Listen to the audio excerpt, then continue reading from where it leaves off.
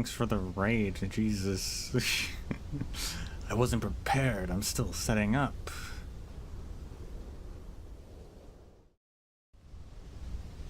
Loto Rabless, thank you. And no, you will not get my gacha currency. That's all mine. I'm the hoarder.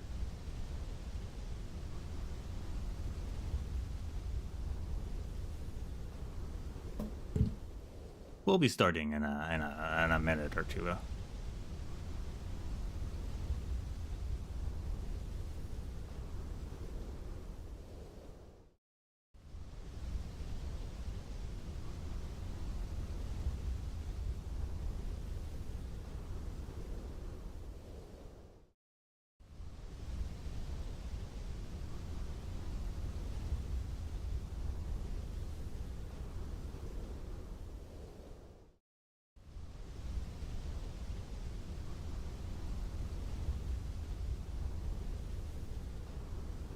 Have good lunch.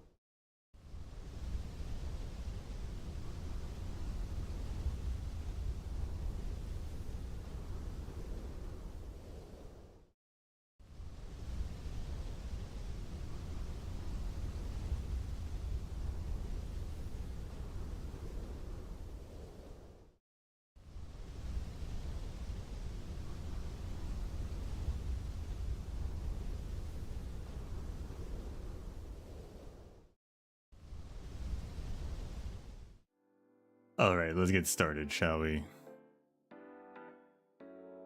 Good time zone artifacts. A happy birthday to all of those around the world.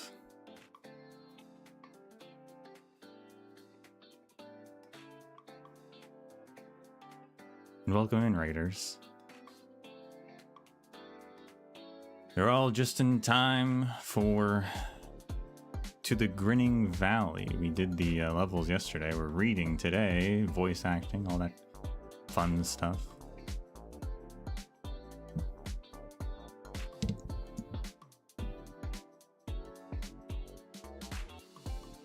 Once the game opens and everything.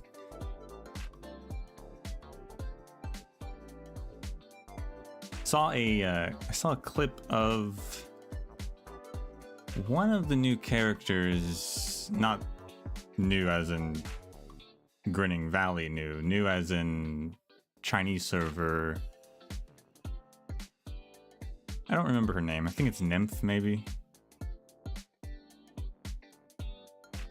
But, and I don't know what was actually happening in the video, but from my guesstimation,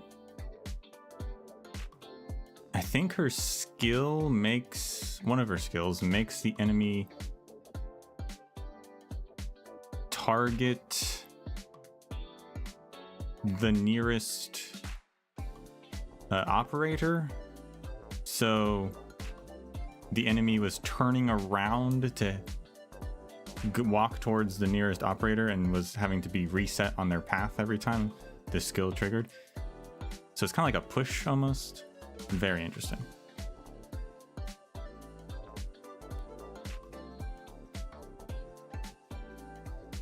I'd show the clip, but you know me, I never save those.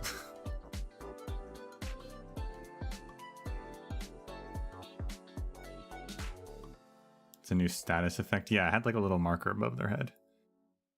Very interesting.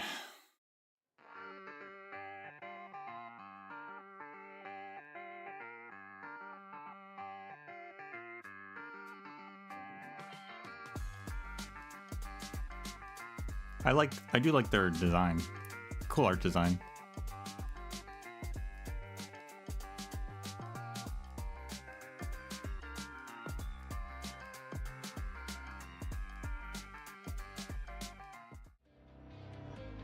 Whabam. Have you been doing well lately, Doctor? We're in.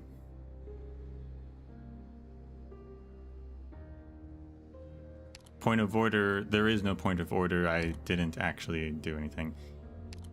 Still sitting on maybe giving Reed her module, but didn't actually do that yet.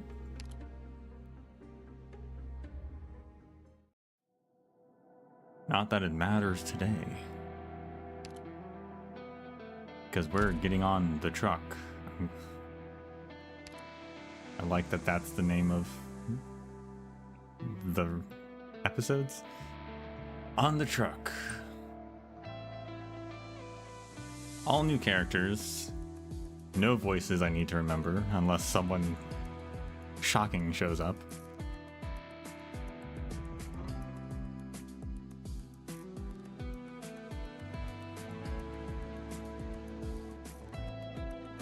No read module heresy, I know.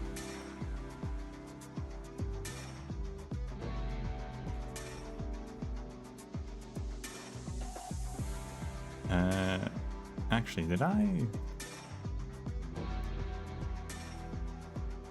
Oh yeah, I did. My chat box is in the wrong place. Fascinating. I think I moved the wrong one actually.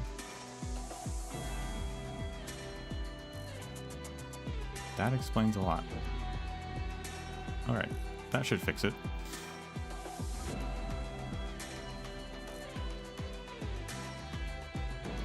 Yeah, I'll get her module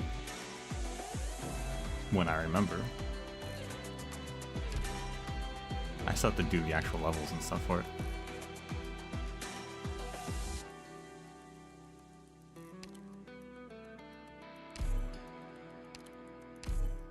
Allow me to unlock all of these. We also have no recap I need to do for this event, because this is all new. Insufficient fragments. What are you talking about? I literally bought 7 yesterday, didn't I?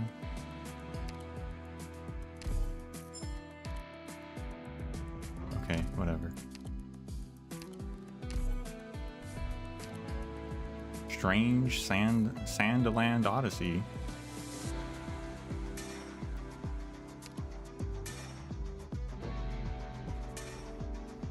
All right, let's get into it.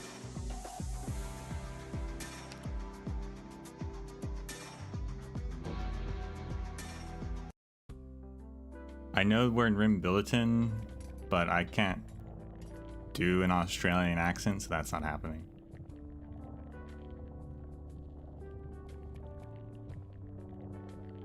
I hear leaves blooping and bubbling away inside a scalding hot pot. I love that sound. There's the static from Dad's radio too, and the old hawking on about sharpening your blades and the sound of that Utes power plant as it drives. I love all that too, but I'm not gonna hear them anymore, or, well, I won't soon enough. Here's the fire burning, telling me, hey, chin up, just chin up a bit, you know. Dad's hoping you will. Actually, I think the fire's a little weak. I'll give it a bit of air. Puff. Eh? What's that sound I hear?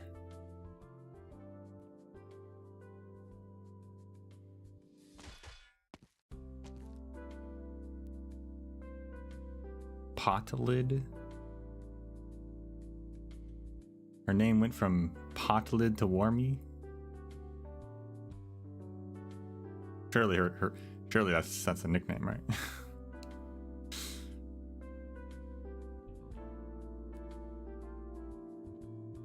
Lines, can you not dink it on your bowl?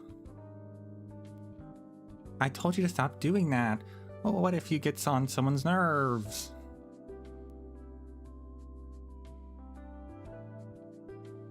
I'll drink on anything I please. Can't I be the boss of my own oot? Besides, with how loud the truck stop is, nobody's going to be pointing fingers at me. Is it an oot or uta? I don't know what that is. Is that a real thing?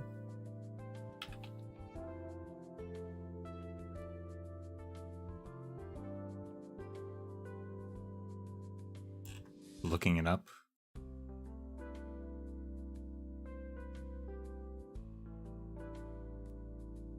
I think it is. Best oot in Australia, nothing comes, but there's a website, but then it's blank.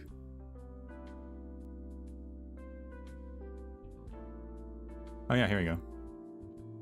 There's a Wikipedia page. A ute, originally abbreviation for utility, is a term used in Australia and New Zealand to describe vehicles with a tonneau behind the passenger compartment, an area to carry cargo and whatnot. Okay, there you go. It's wacky Australian slang. Don't make excuses. I'm just bored, mate. You're making an awful lot of food today. What's the occasion anyway? I've been waiting for ages. I'm starved. I had to make some noise to get the message across to the food. Don't get cold now. We need to wait for Potlid to join us for a meal. Yeah, excuses again. You don't worry about anything. You're like a kid. If you're that bored, come help me out in the kitchen. Oh, but you're the 6-star chef here. You're killing it in there, Potlid. Would you stop calling me Potlid already? What's this red dish there? Oh, that's the tomato-braced Sista Beast. It's fresh from the pot. It'll blow you away. Tomato-braced Sista Beast. What's with the color? Shouldn't the broth be a little more yellowy? Before she can finish her sentence, Alana has already rammed her spoon into the piping hot bowl and scooped an entire slab of Sista Beast meat into her mouth. The food burns her tongue, but Alana gives the pot lid a thumbs up nonetheless. The pot lid. It's perfect. That's our truck's 6-star chef. Hehe. But the meat you brought back this time's especially fresh. I didn't have to use a lot of seasoning to make it taste good. Really? Looks like the market man gave us the freshest on hand, knowing we're leaving. Guess it was worth buying from him for 2 years.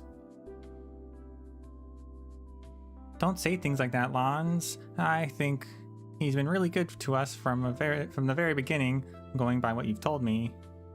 I'm picturing a kind of short, good-tempered man with a dirty apron, a short, fat, middle-aged man. Yeah, no, that's not what he looks like. When he stands in front of his shop holding a cleaver, not a single person dares to swipe even a single carrot from the market. When you get older, I'll let you walk around the town yourself. That reminds me, when was the last time we had tomato-braced Sista? And the last time, it was probably when we first ate together. You made that meal yourself. Oh, that does feel like a long time ago. You still remember? Of course. You said cooking's just one of the things I'm good at, but then you made an insanely sour tomato-braced Sista Beast. How was I supposed to know those tomatoes were going to be that sour? The broth was bright and yellow. It looked so tasty. I still remember the look on your face after you gave it a taste. What does it matter if it helps fill our tummies? Flavor comes second, and didn't you finish all of yours? It's not good to waste food. Besides, let's not talk about the past. I don't want the food to get cold because you can't stop complaining. Pot lid lightly touches the bowl, and suddenly the braced meat becomes just as piping hot as when it was fresh out of the pot. He's got the fire arts. Amid the rising white steam, Alana's expression grows stern. Hey, didn't we agree not to use arts for little things like that? Aye, but this is the fastest way to warm it up. I'm just heating the food up, just a quick use. It's nothing to worry about. Oh, whatever. It's your health, not mine. But as soon as we get to Iron Carrot City, We need to find you a teacher who can teach you a real proper casting. No way is there a place called Iron Carrot City.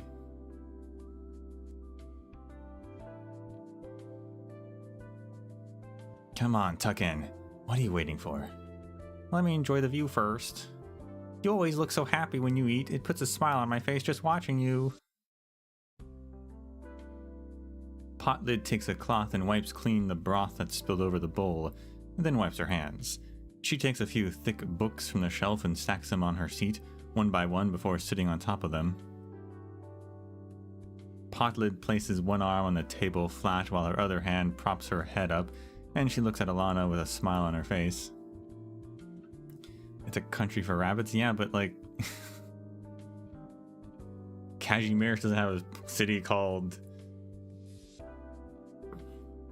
Iron Hay Bale City.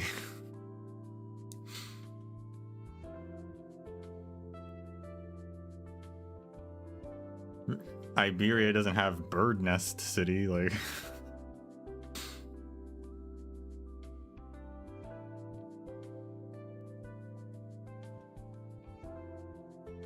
We're going to have to return the truck when we get to Iron Carrot City, and they'll shut the route down forever. Yeah. Think you'll miss it? Not really. Wormy never gets sad. Well, alright then. In that case, after this route's suspended, do you still want to stay on my truck? After we return it to the company, they'll probably keep it around, though I doubt it will go to the stops we took before. Even so, I won't let it get to me. Yeah, nah, I won't. As long as you're right here by my side, there's nothing to be unhappy about. Alana reaches out to pat Potlid on the head, her ears twitch in response. Hee hee hee.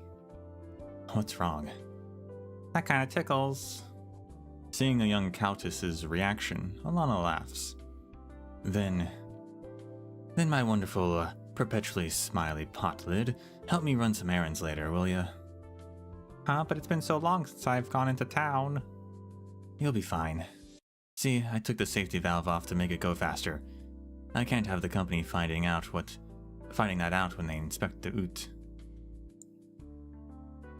So we need a new safety valve right away. And we'll also need some daily necessities for a long trip. The workers said they'd bring us some, but I said no. The guys at the motor pool know you're leaving? Yeah, I still have heaps of things that I need to deal with here. If I were to go, I might not be done by tomorrow morning. Do they know you're taking me with you? I suppose. Anyhow, that's why I'm counting on you to take care of that. You're a young lady already anyway. And here. Alana passes Potlid a paper scrap with some wobbly writing on it. Sell those things out the front door. We should be able to get some money out of them. As for the rest, follow the shopping list. Here's my purse, take it with you. I still have one last bit of work to handle. So this is the last? Let's divvy up the work and get this done. Divide and conquer. Okay, let's do it.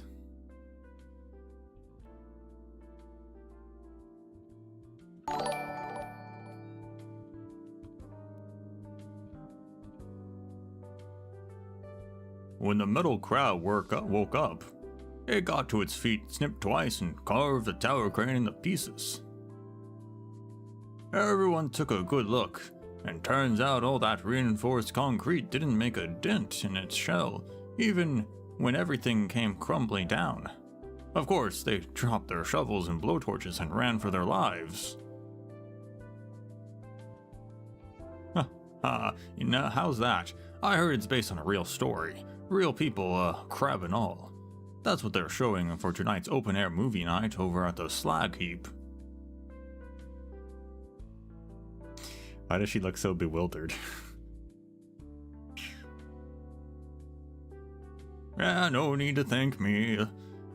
I've never seen you around, so you have to be new here. Let me go more into the rules of our ball and card games here. Each factory district has different rules. You know that, right? I just want a sand beast. Fine. I have a few of them in this basket here. Pick whichever you want. All my sand beasts are well trained. They eat and sleep and follow their masters close. You really don't want to talk about anything else? Like, fine weather today, isn't it? It's not often we get a day without a sandstorm out here. It makes work much easier. Wash out of the way! Out of the way! I can't stop!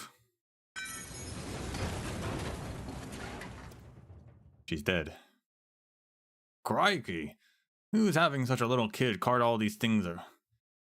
Don't they know the streets goes down slope? Little girl, you with me? You think you got brain damage? Sobbing.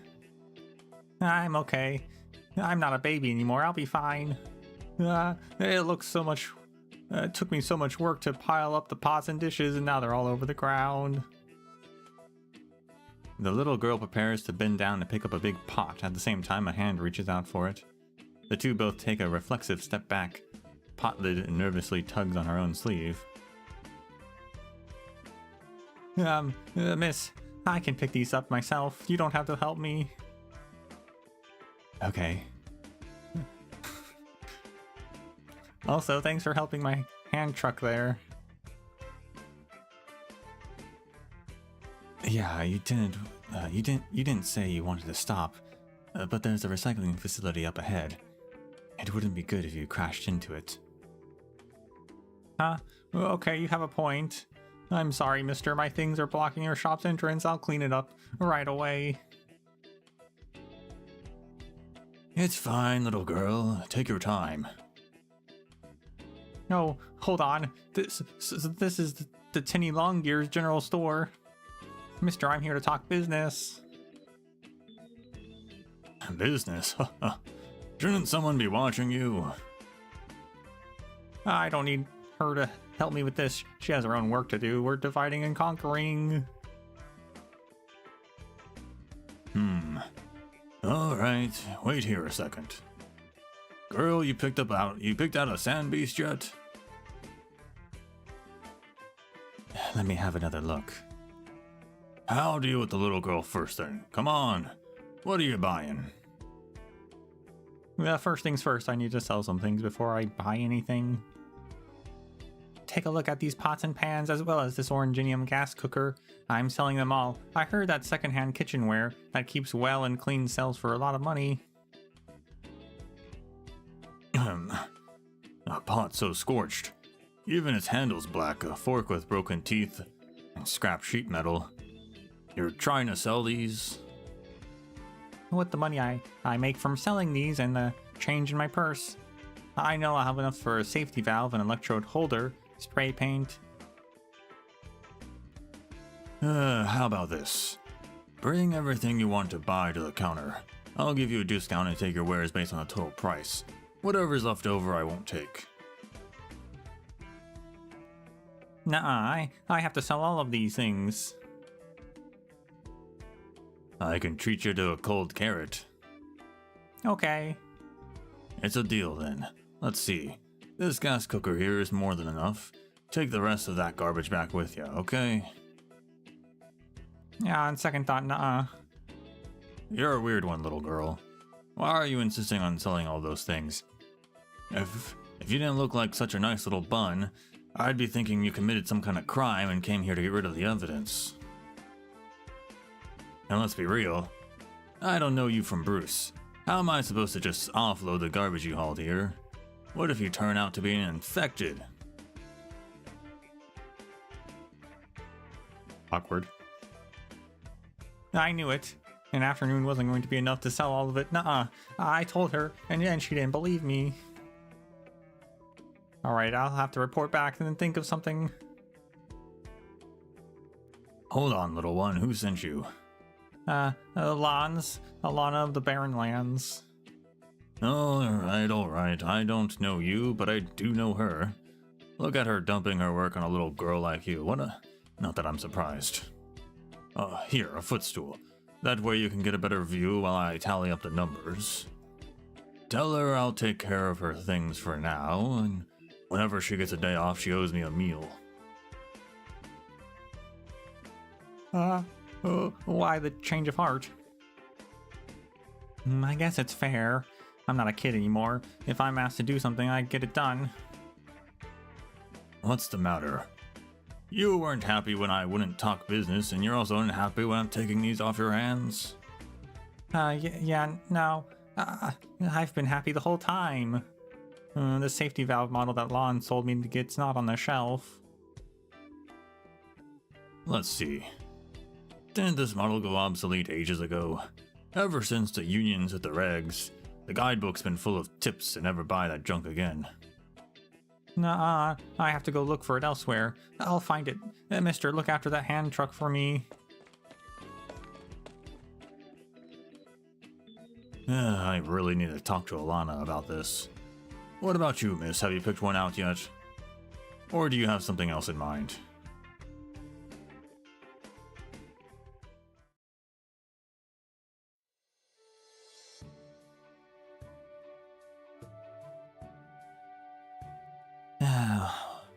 What do I even do with you? Give me the spanner. I'll do it. I know my oot better than anybody else. Charlie the Sproglet.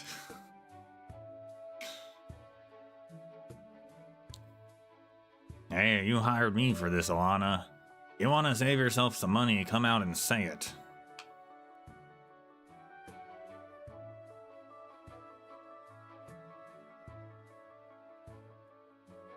I'm not always tight on money like you are, broke ass. I'm no alcoholic, and I don't drive my truck so bad that it breaks down every other day. Besides, if I do less work than you, how am I supposed to boast to Potlet about my skills?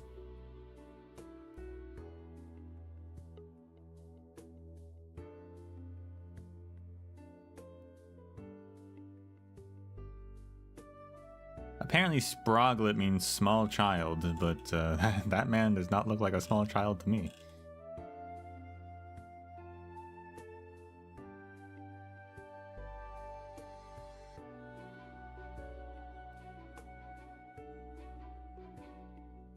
That little runt. This thing we're taking apart right now. That's where she sleeps, right?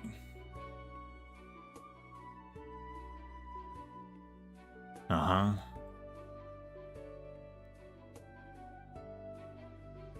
Ha ha ha. Really? Alright. I'll give it to you. I've lost this time.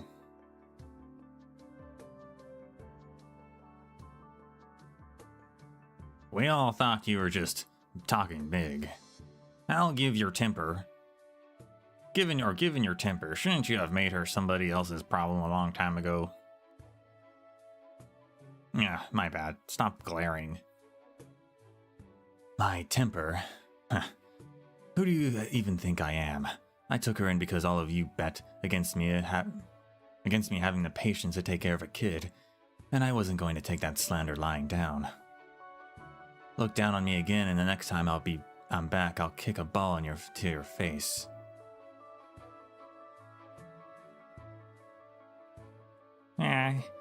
It's mainly that we haven't seen her the last 2 years. We only have your word to go on. You got your treads chewed in by a big Beck beast. You swapped the control valve at the last minute under catastrophe clouds to speed up your transport. You caught a passenger that got blasted into the sky by a geyser.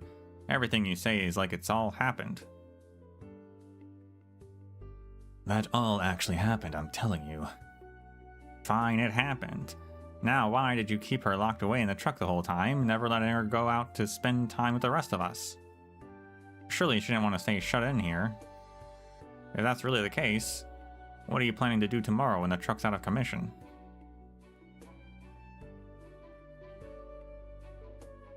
I'll figure something out once I get to Carrots. The company has to give me a new route, right? You'll figure something out. Hold on. You're going to Iron Carrot City to wait for a new route instead of staying here.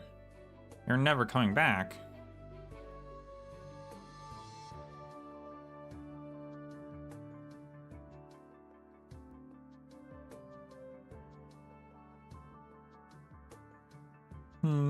This is the only one I can get.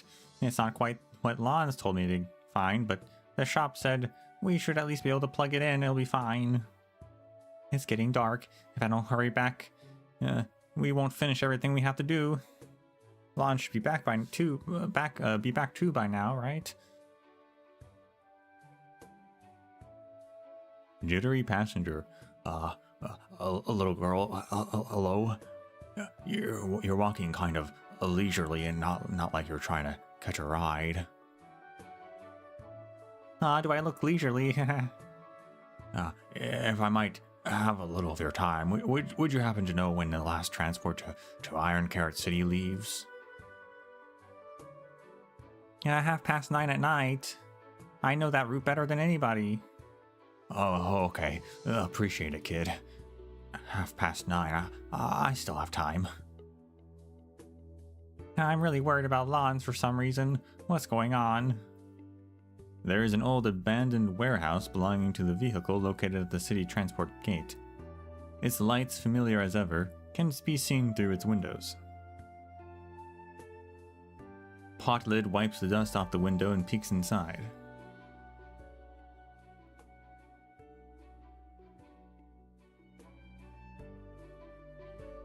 The passage leading to the exit bears the workplace fatigue from the workers' frantic movement, all the loading and unloading they perform every day. They say the passage is old and smoothed out, just like the bottom of the tin lunchbox that the old factory director had used and washed for 2 decades.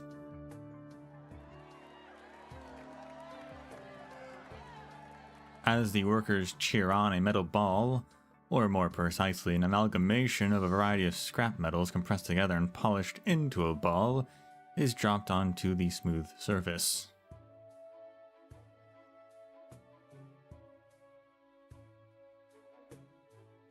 The ball rolls forward. What?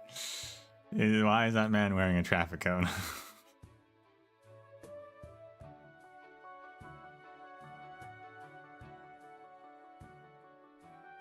Yeah, good shot, mate. Beautiful, and you knocked them all down in one go. Good one, Alana. Let's see here, 18, 19. You're ahead by 20. How are we supposed to catch up? Charlie, you sproglet. Let's call it quits while our score doesn't look too terrible. Don't embarrass the factory.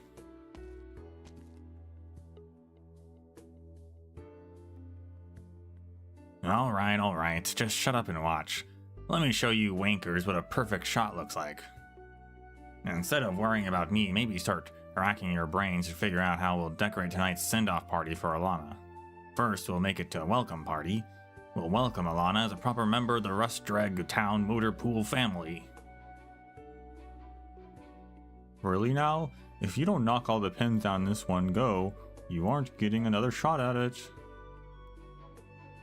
Put a sock in it. He bends down to put the fallen pins upright, rubs his head against his trouser pockets, his sweat leaving a clearly visible mark on the fabric.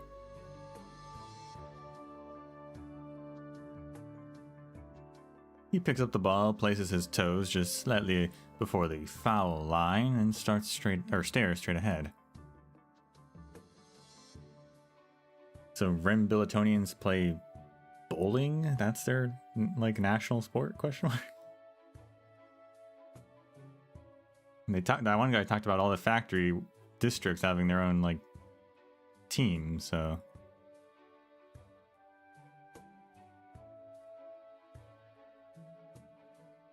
hold on, Charlie. That's enough. I'm in the lead for now, and you still have a chance to overtake me. We could put our argument on hold, and considering the score, it should be an acceptable outcome for both of us. Let's call it a draw. What do you say? Alana, forget this place. There's not a single person in all the matches ever played in the RMIA who ever tried to pull a trick like this. If I remember right, we agreed that if I win, you stay, and if you win, we won't keep you, and you can go wherever. And now you're asking for a draw. What do you want us to do? Cut you in half and have one half drive your truck and while the other stays here? Or are you going to spend half of your time on your new life and the other half with your old friends? I'll pass. I'm not like those new factory district reps. They announce their newest expansion plans at their morning conferences, supervise mine work in the afternoons, and go to some boring social engagements in the evening. I've got more than enough on my plate. I can't be in two places at once. I only have enough sanity in me to hold a gear lever, at most leaning one ear closer to the other passengers to eavesdrop on their funny stories. So here's my suggestion. I'll head to Carrots to get everything dealt with. Next time I'm back, I'll talk to all of you about joining the motor pool. So you're saying you're never coming back? Why? Because of our bet? Because of that little kid? Lons. Potlid. Why are you bowling here? Didn't you say you had lots to take care of? We haven't settled our bet, so of course I have to take care of this. Huh. Lons, you lazy sister beast. Potlid raises her hand up high and shoves Alana's shoulder as hard as she can. Her sleeve slides down to reveal a black, irregularly shaped crystal cluster. Not even the bracelet that Alana gave her is able to hide its luster. Why are your friends all looking at me? They're just curious. Come, we're going back to the Oot.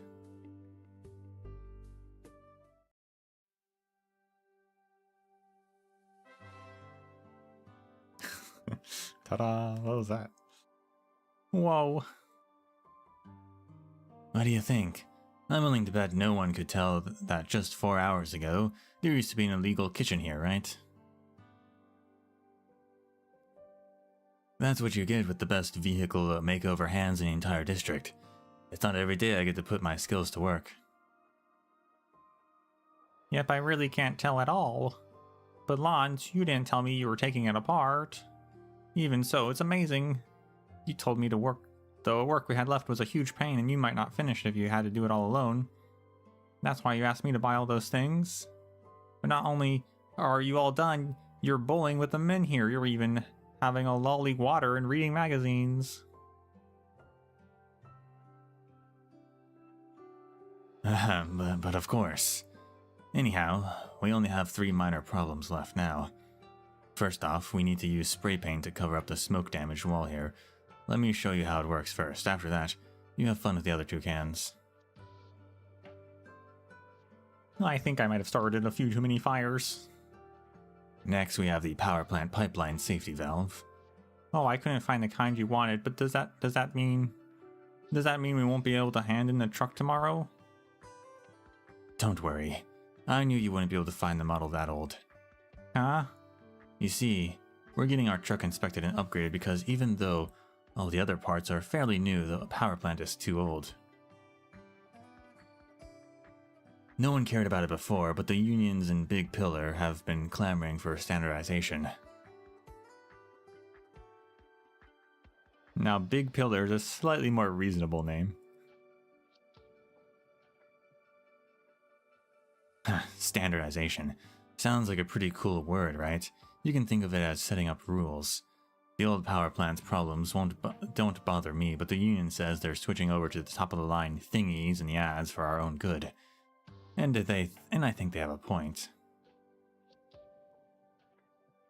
Anyway, it's because ours is against the rules that we're going to get a new one from a transport company in Carrots tomorrow. We'll be fine, even if this valve isn't a perfect fit. We just have one last run. As long as it gets our ute to its final destination, it's more than enough. And if we end up having to use the backup pipeline, then I'll need you to help me out.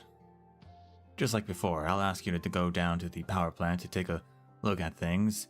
You'll need to report anything that seems off right away. Okay. Finally, this is the decommissioning report. We need to hand this over to the station when we leave. Once we're done, we aren't coming back. Alana stops for a bit and glances at pot lid. All these silly little formalities, right? And they barely gave me any heads up. I asked Thick Palm Parker to teach me how to fill out the form, and it took 2 whole hours. I didn't have the time to take it to the station today. You did pretty good today, so I'll turn in this report tomorrow morning on my own. You can stay in the tool room and sleep in. If you're sad, it's okay to let it out. If we get a route change, you probably won't have a lot of chances to see your mates here, right? Huh? That's why I'll hand in the report tomorrow.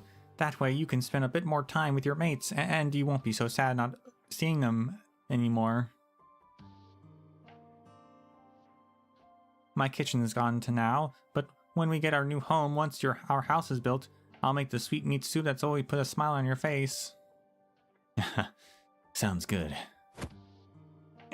You slapped my back too hard. You're growing up, aren't you? You'll get used to it. Okay, now catch.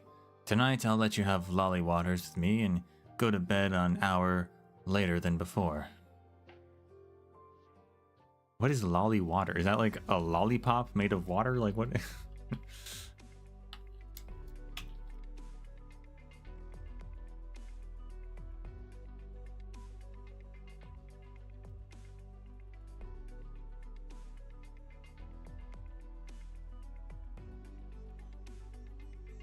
Let's see.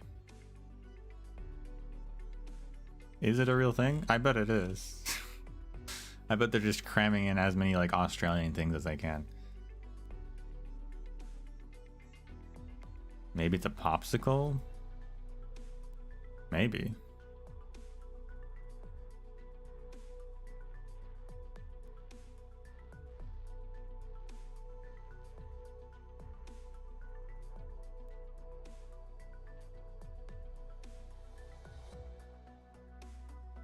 I mean, popsicles do pop up on images. Urban Dictionary says it refers to an alcoholic beverage. But I don't think that's it. I mean, maybe it is, but probably not.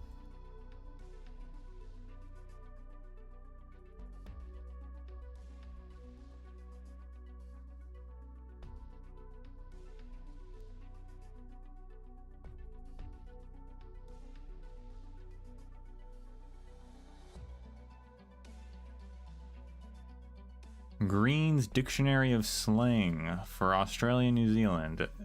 Lolly water, lollipop plus water. Although it refers to a non-alcoholic drink. So that could be anything. Getting some mixed messages.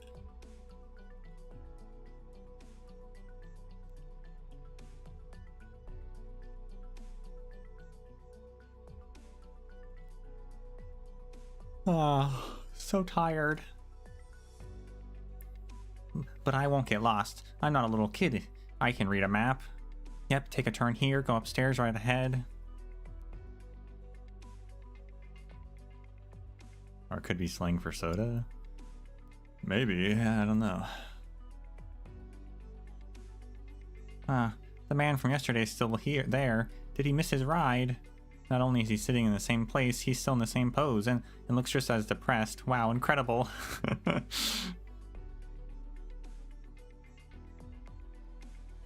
Oh, it's you, little girl.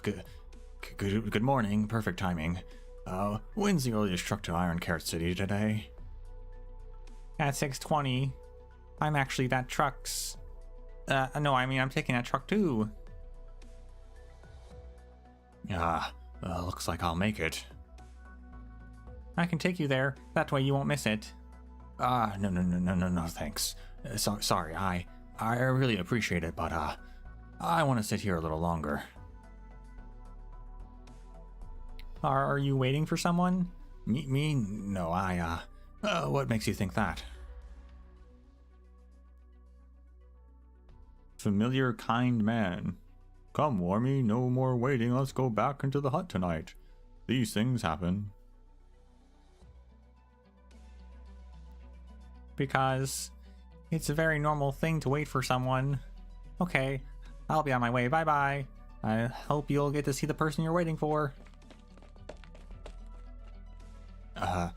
No, I'm scared to death. I don't want to see, Countess kids sure run quick. I should, thank her nonetheless.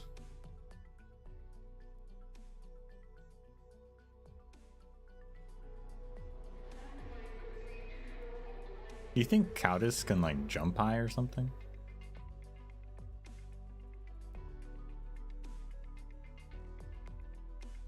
You mentioned them running quick, but, like, I don't know if that's their trait, because Karanta already are the fastest race, so maybe Countess can jump, I don't know.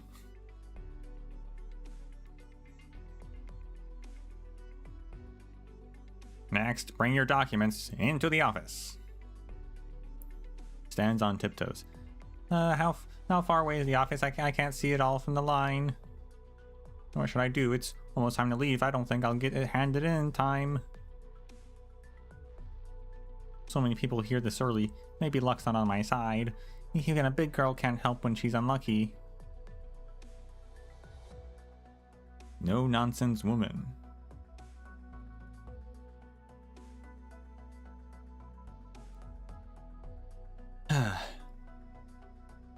I don't... Savage's voice was...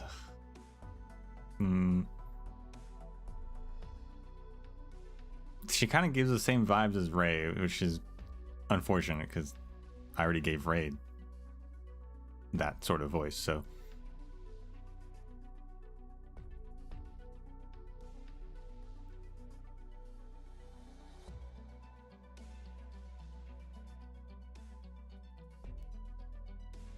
No way, Savage. Yeah, I know. She's actually in a story.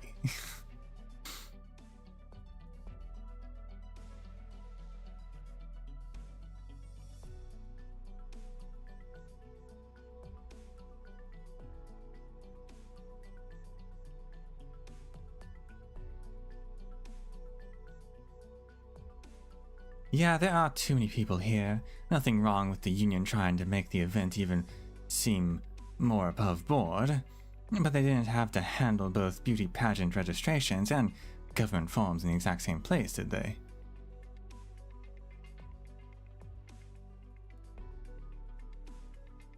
This is almost exactly how everybody used to line up in front of Grandma's room to complain. Good thing I'm taking care of this. If it had been the doctor or Amia here, it would have been a huge headache. What with how much work they'd have on their hands. Okay, so this is post her in Rhode Island. Amia, she's just a teenager. Why exactly does she have so much on her shoulders? Right, little girl, you said you were in a rush? Small and waifish as you are. You wouldn't be here for the beauty pageant, right?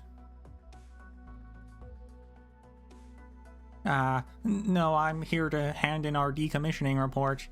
Here, this is the one. If we don't hand this in today, then we won't get decommissioned, right? Oh, now that's easy. Just let me take care of it. Huh? But it's our truck that's getting decommissioned. Do you know lawns? Yeah, nah. But you couldn't be the driver, could you? No. Yep. That's what I'm talking about. The report just needs to be handed in. Doesn't matter who does the handing. I need to line up here anyway. Her voice is all over the place. We'll figure something out. Taking your report to the office deck, there is nothing. Just leave it to me and get back to your ride. Oh, why so glum? Is there something you're worried about? Do I look? No, I can't be like this.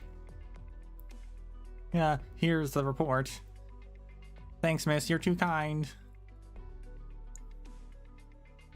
This girl's condition. Here, kid, this is for you. It's a card. A business card. Remember to give it to your family. Might come in handy one day.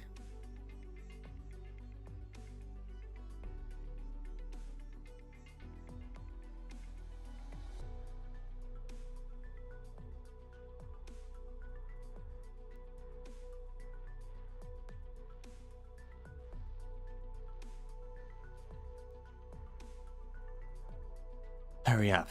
The passenger will be here any minute.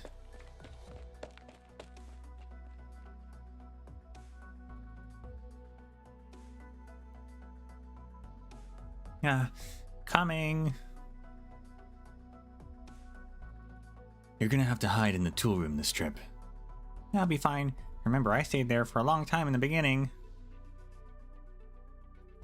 Also, you can use the little terminal here to check the monitoring screens. You can see every person on the truck.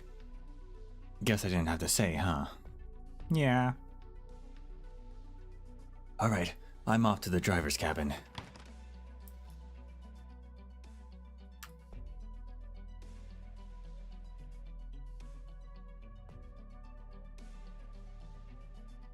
That tool room looks like a shed.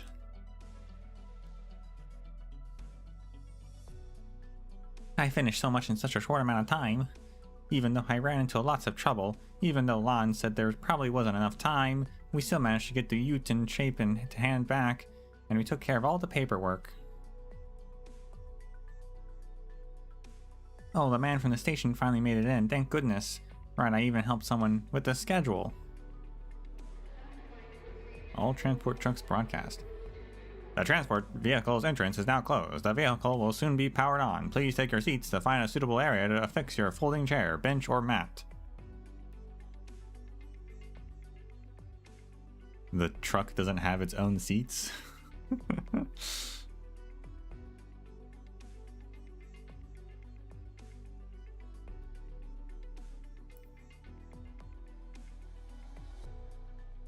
99% sure the same CG was used in Vermil and Executor story.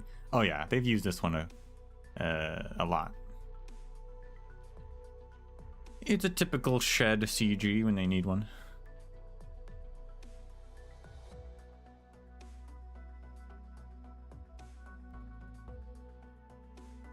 I did such a great job. I should be happy, even proud of myself. But actually, I don't care what happens. I wish our truck didn't have to be retired. I still haven't gotten to see.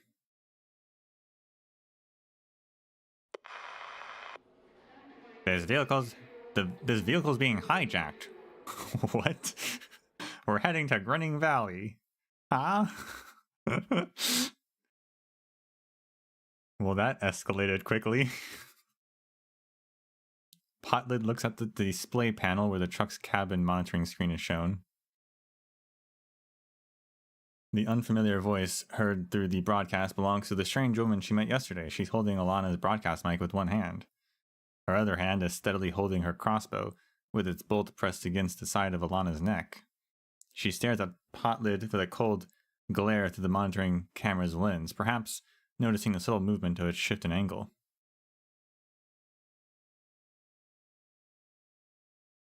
Anyone not heading to the Grinning Valley can get off now, driver included. Ah, it's a real truck jacking.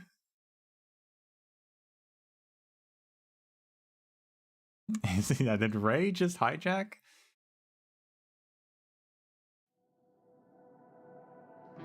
I think Ray's a bad guy.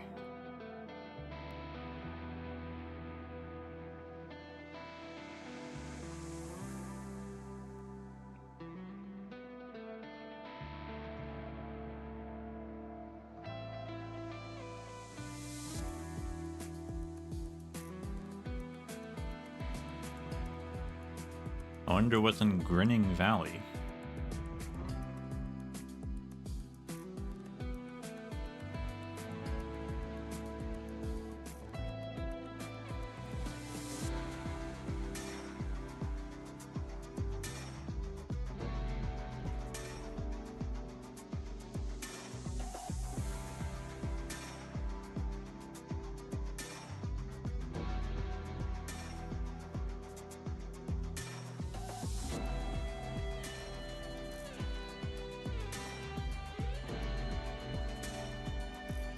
small break to eat some of my sandwich.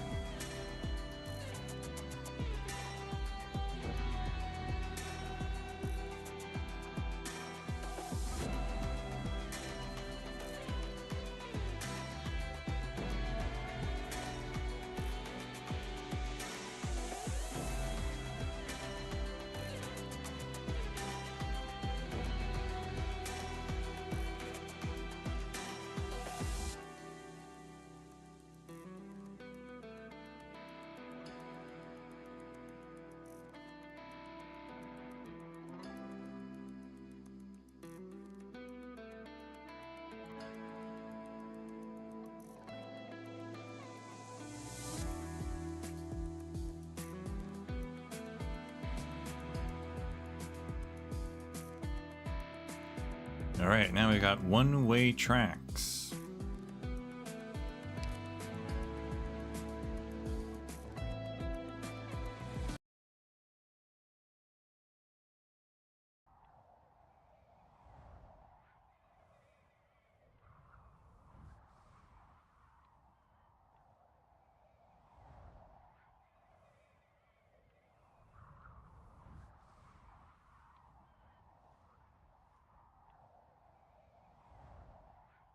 I can't tell if that's the thing left center of the screen, if that's a rock or a tree. I'm not sure.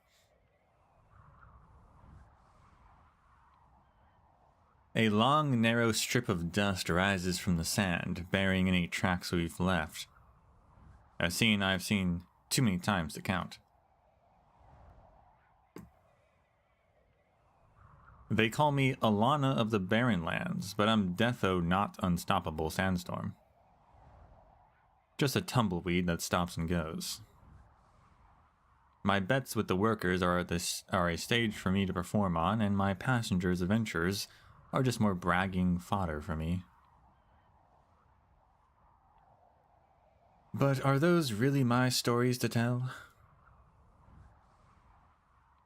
The lone vehicle sails across the land over the ashen yellow desert sand and under the dazzling golden sun. It deviates from its usual path. What is it looking for? What is it running from? Well, what am I looking for? What am I running from?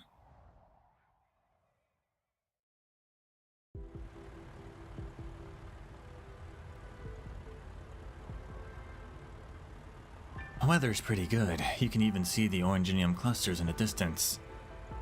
Reckon we'll reach our destination without a hitch. Quiet again. Nothing you want to say?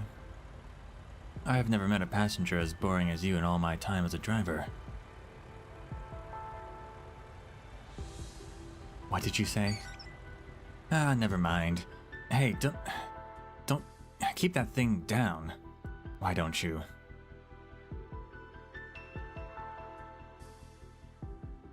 What are you doing? I just wanted to open the window for some fresh air. That's all, promise. Alright. Can you, get your big buddy away from my head first? We can talk this through.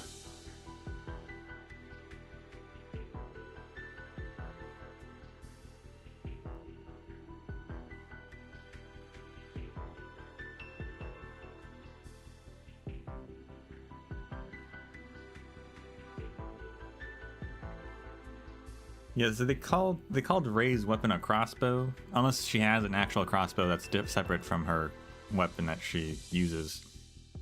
But if not, that doesn't look like a crossbow. So I imagine crossbow is just kind of the generic term for any ranged weapon, potentially, since they're the most common. Which makes sense.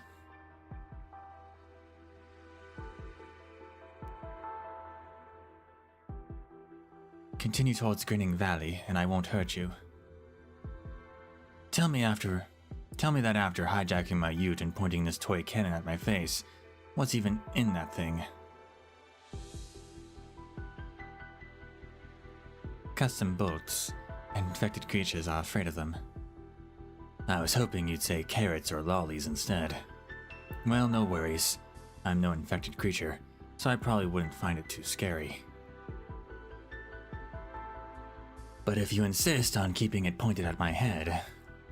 Yeah. If you pull the trigger, big if here, if I croak, what's going to happen to the truck? I can drive it. Can you now? It's going to spin out of control by the time you get your mully on the lever. It'll charge straight into a cliff or crash into one of those oranginium clusters, and then... boom. Fine, even if you can drive, the truck doesn't go topsy-turvy. Kill me if you want, but what about the other passengers? They... or that guy, what about the Zalek?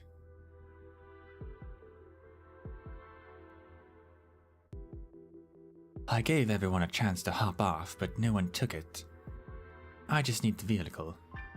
No one got off? That's...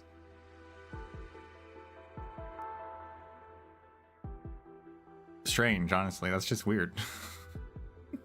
They're like, yeah, I guess we'll just take this detour while being hijacked. That's fine.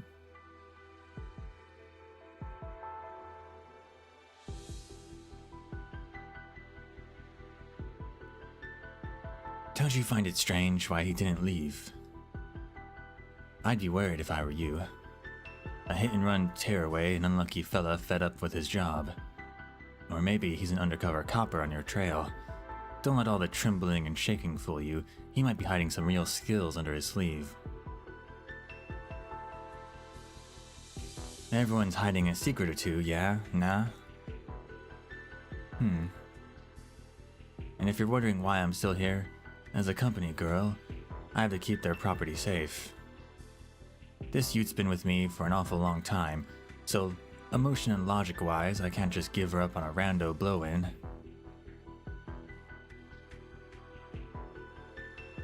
Why is it moving so slow? That was weird. This should have been its... right. It's on its way to be reborn. It should have gone for Iron Carrot City where millions of ore chunks go every day. The passengers would salute it when it entered the motor pool. There, it'd been remodeled into a newer, cooler version. Install a tunnel boring module, for example, so it can head straight underground the next time a catastrophe warning sounds. Huh. I gotta thank you on behalf of my ute. The new life we were about to find in Carrot's all gone. Couldn't have done it without you, mate.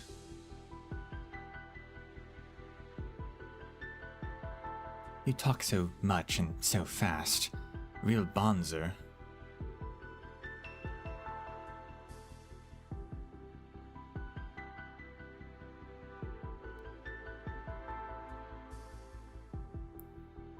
Bonzer. Slang word for excellent, wonderful, remarkable.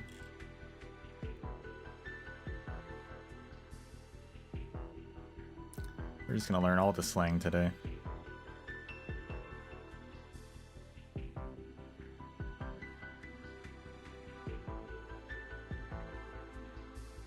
A new life. What's that about? Isn't life the same everywhere? There's nothing new or old to it or different. Fine, maybe you're right. You know, even having my head suddenly up against some stranger's weapon isn't anything new to me. Maybe that's something to be sad about.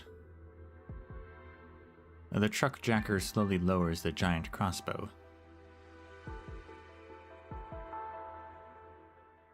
Why'd you respond to that of all things? Whatever. I guess you do have some humanity in there.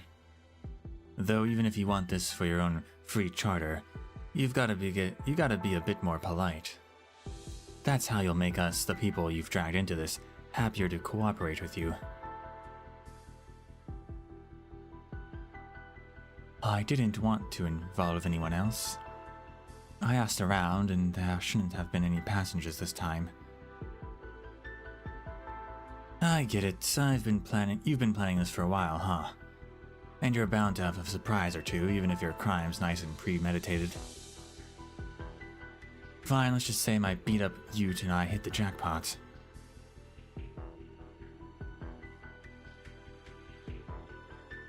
When we get there, everyone's free to go. I'll pay you too. Well, we sure hope so. Then for your private charter, we'll first go to Grinning Valley, but you have to make sure everyone's here safe. And enough raising your crossbow willy-nilly. Alright. Good then, Jacker, just sit tight and enjoy the view on the way to our stop.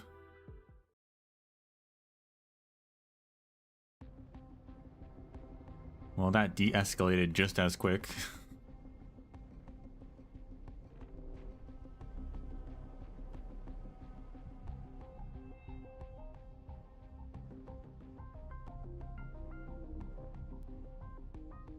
Went from hijacking to paying the driver.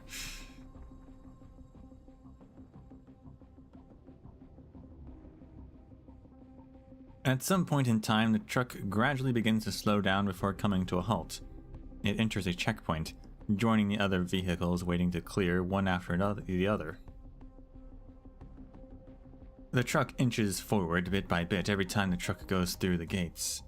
Alana used to hate this part, but now she wants the traffic jam to go on for as long as possible, because this way she can be even more certain that she'll get her off-course truck back.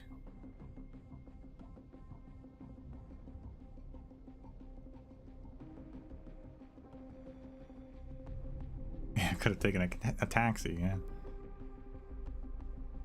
Because this way she can be even more certain that she'll get her... I just read that. Off-course track back.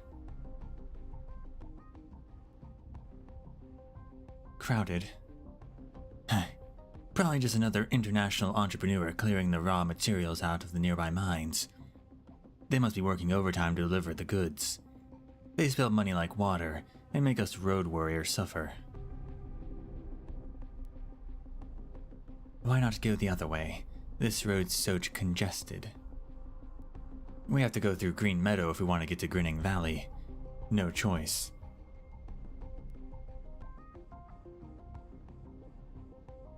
But they really don't check much, just collect the toll and register a name. Alright. The truck behind needs to hurry up. Good that it's now... Good. Now, that's it. Now we've got no way out. The truck jacker leaves her seat, walking down the narrow corridor as if to confirm the conditions outside, and returns after a moment. On her way back, the sounds of her footsteps sends Alana's heartbeat racing.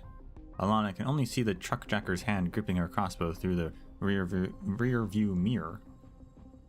The figure draped in olive shades covers all the junk reflected in the mirror before appearing in her peripheral vision and sitting next to Alana once more. Her expression and body language show a sense of calm, and the subtle noise of her clothes brushing the leather seat happens to bury Alana's thumping heartbeats.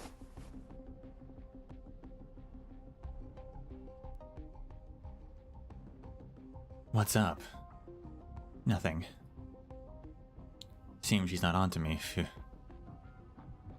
There's no way this is the only route to the Grinning Valley. This road is the shortest one, but you have to go through inspections. I'll get a chance to call for help as soon as I can talk to the inspector. I reckon she and her crossbow won't match up to the well-trained security stationed here. I wonder if Ray and Holiak shop at the same place, because both their jackets have random tubing on the side.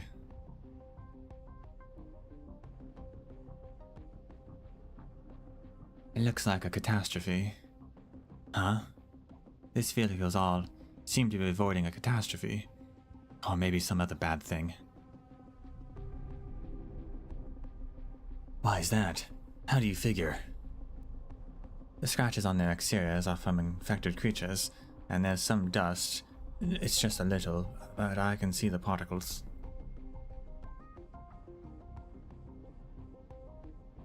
And the expressions of people inside the cars, too. The mine workers tend to have similar looks on their faces after an accident. The same kind of impatience and unease when they don't know where to go. Hold up. I'll go ask.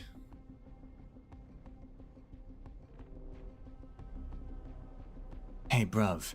Old bloke in the slag truck. What's with the road being chokers today?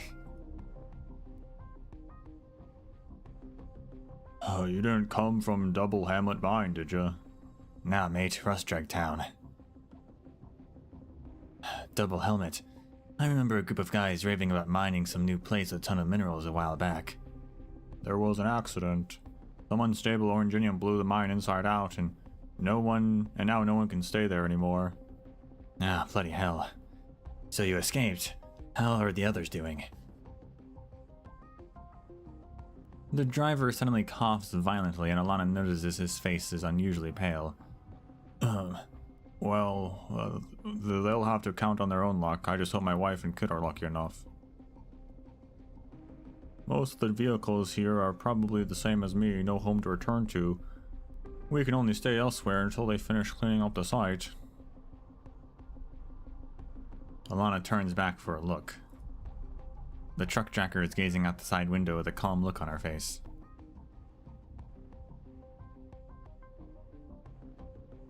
What's wrong? Nothing. They're coming. What? The grabbers. They're gonna board the truck. Who? Not a soul in sight headed our way. Alana follows the truck jacker's line of sight and finally realizes that what she was referring to. A group of security officers at the checkpoint are chatting up with the driver in front, while another group enters the vehicle with protective gear and violent intent. Soon after, they drag the driver out of the car. His sleeves are cut open with blood flowing from the exposed oranginium crystals on his arms. Alana suddenly feels inexplicably uneasy.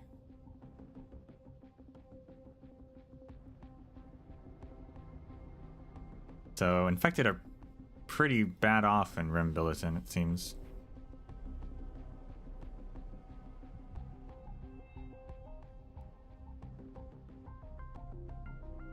If they're being taken away. They're searching for infected.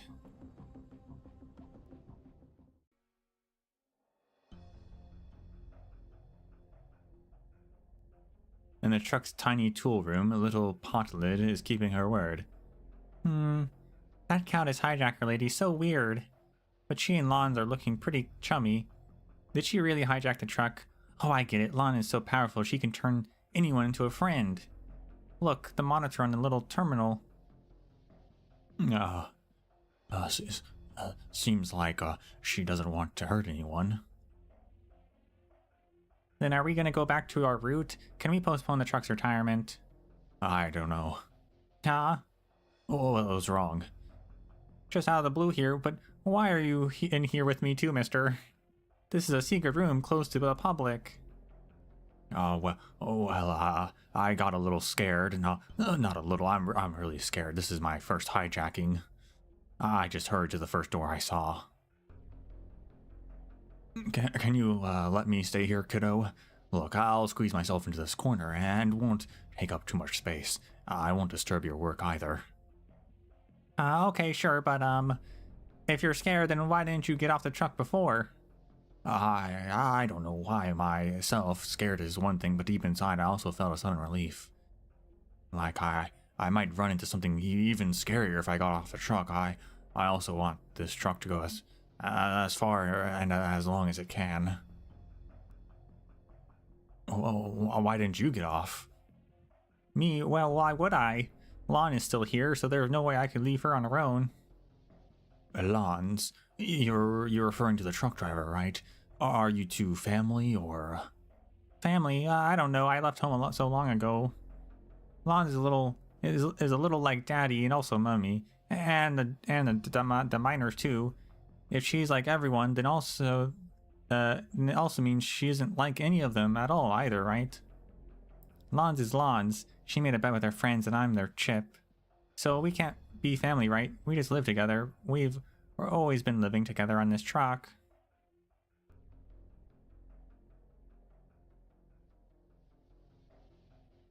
The exit right before her eyes, but the gate lies shut, blocking the vehicle. A few security officers walk to the cab and knock on the windows. Alana hesitates for a moment, but gets out of the truck anyway.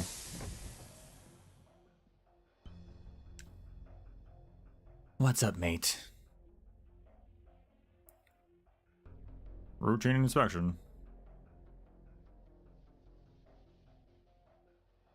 Do you have to inspect public transport vehicles too? Look, here's my operating license. Special circumstances, please cooperate.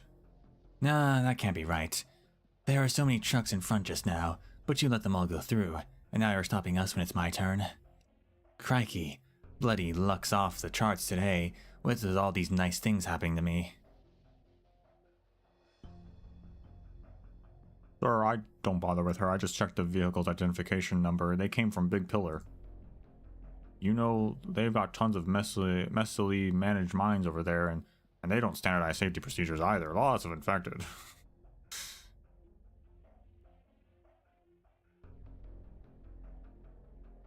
Your vehicle ID isn't from Green Meadow, and we're inspecting all vehicles from out of town. And what if I refuse? Then our well-equipped security team will politely ask you out of your truck for a more in-depth investigation at our office. We might lock you up for a few days or months, confiscate your vehicle, revoke your license, hit you with a nasty fine. The specific steps we'll take will depend on how long you decide to keep messing with me.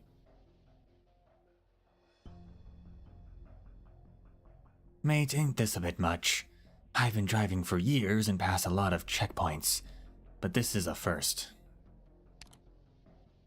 The security officers raised their crossbows at Alana. Fine. Only the driver has to cooperate with the inspection, yeah? Everybody else here is passengers. Passengers? Yeah, they're all... At this point, Alana turns back, looking toward the passenger cabin's open door and the situation within. Potlid's hiding good. But what about that Zalek? Is the man a Zalek? I thought he was an Ursus, but his ears looked like bear ears, and maybe they're little rodent ears.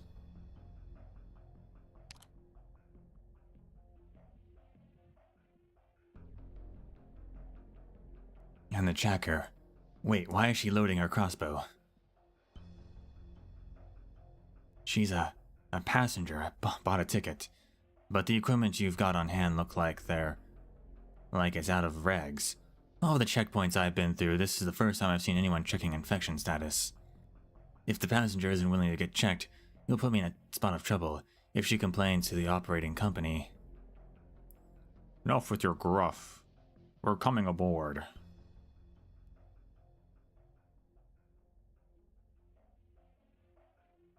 The party of passengers sits next to one another with an oropathy screening device each on their hands. Alana is more worried about the others than herself. Potlid dips her head down, staring blankly at the device's progress bar. The truck jacker looks at the security officer sitting across from her, through the open door and at every corner of the checkpoint. The Zalek, who was unwilling to get off the truck earlier, is seated a short distance away from her, his legs shaking. Now, what's with these two in a hidden compartment? Did you know they were on board? Of course I did. And you deliberately hid them from us? You lot gave me such a fright with your fierce mugs. I forgot to mention them. Haha, I'm sure we can talk this out. Whose device was that? The bomb. What should I do? What will Lons do? A single bead of sweat trickles down Alana's cheek. The security officers do not look the least bit accommodating as they surround them, looking like things are about to get tougher. She needs to figure out a solution to this predicament. Quick, or else.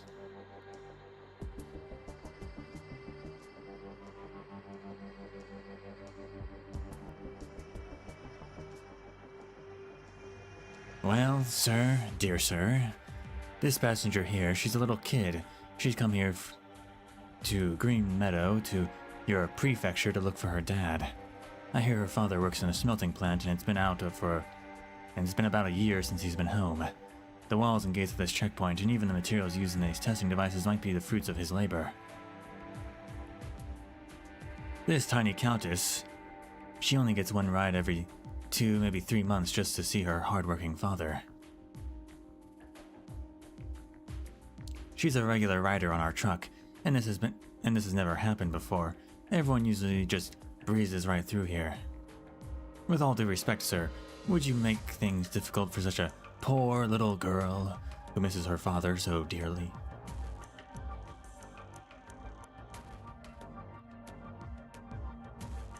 I wonder what race Alana is, though. I can't tell. She doesn't have any ears, so... Or animal ears, specifically.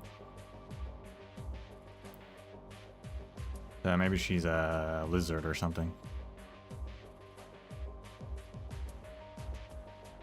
There's been a flood of evacuees here from the double helmet mine disaster.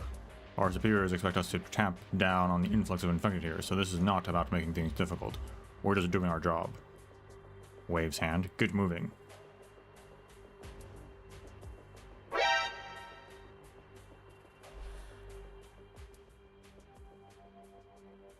I saw it last night, Alana, clear as day. That kid you've kept hiding in your truck for the last 2 years, she's infected. No wonder you never bring her to see us.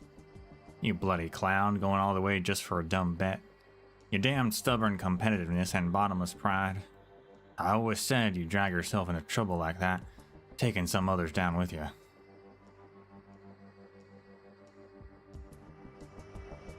Wait. Mr. Inspector, sir, we'll head right out of here, straight back to where we came from right away. What do you say? The checkpoints are jurisdiction too, so you still have to comply with us even if you don't intend to cross.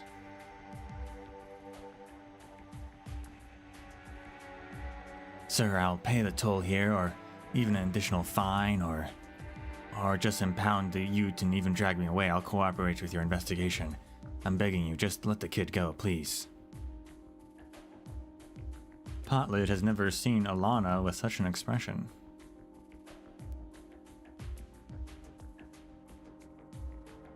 In their time together, Alana has always been brave, fearless, and one might even say, anarchic.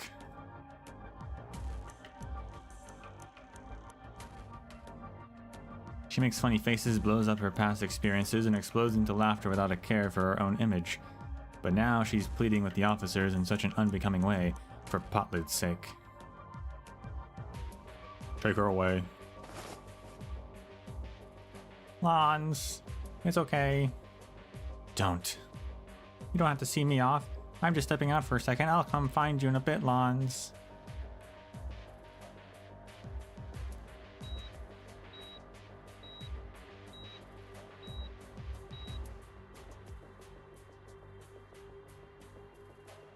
Any other infected? This one too. Then she goes too. Where is she? A crossbow bolt flies out, interrupting the security officers preparing to board and inspect the vehicle. A flurry of additional bolts follow up, forcing them to retreat. The purple-haired woman, get her! Yes, sir. A punch, a kick, a crossbow slam, a few officers knocked down with the grimaces on their faces. Another volley of bullets rips through their clothes and pins them to the ground. The truck jacker steps over the messy pile of limbs until she reaches Potlid. Let's go. What? Alrighty. Wait, you haven't... Oh, snap. Haven't, no, nothing.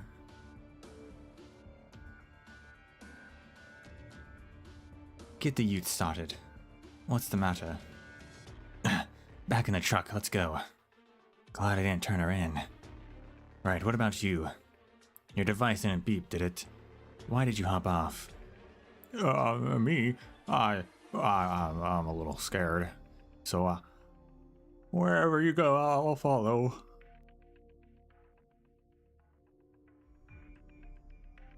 You're not going anywhere. The officer grabs the Zalek's calf, causing him to nearly trip, and he stomps on the officer's hand while balancing himself. My fingers. Sorry. I'm really sorry. We'll be going now.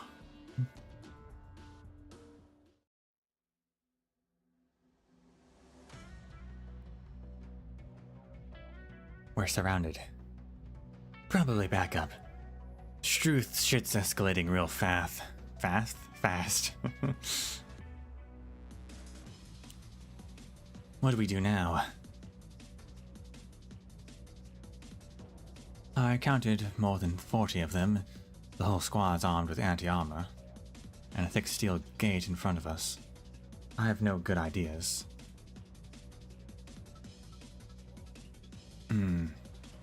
Ideas. Actually, I've got a good one. It's super risky, but I'll brag about it for years if we succeed. What? I gotta say, Jacker, this ute of mine ain't no regular truck. Wanna know its full name? It's called Earth Rock Excavating Bottle Tree Transplanting Crew Carrying Intercity Transporter. Excavating and bottle trees aside, you know the 2 steel beams at the Rust Dreg town entrance? This beauty propped them up. And of course, you're looking at the very driver responsible.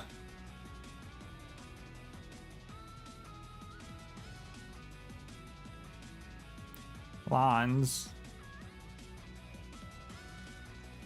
Your hands are shaking. Shut it. Sit down tight. We're going in.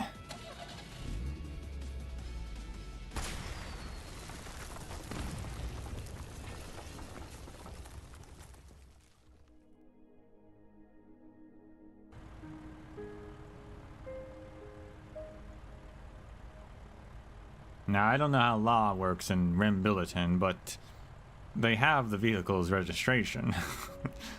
Aren't they just wanted criminals now? Like,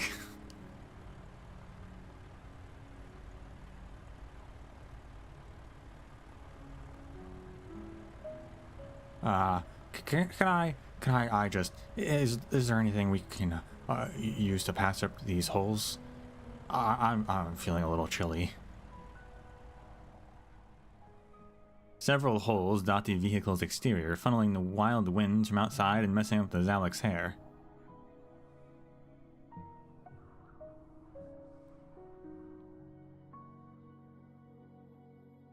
Note we can. Is that a typo or is that a real word? What is that?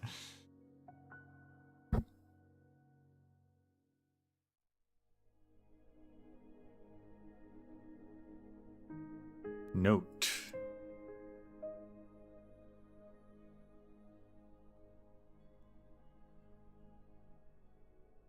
British dialect, North England. Okay, well that's not even Australian. Nothing. It means nothing. Okay.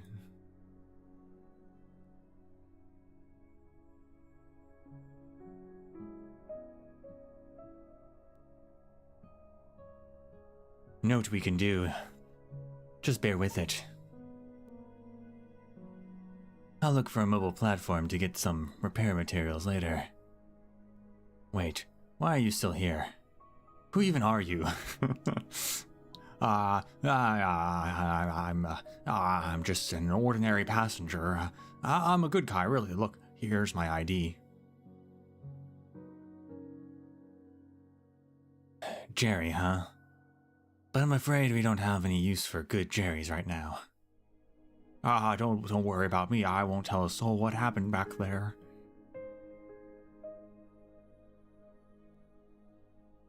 Well, it is what it is. Everyone here is an accomplice now, so no one's getting away. Get that, Jacker? We're all Jackers now.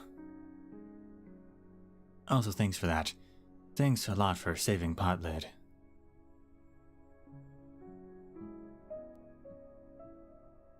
My device went off too.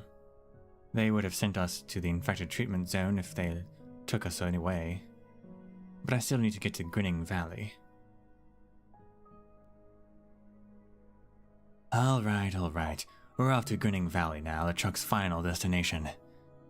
But we might not have enough fuel for our trip, so we better find a mobile platform to resupply, and find a way to patch up up my battered ute while we're at it.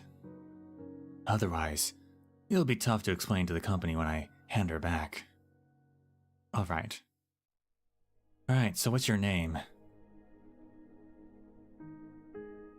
The miners all call me Ray. Alrighty, Ray. Still feel like Jacker rolls off the tongue a little easier, though. Say, Jacker, you got me a bit curious. You hijacked this ute and beat up those 2 officers without a care. What in terror's name are you after in Grinning Valley? What place isn't exactly car-friendly, and I hear it's basically just wasteland ruins after catastrophes wrecked it. Or do you mean there might be some treasure to find there? Out with it, mate. It'll be worth all the noise if there's something good in store for us. I'm looking for a huge shadow. A what? A shadow as tall as a mountain, shooting rays of light through the fog. It can talk, too. It can talk? What? What? What kind of bloody creature is that?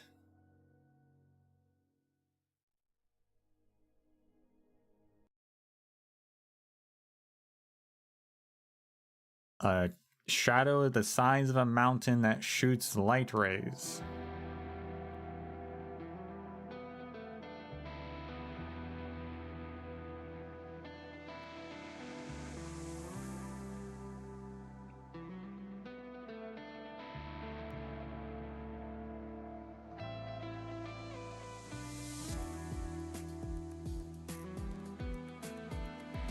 And yeah, they Alana did acknowledge that they are criminals now, so there you go.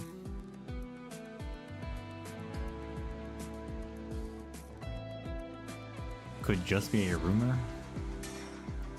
I don't think you hijack a vehicle on a rumor like that.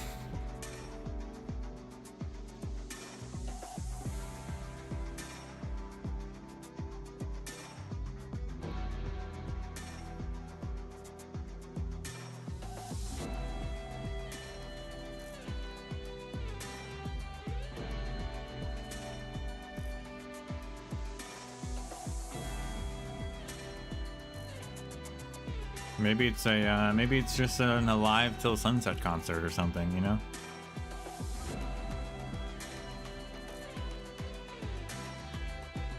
She's just a really big fan.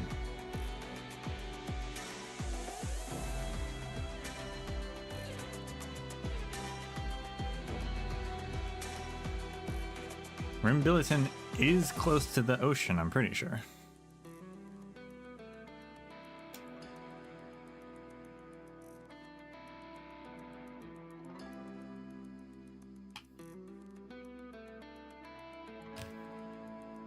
I wonder if they have to deal with any sea nonsense.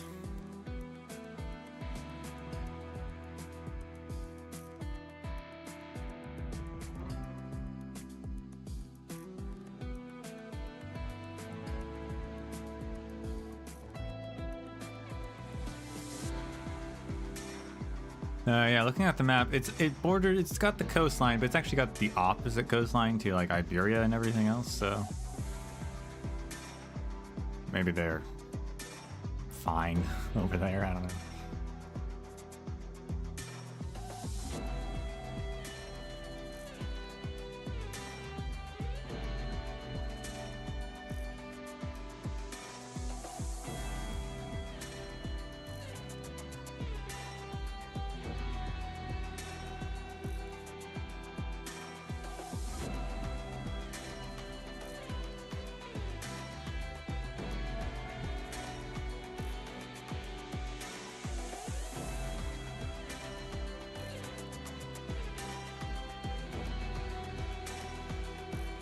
All right.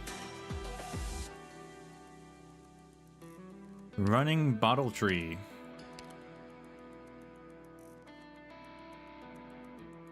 Hope everyone grabbed a bottle of spicy sap.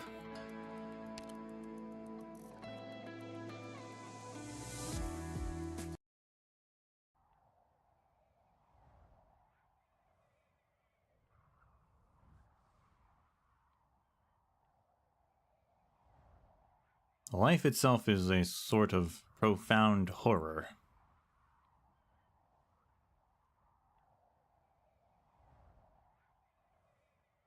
You don't know where it's going to take you. Even worse, even when there aren't some 30-odd siblings and hundreds of relatives clamoring to make decisions for you, you still sometimes find yourself under attack out of nowhere, such as right now.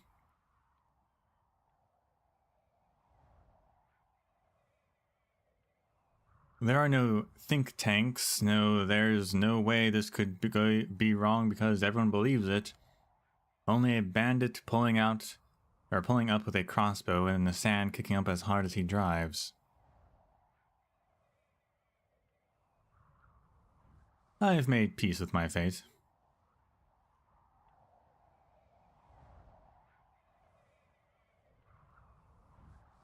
Can we go back to the sibling thing? 30 some odd siblings and hundreds of other relatives? What?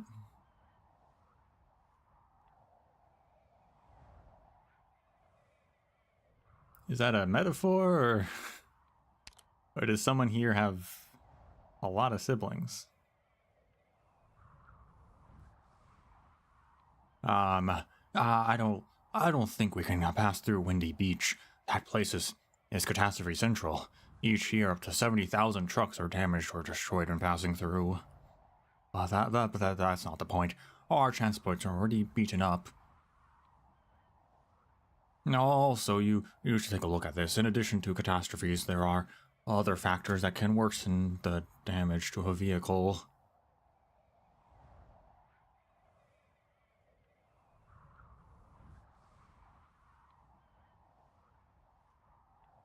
Or ingenium fuel leakage, transmission failure leading to secondary incidents, explosions in close proximities to mining sites, so we'll want to stay clear of the mines. Hey, are you listening?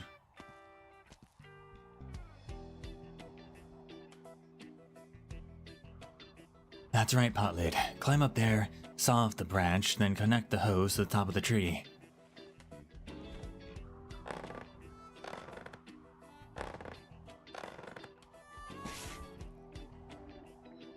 The saw is so heavy, but it's okay. The ankle braces Lon gave me are very secure. Just imagine that you're a big tree musk beast. Use the braces to hold onto the tree and jump up with a whoosh. I know I can do this and make everyone happy. My back feels lighter all of a sudden. Oh wait, Jacker, I didn't tell you to do that. Sure, you didn't tell me to do anything, but I have experience collecting water from bottle trees. Oh snap, is that why they're called bottle trees? Wait, is bottle tree sap just water? Hold on.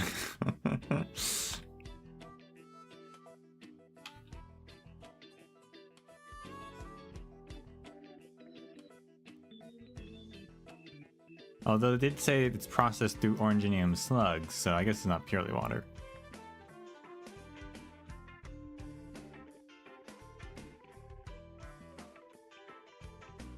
Maybe that's what that thing is in the background. Maybe that's a bottle tree.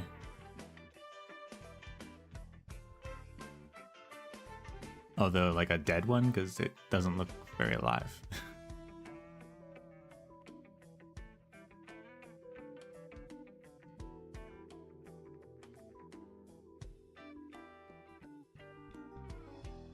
Okay, so you have a heart after all, but I still need you to return Potlid's tools.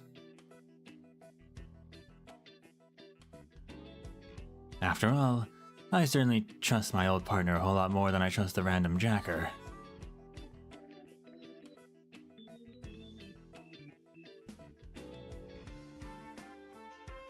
Yeah. Besides, it's not like we're all really trying to become a bottle tree water delivery truck.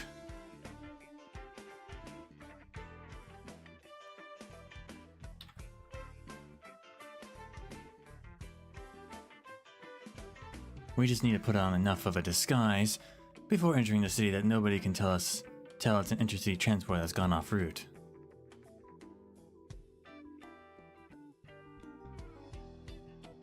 Slap some decoration on as well Don't let anyone see that the old girl's been punched full of holes before patched over with sheet metal. Potlid, let's go over our cover story with the Jacker here. Okay. If anyone asks, tell them we're transporting this bottle tree, and the water in the trunks gotta be bucketed up for transporting to a factory. As for the tree branch decorations on the vehicle, it's just a little something the boss enjoys. That's right. Bulletproof cover story, if I do so myself. Never would have imagined that these bottle trees would be saving our hides when we're running from catastrophes on our long detour. Whoever decided to plant these bottle trees in the middle of nowhere, thank you. And of course, that includes me as well. Alrighty. Time to head back, or hop back onto the driver's cabin.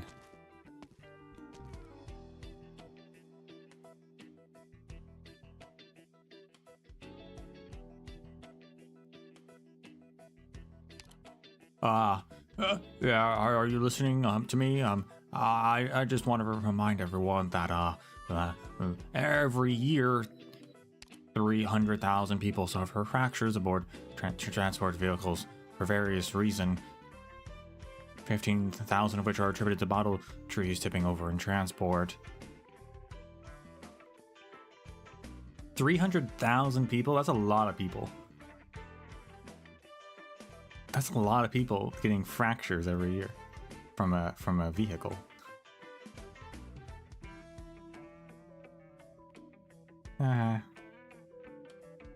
Just ignore him.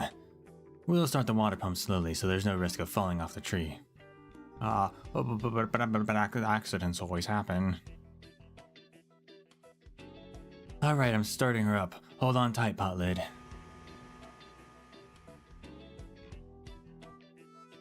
Every year there are 1,000 more people who die to tree trunks bending during strong winds. I did it, Lons. The pump's starting to hum as it drains the water out of the tree trunk. I love when this happens.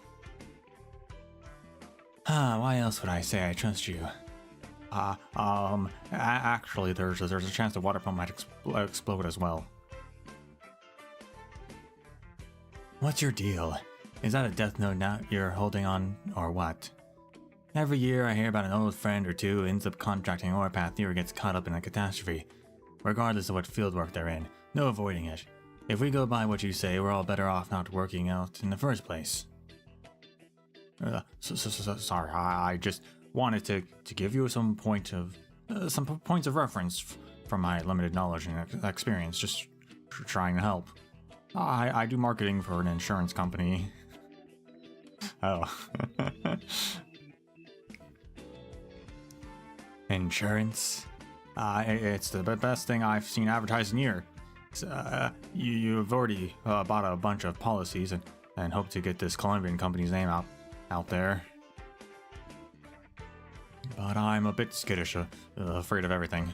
But there's insurance for everything I am scared of, including dangers I had no idea even existed. Look, these are my notes, data collected from several of our company's advertisements, telling you about all the dangers you wouldn't ever think of. Also, they promise to compensate me in the event that something actually does happen.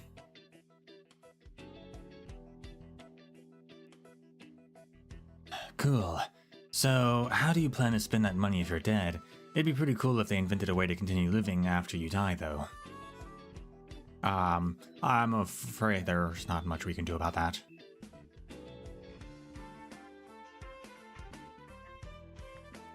Then what's the point? Listen up. You help dress the vehicle up, and we'll take it on over to the nearby nomadic platform. Need to check if a buddy of mine is home. How many vehicles run into catastrophes each year and where doesn't mean shit to me. We'll just ask her straight up for a safe route to the Grinning Valley safely, and that'll be the end of things.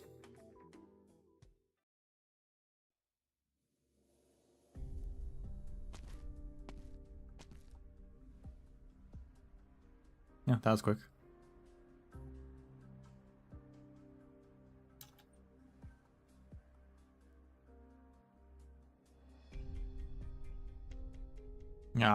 How do we even get to this point? I thought the little girl would just hide quietly in the vehicle, so all I had to do was squeeze it to a tool room with her. Felt like the safest thing at the time.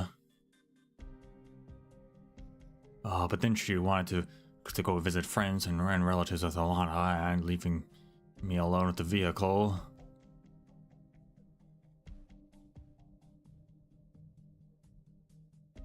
Here I am, alone in a hijacked transport, harboring infected people, forced to work, getting shot at with rocket launchers more than once.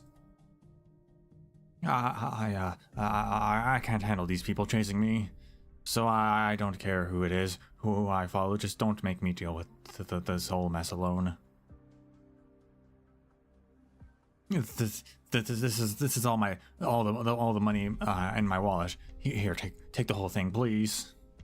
I never said I wasn't willing to follow you. I mean, it's only natural to not want to be a hostage, right? Hostage.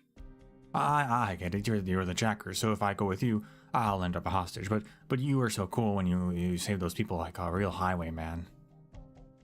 That's not what I meant. I'm just trying to say you're really impressive.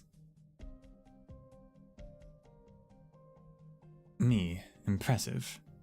Oh, why yes, that's right. You're not mad, are you? Thank goodness. There is one thing I wanted to ask you. Alana let you leave to buy supplies we need to take with us on the long distance trip. So can we just do it like that and not resort to robbing people? See, I've given you my wallet now. There might not be much money in there, but it should be enough to cover food and fuel. All right. Phew, that's a relief. All right. Something was rubbing me the wrong way. You know how the men at the checkpoint were looking at it as funny. I'm a professional. Do you think they were already under suspicion?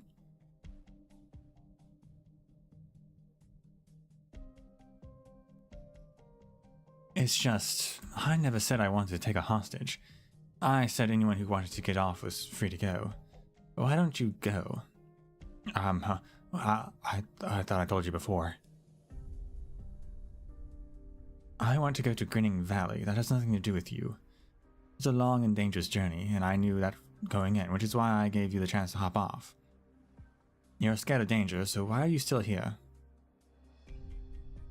Well, since you're such a nice person, would you mind coming with me to have a look at the newsstand? I can explain.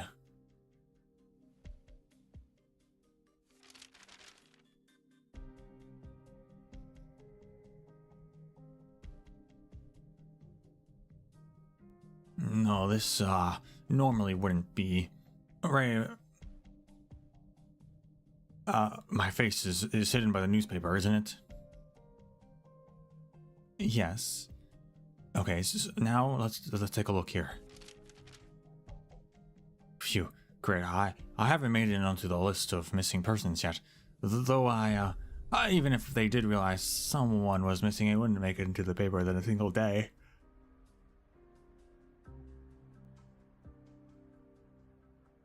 What about wanted persons?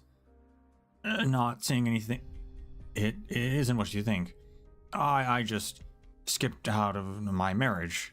Well, it's not that I got cold feet. I was taking this transport on my way to attend my engagement ceremony in another city when you hijacked it. But then I realized I was pretty happy about that. Though I guess that isn't some big deal either. And because it's not a big deal, I'm kind of embarrassed to talk about it.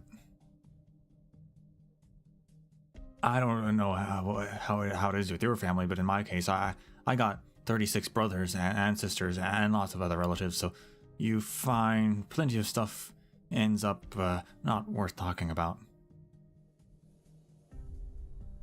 36 brothers and sisters?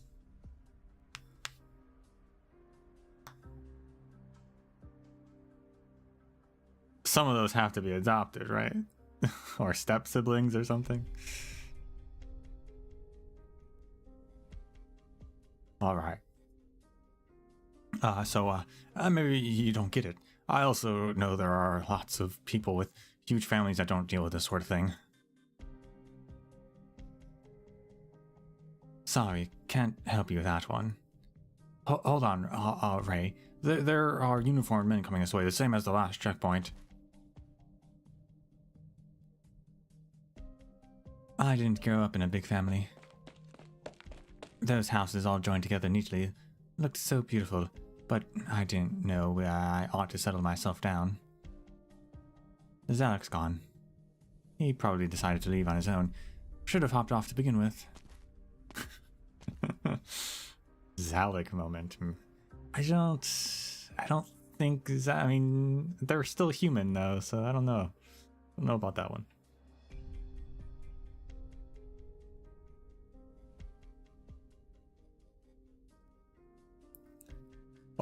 Good day, ma'am. We'd like to have a little chat with you.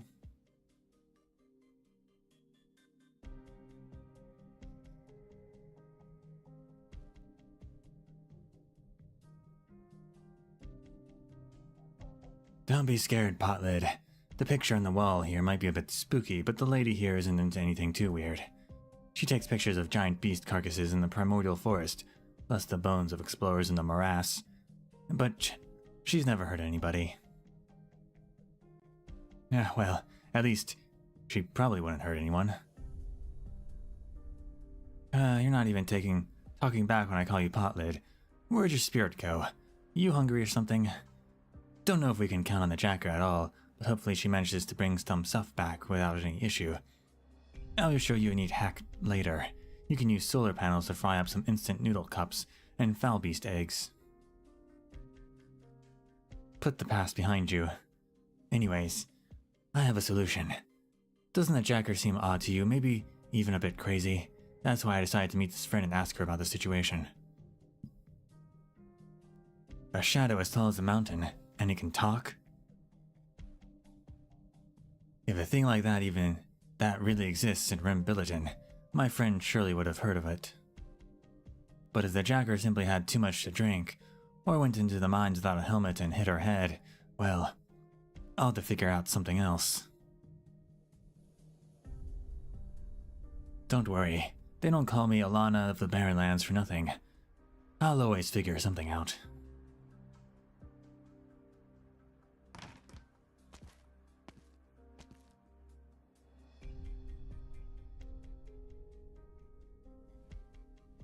Asbestos? Didn't see that going.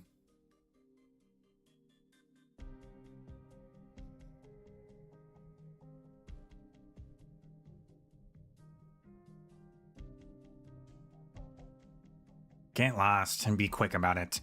I'm busy with my travel notes. Didn't even see the sign on the door.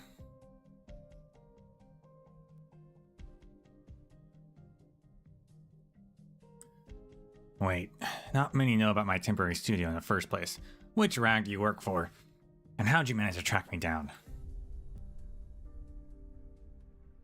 Yeah, Lons, didn't you say you're old friends? She doesn't seem to recognize you.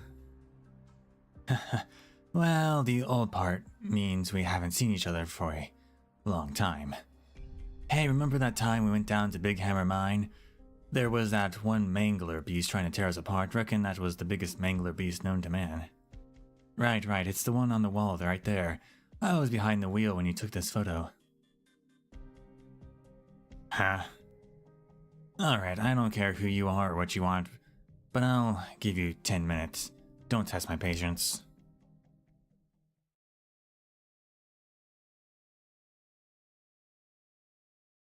Sorry to occupy your precious time, but I have to vent a bit. This is the single darkest day I've ever suffered. Of course, I know that you don't actually exist. I've just gotten used to having someone to talk to ever since I was little. After all, there were always so many people talking at once back home, and I had the faintest voice. Anyways, all I wanted to say was it's way too dark under this truck. Patience now. Just 5 more seconds. Wait for the shoes to go out of sight. 4, 3, 2, 1. Ugh. At least 2 mouthfuls of dirt won't send me to the hospital, even if this is the dried sand on the chassis we're talking about. Alright, I can feel it. This should be the access door leading to the power room on the bottom level. It's too scary to walk around outside, so I squeeze back inside the vehicle to wait for them to return. Though I'm not sure if Ray is going to come back. I feel bad leaving her behind like that, but it's not like I did it on purpose. 1, 2...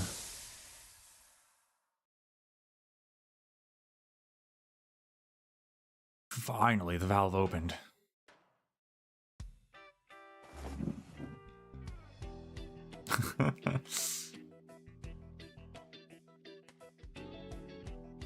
Oh no, sorry, I got in the wrong vehicle.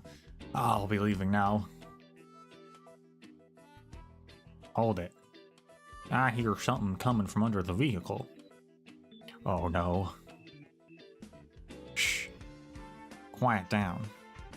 If you blow my cover, nothing's good gonna come of it. Nods silently.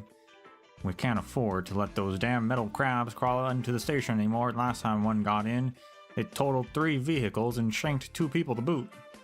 Go grab a torch, I need to take a look. Gestures wildly in despair. Come out.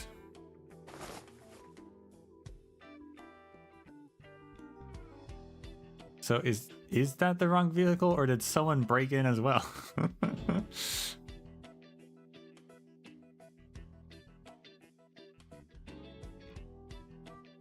Yeah, I got those coupons from somebody else. I don't know much about your market here.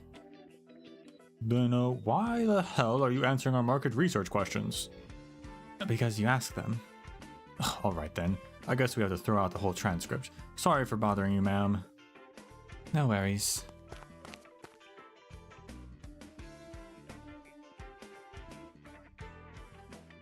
Monthly promo magazine clipped this for 10% off compressed canned food.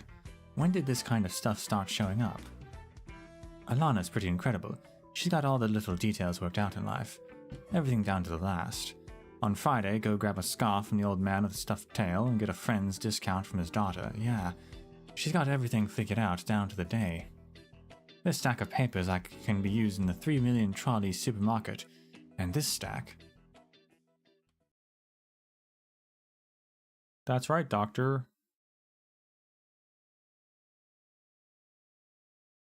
That's right, Doctor. Actually, even my own memory's a bit fuzzy.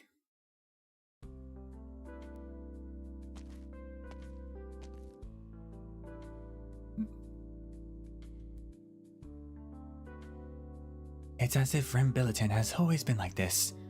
Rusty factories, steel frames stacked on top of each other, a grey skyscraper, and orginium crystals towering in the horizon.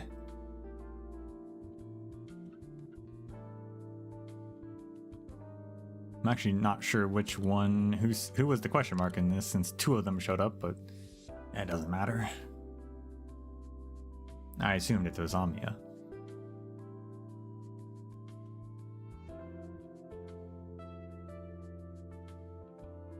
Sorry, Amia, I really would like for you to be able to go home and have a good look around. I was looking for your parents for a long while.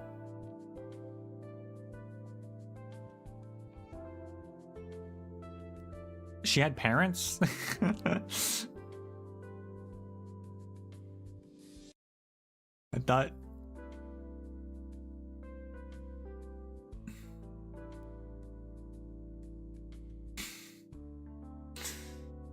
I thought she was like an orphan.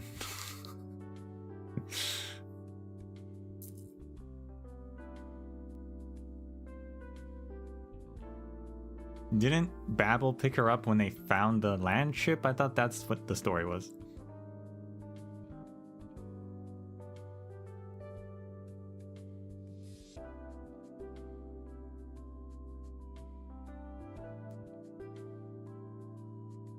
But after the attack on the engineering team, the nomadic plates you used to live on got dismantled.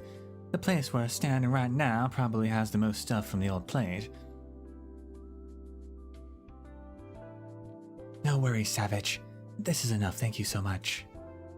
Just smelling the rust, oil, and welding rods is bringing back memories. It's as if I've gone back in time. Oh, what am I even saying? It's only been a few years. It's just, I can still feel myself sitting in the back of the construction truck, following my parents and other folks on the engineering team, waiting for them to set out from the plate.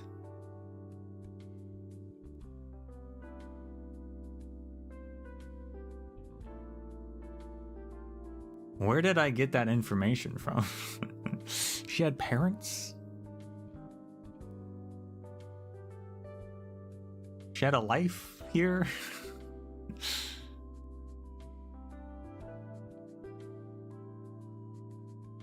And then we just took her and made her into the Lord of Fiends, huh?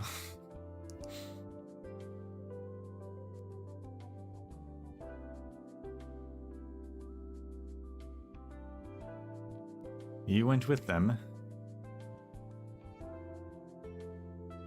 It's common practice in many large families.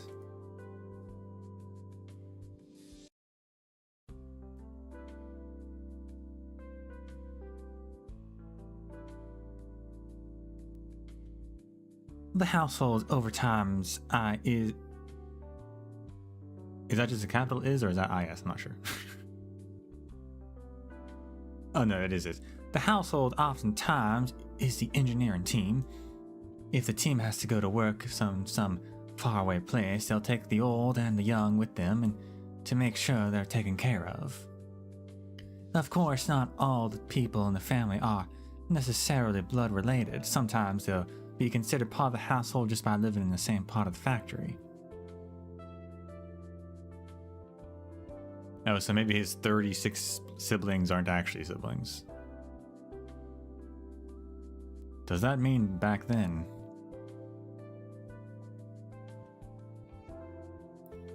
Oh, Doctor, there's no need to feel bad for me. It's not like I was thinking about the accident. And besides, I'd already carefully thought through what I was searching for, even before I came to Rimbilliton.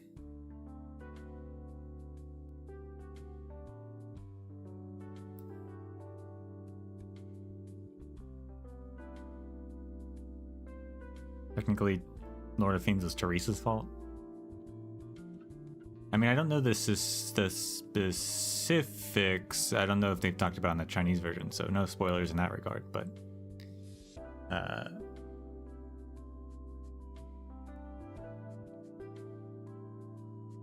after Teresa quote unquote died, but not actually died, whatever's happening with her, then the Lord of Fiends was transferred to Amia, right? So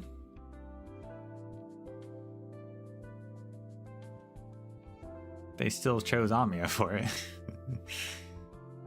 Wiki says Amia was raised by Babel after losing her family in an accident.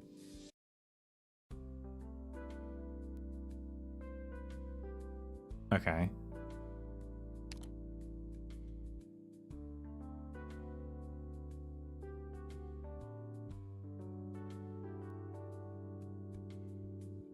They did say an accident, but then she also said, I was looking for your parents for a long while. So are they still alive? I don't know.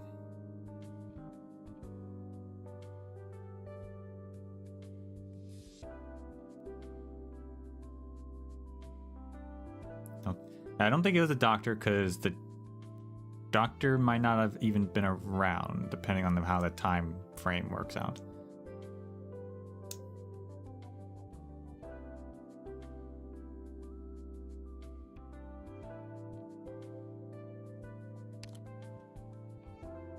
So I guess if she did lose her family, then I guess she is an orphan. So I guess I wasn't wrong about that. I just thought, I don't know, for some reason I had the idea that she was related to the land ship. But I guess they found the land ship and then just happened to also were like, hey, there's this young countess girl here, needs help. I guess we'll take her.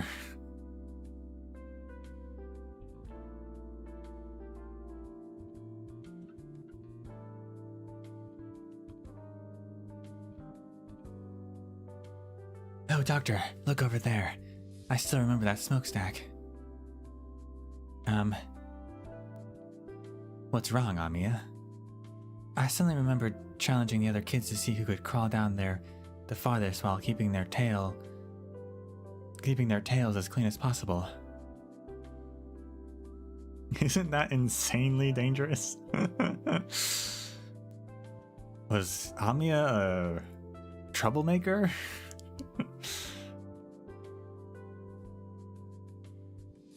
Sounds like fun. I'd like to give it a try. We don't have a tail.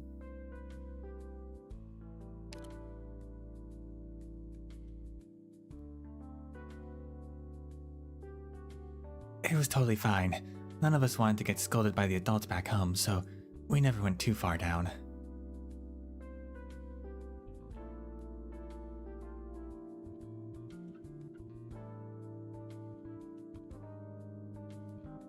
Cracky, when's the last time I heard Amia talking like this? I'm not the same 6 or 7-year-old kid I was back then either. But at least I found something I recognize. This is still Rimbilliton after all. It's how we build our houses. Our old buildings are incredibly useful, so there is no need to dismantle them. If you want a new house, just build right on top of it. Which is why the elders tell us from time to time we're little. Adventurous folk, no matter how far they travel, always know home when they come back to it. That being said, a lot of things have changed as well.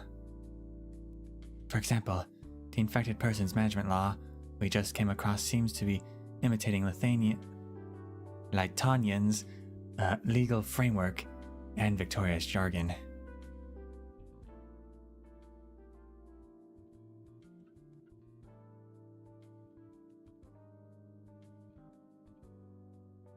Amia, someone's been staring at you for a while now. I've noticed, Doctor. Do you know her? I don't think I've seen her before. Also, I don't think any of the people who took care of me before would recognize me now. Let's keep moving, Doctor. I'm sure it's fine. I mean, you don't look that dissimilar, really.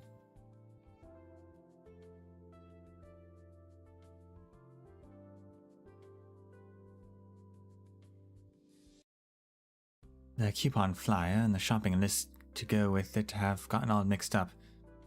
Now, what did Alana tell me to get again?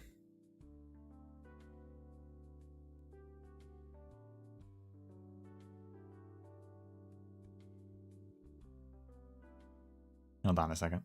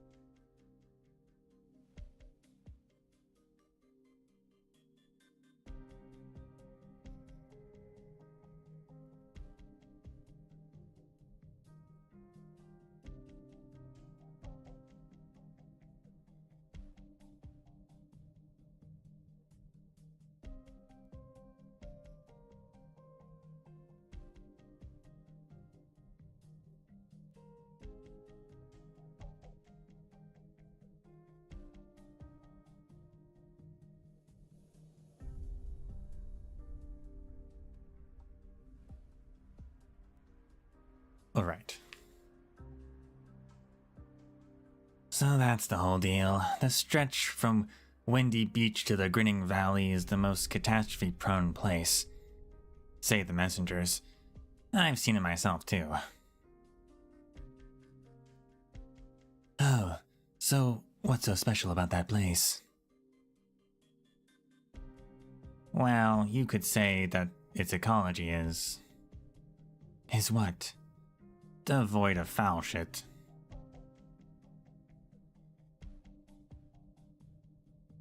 Though Billy's natural geography is generally pretty barren to begin with, this area is so barren that you won't even find foul beast droppings. You want an easy route? Not even in your dreams. If you want a road paved for you, you can look towards the rocks raining from the sky. And don't expect to find anything fun to do either. All you need is the Billy stuff, ready to kill at the drop of a hat. Alright, so, other than the foul beasts that don't poop, any other special creatures to look out for? Other creatures? Well, there's a scary number of sand beasts, and listen up to me here. You don't want anything to do with them, they'll mess you up. Sure, got it, sand beasts. Nothing unusual about those. Isn't there anything a bit more talkative, shiny, incredibly huge, anything along those lines? How would I know? I'm not even a professional explorer, let alone a cryptid biologist. Come on, don't be in such a rush to shoo us away. Let me ask you one last time. Rays of light, a shadow as tall as a mountain. Talking. Those words don't mean anything to you, right? Say that again one more time. Rays of light, a shadow as tall as a mountain talks. Yeah, nah, that's the thing. What?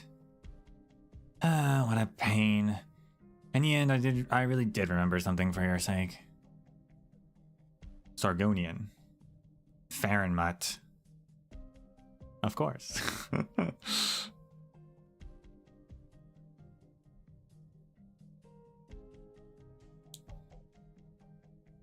What language is that? Sargonian. Of course, not many know the word to begin with. Oh, so they're saying Farenmut is a Sargonian word? Interesting.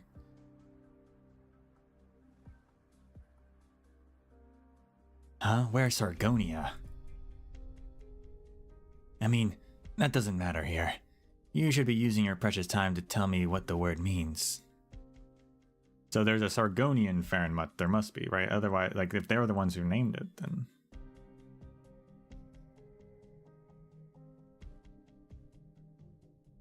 Yeah, I figured the word was from Yen as well.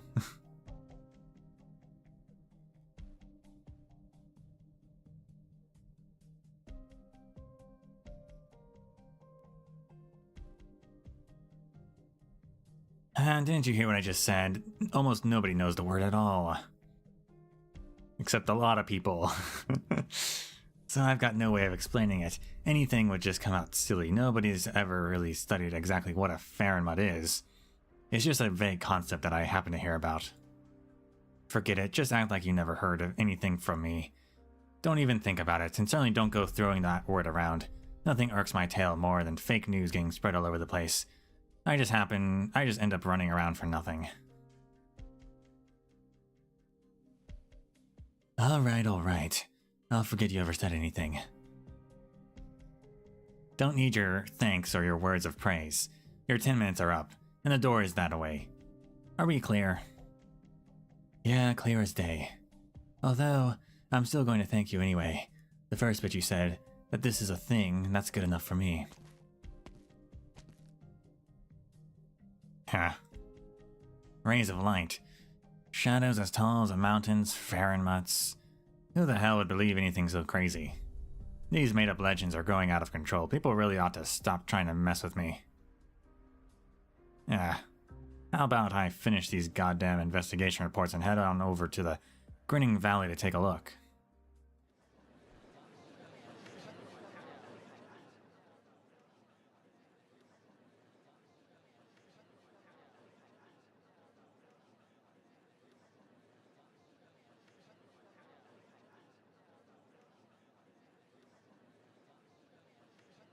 There sure are a lot of Farenmuts activating. I wonder what it could mean.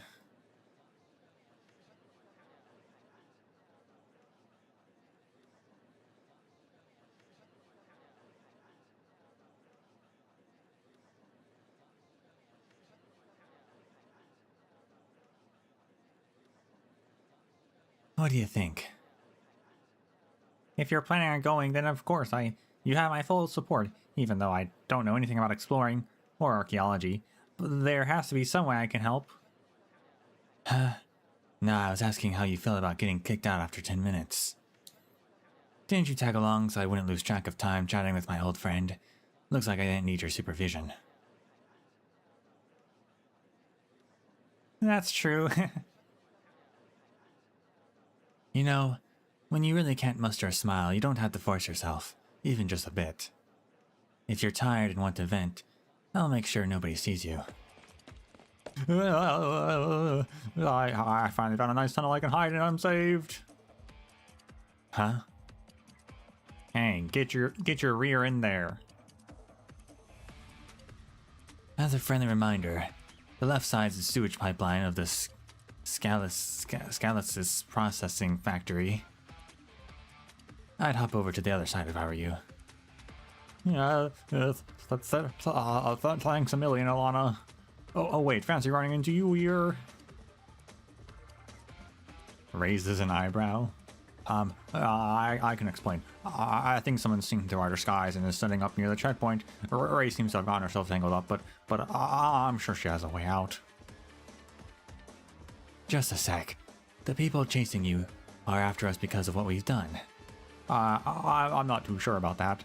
I mean, my thing definitely doesn't matter.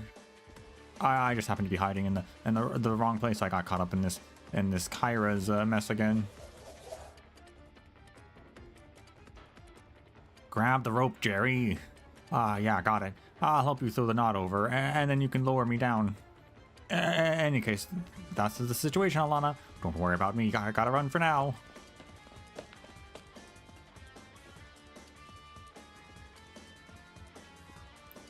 Did he actually get himself involved, or is he just running because he happened to see someone else running?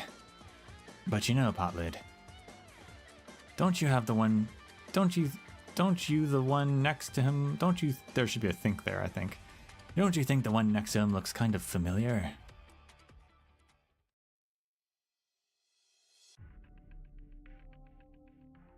Life really is terrifying, and you can't run away from it no matter how much you might want to. Well, actually, I never wanted to run away. I always went with the flow, safely and securely, along with my 36 other siblings and other 300,000 people in the city, after all. Oops. After all, you naturally gravitate towards whatever's the most stable. But I got attacked out of nowhere. I ended up skipping out on my engagement, and now I'm actually on the run with my very own 2 feet. I don't know why, but even as I'm being chased by all sorts of things and running for my life, in the end, a door always opens for me. Are things getting better or worse for us? Logically speaking, if there's an estimental crime beneath the sewer, we ought to contact a security officer. That's what it says under the beware of wildlife signs. Bad news is, we barged straight into their home in our attempt to escape. I can't feel my lungs anymore. Don't slow down now, unless you want to end up cut to ribbons by those pincers. I really can't deal with this whole running away thing. Do I come across as some career criminal who's constantly on the run? I just want people to think I went missing, so I crawled into the bed of my hardware store's delivery truck and went to sleep for a day. Then the cargo box ended up being transported away as usual. I found myself waking up in someone else's vehicle. And here we are. You're not a career criminal. Thank goodness. I thought I saw your face somewhere before on a wanted poster. But I don't mean to say that you look generic or ordinary. You know, I've had a question on my mind. You really went and helped someone you thought was a wanted criminal? I just felt like I had no choice from the very beginning. I don't know why those men were even chasing me. Plus, I think you're actually a good egg. Same as the ladies who abducted me and brought me here. They're actually pretty decent.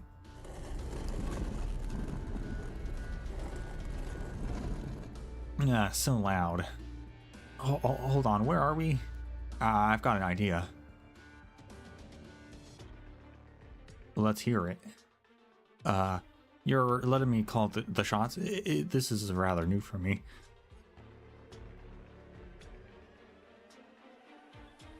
Long story short, that sounds the smelting plant's automatic waste filtration and disposal system. I've seen someone falling off it in one of our company ads. He suffered a terrible fracture. My point is, if people can fall from it, that also means there has to be a way up. We might be able to climb on top of that thing. There's no way the metal crabs could chase up that high, but our pursuers would never expect us to leave the factory. Let's go this way. You want us to walk across these rickety platforms that look like they could flip over at a moment's notice, along these iron slabs that could easily send us flying.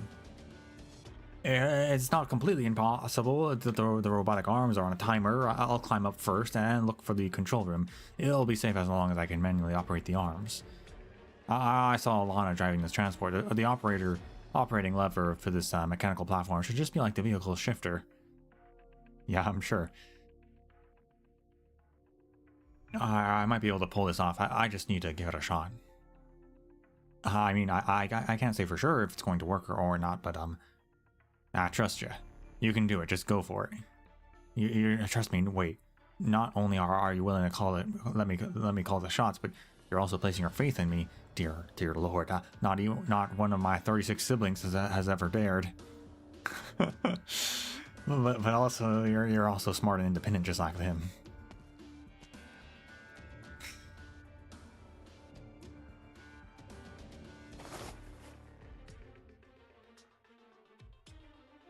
Jerry's a mess. I'm sorry, Kira, but the platform's taller than I expected. I can't reach. Could you give me a boost? A boost like this here? That works too. But I was kind of thinking my back or legs or. Whoa, you're strong. Great, I made it up. Awesome. And you're not like the elders constantly trying to dictate my life.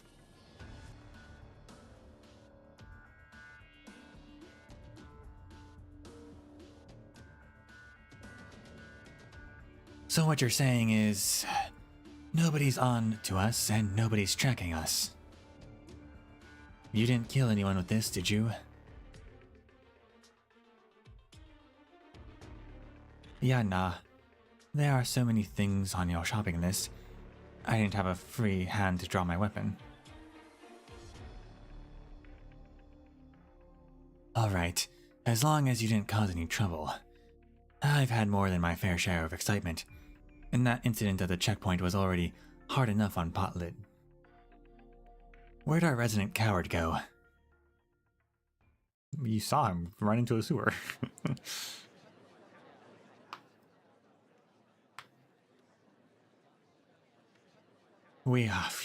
We're finally safe. We actually did it.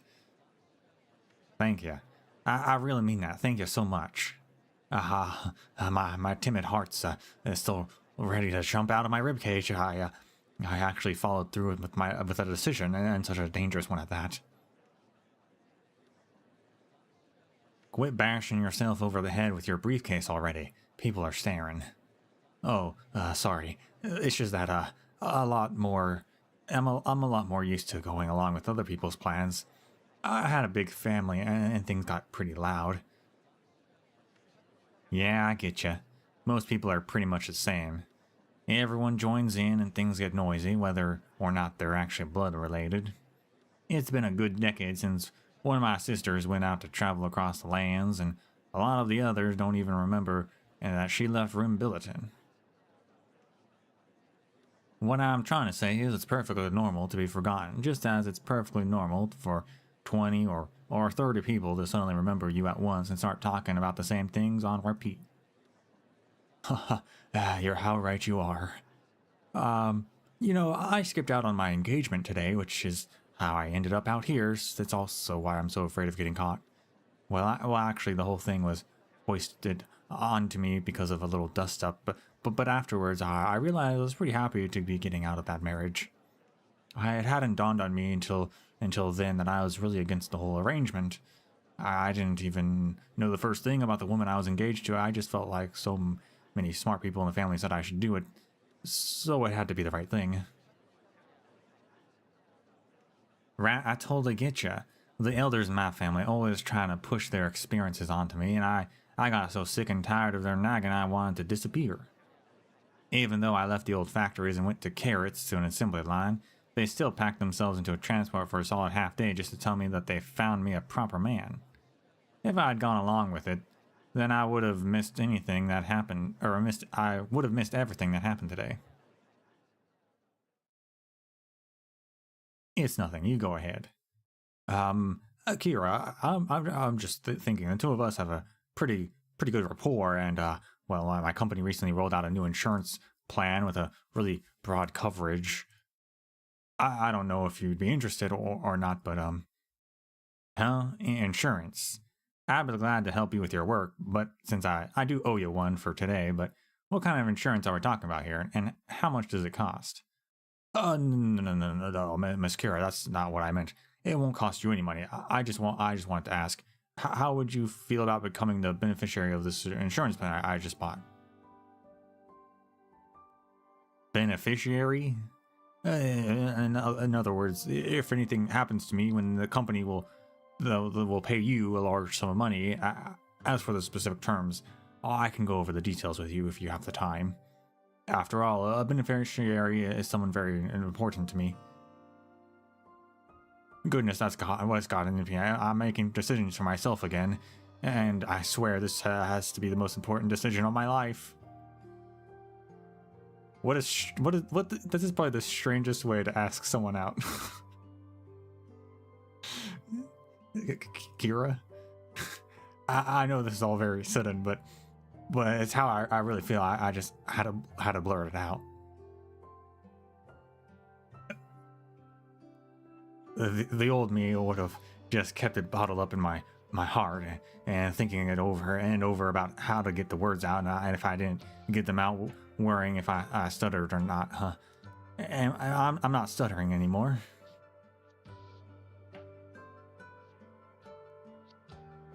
Oh, it's not a big deal though. If you don't want to, then maybe I shouldn't have sprung it up on you like that. Maybe I'll do it. It's more in line with my personal principles and going along with whatever the elders had planned for me. Oh, really? You're fine with it? Oh my god. I really have to tell my siblings that I'm not going to let them lead me around by the nose forever. Totally. There's always gonna be... They're always going on about how they're been through with so much and know better. My whole family's got a suit of rules when it comes to who we marry. Oh, I like how everyone loves a countess with long ears. Huh? Countess? Yes, I'm the only Zalek in the family. I guess I got handed off to this family when I was little. I forget about that a lot. Same as people forget about me. Besides, what big family isn't cobbled together like this? And they like loud talkers. My relatives are more into the quiet types. And the industrious, businessy types. Who knows how to make a sales pitch? Even their appearance. Wait. You just mentioned you were, skipping out on an engagement ceremony, didn't you?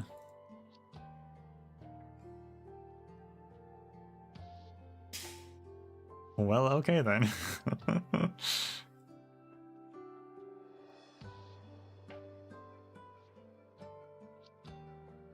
She's still called somewhat familiar woman, but I'm not sure who she's supposed to be familiar to. Lons, if we don't leave now, we'll be surrounded by drivers bringing wine barrels over to collect bottle tree water and won't be able to get out. I know that already. Seriously, didn't that Zalek say he was scared to death about something terrible would happen as soon as he left the vehicle? Jerry, ex-woman he just met.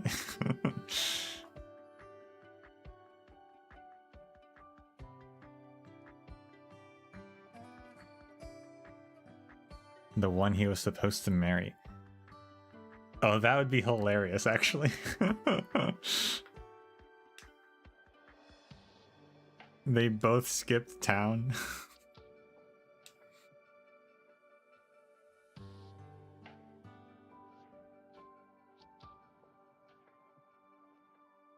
I told him everyone's free to get off whenever they want, and I wouldn't do anything to stop him.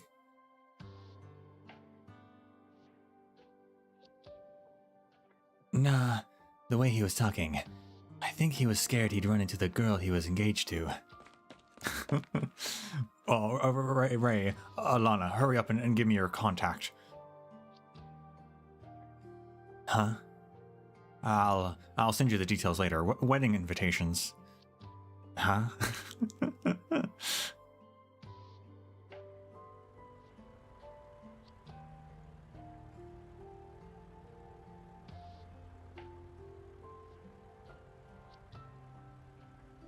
As far as I can tell, the road ahead should be pretty safe. No traces of big beasties, no sign of the ground getting hollowed out by the wildlife. Maybe that last blessing the Zarek left you is actually doing something for us after all. Have a safe trip and you'll definitely find what you're looking for. Farinmont, huh? Pretty tough just going by the sound of that word, huh? If you walked up to me and told me we're going to go find a Farinmont, I wouldn't have questioned it for a moment. Though I didn't think you'd also read the road conditions. Hardly. I don't have much experience. I'm not really a lookout. I just think looking out into the distance with binoculars is pretty neat, that's all. Oh my gosh. Ray doesn't look completely lost in this frame. She's got emotions. She's actually grinning.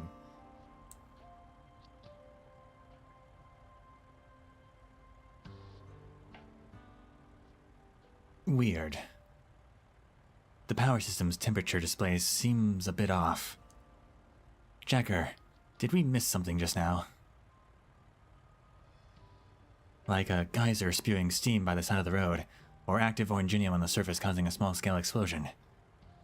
Nope. I made sure of it. What about Potlid? Where'd she get herself to while we were looking outside?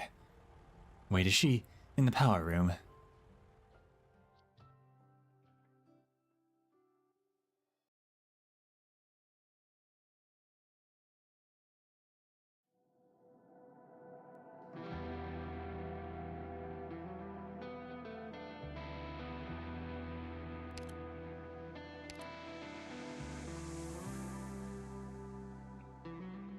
Three more to go.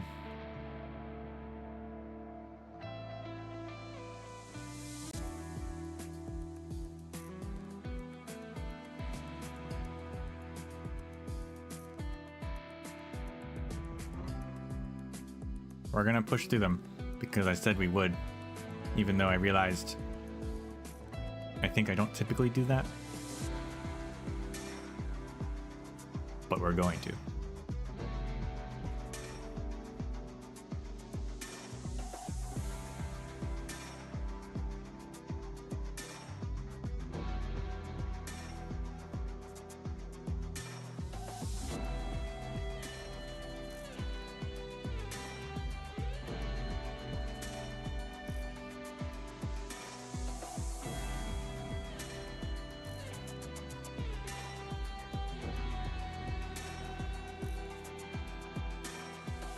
Hammer down.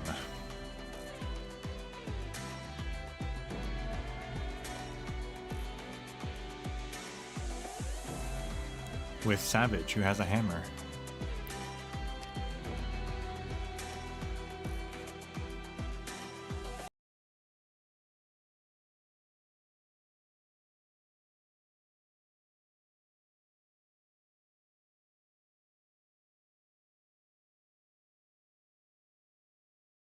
Normally, we don't get closure right when something happens. Just like when Mum and Aunt Gemma had that argument in the middle of the night, such a noisy one that it woke the neighbors.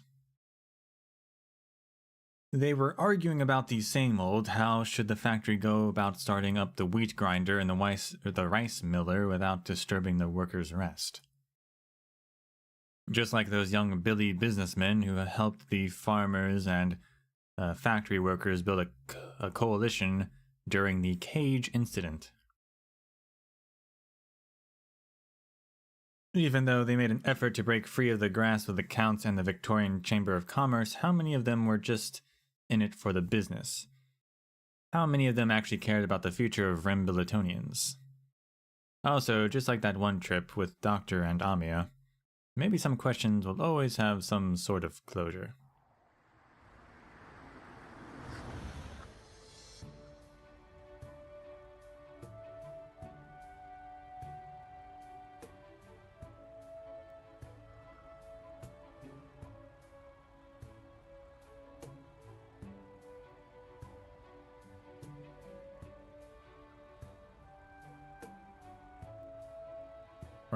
Are they gonna explain why we're even here? Hopefully.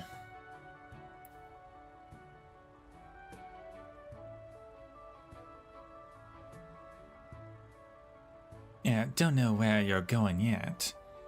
Wasn't heading back to the nomadic platform to search for traces of your childhood just the first stop along the journey, like what happened to the second stop and the third stop and so on. I filled a tank of gas and even prepped a portable stove and tent. Besides, the Rembiliton Miners' Cup is in the group stage right now. If we head straight south, we might make it to the time for the cross-country Bud and Beast race across Big Hammer Mine.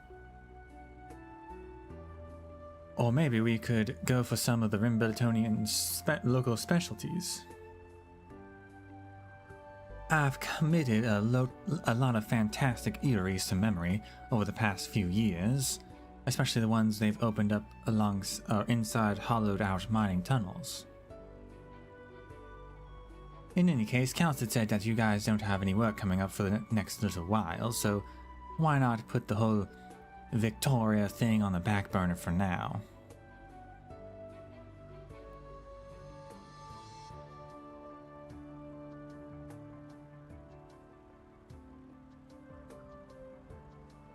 Put the whole Victoria thing on the back burner?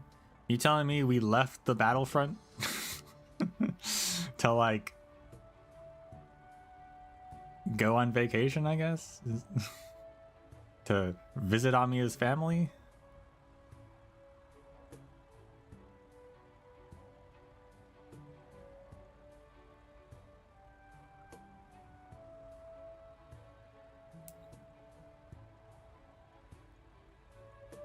There's no need to be pushy, Savage.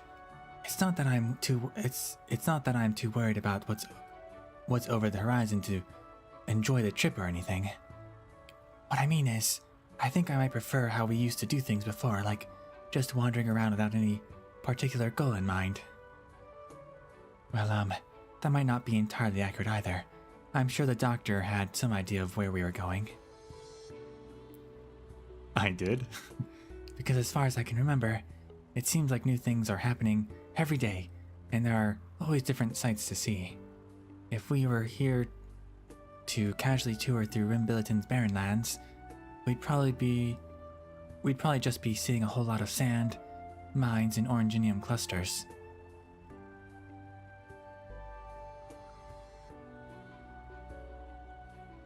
Well, about that, I think that's more so you're having a streak of bad luck and getting yourself into trouble the whole way here.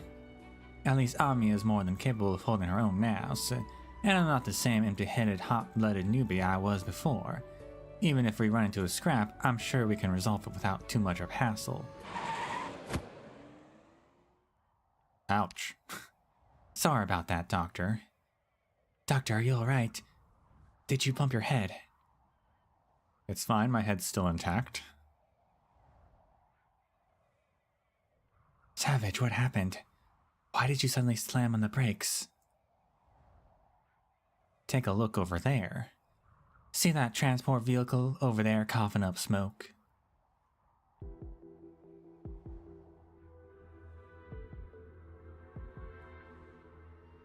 Jagger, get some bottled water, Tree. The more the better. Alright. Bring a tarp over here and help me hold her up. Alright. Then grab some tape and tie her to the condensate pipe. Then dip her feet in cold water and give her a good soak. Okay, but why? Call it a trade secret. Doesn't matter if it's a fever or a burn. This is the fastest way to cool down. Medicine's fine and all, but you sometimes need to tackle the external problems head on, and this is the best way to do it. Mons. Don't worry. There's nothing to be scared of. I've got meds. I figured something like this would happen sooner or later. Hurry up and drink, Wormy.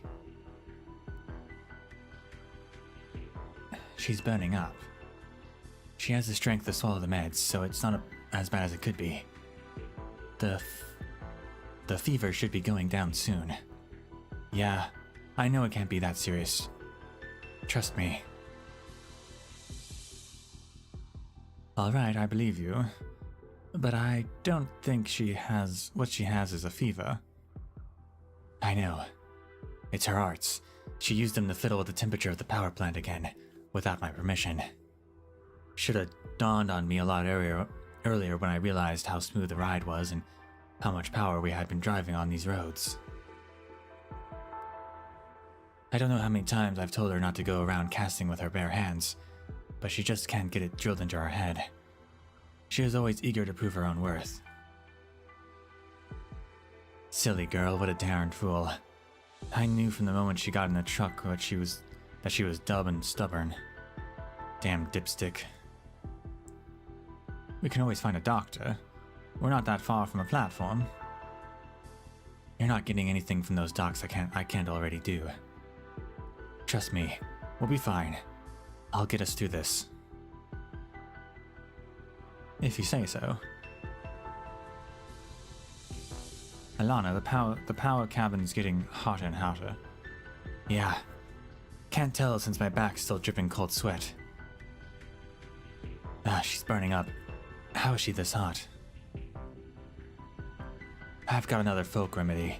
Can you catch some oranginium slugs? Alana, there's a bell. Someone wants to board. Go chase him off, Jacker. No, you should go. It'll be bad if her arts go out of control. She'll hurt herself and others too. What are you trying to say? No way. No way it could come to that. Not a chance. She's my own adopted daughter. You just wait, Ray. I'll take care of this whole mess. I'll be right back. No, she does see her as her daughter. That's cute. If an infected gets sick, or if their art starts going out of control, it should be another infected to deal with it. That way, even if they disintegrate, it at least won't create new victims. That's standard protocol on the job.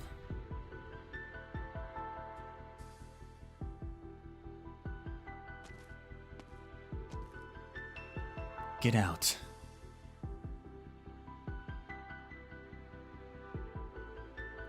Oh, wait a second. I'm that driver of that vehicle over there. I've got tools. Do you need any help? Help, huh? With what? I'm doing just fine over here. We're just taking a little break over here. So if you want to help, buggering off would do us just fine. But your utes over there is giving off white smoke. Doesn't look to be in great shape. That's just how it is. I'm the one driving it. You think you know her better than me.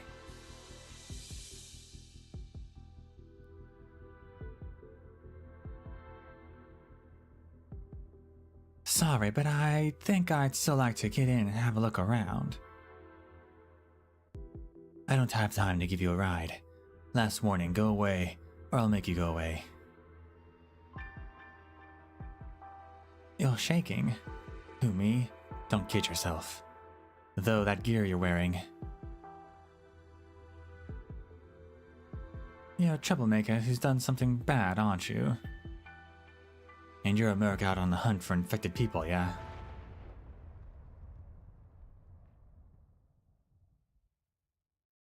An explosion from inside the bus. Struth, I told you to bugger off. I don't have time for you. Hey, wait. What's going on with that truck? Its body's damaged in several areas, and the front's rather deformed. That smoke should be coming from the condensate pipe, not properly dispersing the heat. And then there's that driver. She seems to be worse for wear than the bus itself.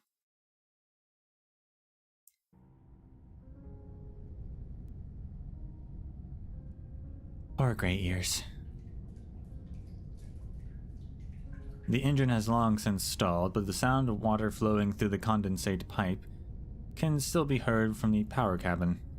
The temperature inside the cabin is unusually high, but the drenched hot lid continues to shiver. Alana said this was supposed to help. Just a bit longer then. As her words trail off, Potlid's lips quiver slightly as if sleepdogging. Ray thinks for a moment, then holds the girl's scorching hot hand. Although the hand subconsciously tries to shrink away, it has no strength to do so. Burning hot. It's alright. Now, I'll be able to see how badly your arts are going out of control. This isn't any miraculous technique or anything, but I can at least reduce the danger a bit. Some people are fine sticking their head in the sand. Some coop themselves up in abandoned mine shafts and wait for the whole thing to get blown up and sealed off, and others try to run away, far away from the barrens, or into the barrens even. Sure, people get sick, just like the old parts get rusty. Bound to happen. As long as you handle it properly, it won't affect anyone else, and it won't turn you into a big deal. No, I don't want this. Ray. Easy there, Grey Ears. Your body temperature's still high. A long time ago, everyone in my family, the whole family, they were all infected. Right. All of them knew how to put their noses to the grindstone.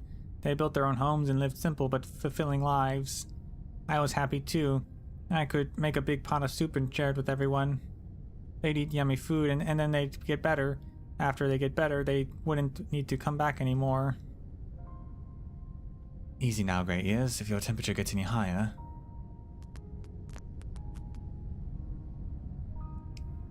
A few sparks crackle through the air. I can't hold you anymore. I know what I'm doing, Grey Ears. Some people don't know how to control their own strength and end up hurting people or even killing them by accident, but that's not me. I'm going to knock you out. You'll just be sore for a few days. I'm letting go now. If I eat more and grow up more and my sickness gets better, Dad will also come back. Why were those people on the road looking for infected? Why do I have to hurt lawns just because I'm infected? The rawness of the blisters on her hand forced Ray to pause. Ray, is it bad to be infected? Well, Grey Ears, must be hurting. I can feel it. There are times when the auropathy flares up and I can't sleep, I know. But when I remember that ray of light shining through, I can relax and finally close my eyes in peace. Farron Mutt. Calm, Grey Ears. Calm down. I will find it.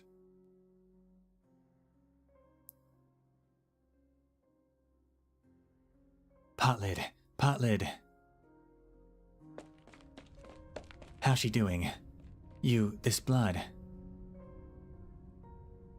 Lana, Grey Ears is fine, but stay back. Her heat's gone down a little. She's already caused a small explosion. A lot of these damaged internal components and broken pipes, are they a big deal? The pipe is whatever, but the medicine doesn't seem to be working. See, I said you needed help. The saw, wrenches, duct tape. And this girl, I've seen her before. Why'd you tie this little girl up? What are you doing to her? What am I doing? What am I even capable of doing? Ilana, I'm not an idiot. You think I don't know these tricks won't work? You think I haven't seen old friends getting heat stroke in the workshop, then being tortured with this crude methods to the point that he can never come to work again? Rusty Wrench managed to survive. Couldn't talk anymore, but he could still work. Old Bobby said it saved his life. But do you think I don't know they're the exception that proves the rule? You really think I don't know oropathy's an intractable disease? But this dumb kid doesn't know that. She thinks she can be cured. What else can I do but play along? I believe in the little medicine I can get my hands on, and whatever folk remedies reach my ears. I can't just watch another one die in front of me while I watch helplessly. Greetings, ma'am. Mind if we take a look at the girl? I'm a doctor.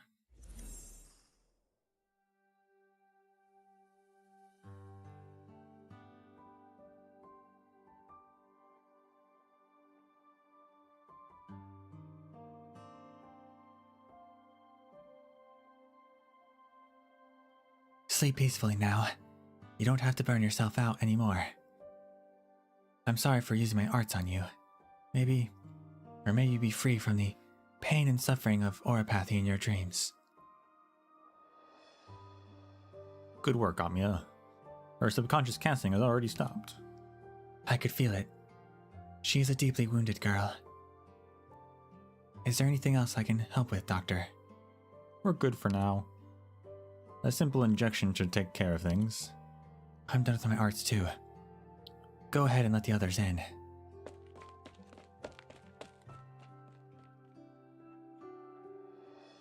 Is she really gonna be okay? Her subconscious casting has stopped, and the activation process of the oranginium crystals inside her body has also been halted. The fever symptoms haven't been completely relieved yet, and we'll have to continue monitoring her for a while. I've been driving this truck for around who knows how long. Never thought I'd run into a doctor in a place like this. All I can say is thank you. You're welcome. Treating the infected has always been Rose Island's duty. That said, I'm not a doctor, and the doctor is, well, not that kind of doctor. Just to be sure, we should get to the Rhodes Island branch office ASAP, where we'd have real diagnostic and treatment equipment to properly examine the patient. So confirmed, we're not a doctor.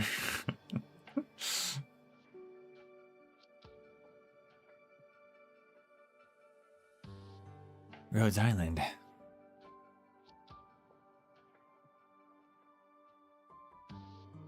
That reminds me, the girl gave me a card saying that some lady told her to give it to her family. Oh, I'm that lady. The girlie was clearly infected. I figured her family ought to understand. Ah, found it. This is the one. The symbol of the excavator drill pointed straight at the sky. The what? Ain't easy doing business around Rambilliton these days. Competition's too fierce, so I figured it wouldn't be a bad idea to go tucking inside. But your company offers some serious benefits. It's absolutely wild that you'd have such an advanced medical department in a construction firm. If only the Billy companies could learn from you guys. I guess a rook kind of looks like a boarhead, yeah, if you think about it.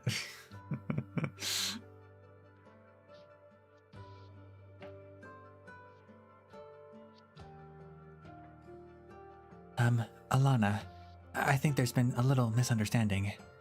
But I do agree with you. All of Rambilliton's companies committed to raising awareness about the oropathy prevention. Our young patient here might not be in such a serious condition right now. And we should really put what we do at Rose Island front and center on our business cards. After all, the infected rarely have proper access to medical services.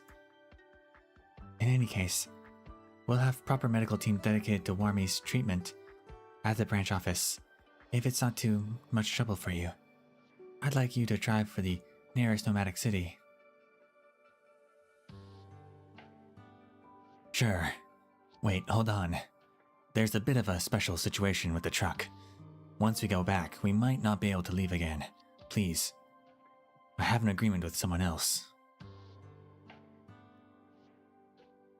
A special agreement? Oh, that reminds me, you're supposed to be a transport, right?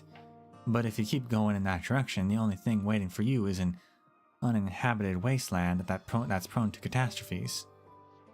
Wait, don't tell me you're planning to go plant bottle trees there. Why is this question marks? I don't. No, we're going to go search for the Fahrenmut. Fahrenmut?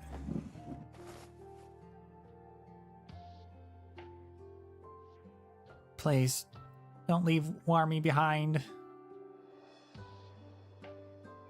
Don't worry, nobody's leaving you behind. We're just to have a little discussing. Potlid, you're awake. How's your head? Are you dizzy? Are you still running hot? Lon, you look so upset that something happened. I think I just had a long and tiring dream. At the very end of the dream, I think I even saw the Fahrenmut. Ray asked me to take a good look at the giant shadow. I looked as hard as I could, but I couldn't quite make it out. Lons, can I go with you find the Fahrenmut?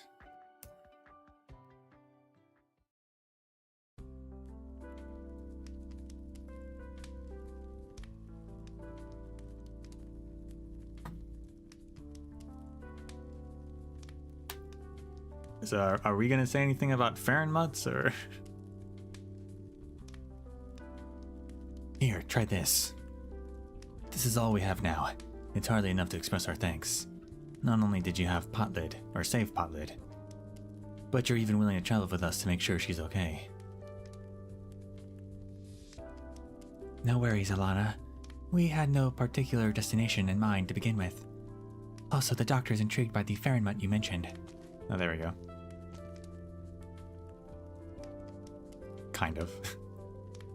It's all done, Alana. I pulled it into the transport bay. The rest of the journey is up to you. No problem there. But there is one thing I still don't understand. What exactly is this Fahrenmut you're searching for? It's a type of, this massive... All you need to know, it's some sort of mythical creature. I've heard there are incredible explorers out there planning to turn these legends into documented columns. As for this beast, it flies for months at a time over the windswept dunes of Rimbiliton, flying over the highest peaks to spew flames of the sun. It appears in the mist of nightfall, with a luster more brilliant than the moon's. We set out this time to look for someone or some more useful clues. Isn't that right, Ray? You're talking about that lady with the crossbow over there who's hardly said a word this entire time? Forget it. She can enjoy the cold wind by her lonesome. In any case, that's how mighty a Fahrenmut is. That legend sounds all over the place. Don't think I've heard anything of the sort before. I've heard of it. A massive foul beast devours the clouds in the sky. Before it can finish eating the last cloud, right before the day of the sky falls, the people on its back all jump into the boundless sea of stars. A long time ago, the doctor used to tell me bedtime stories like that. Sorry, I don't remember that, yeah. Well, of course you put it into different words, but I have a vague memory. Your tone at the time, it really made me want to believe the stories are real.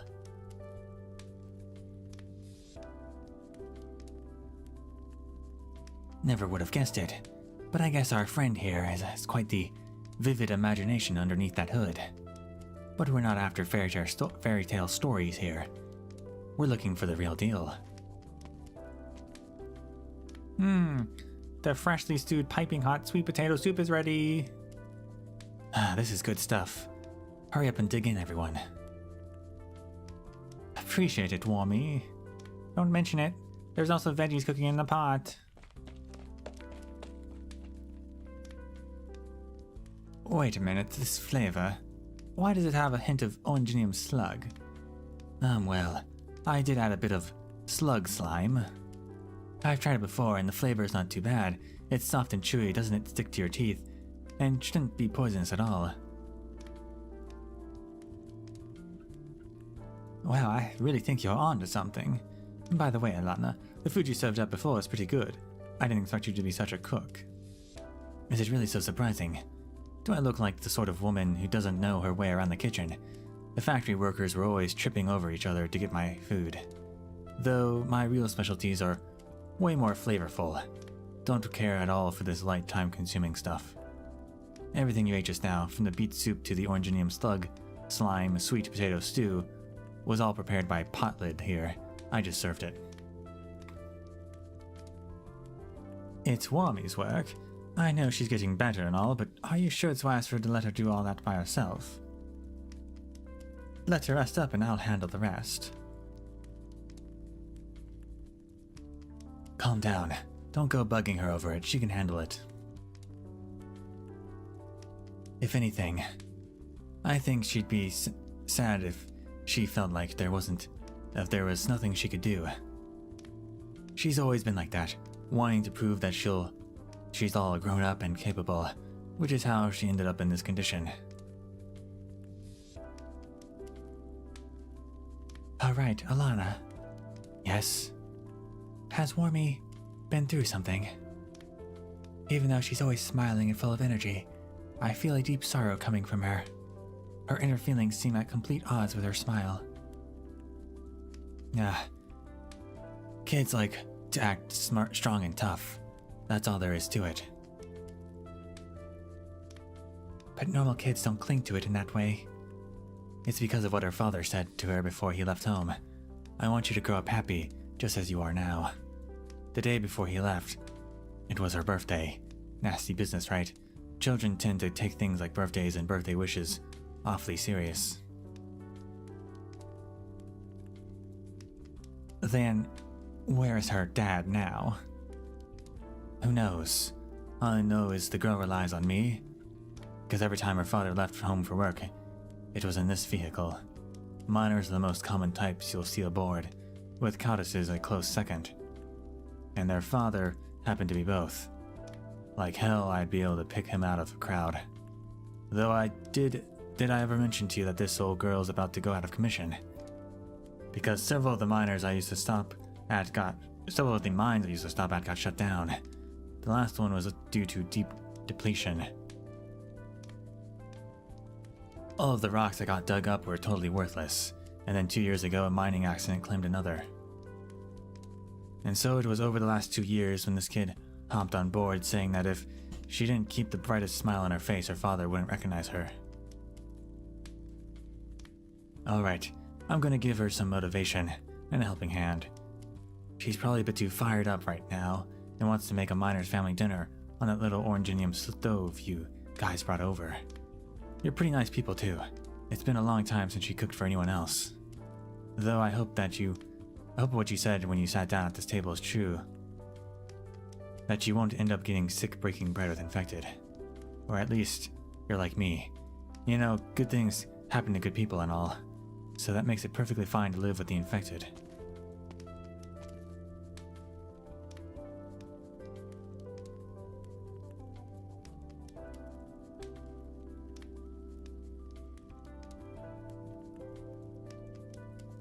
She didn't know the danger she was putting herself in when she decided to keep Wormy around.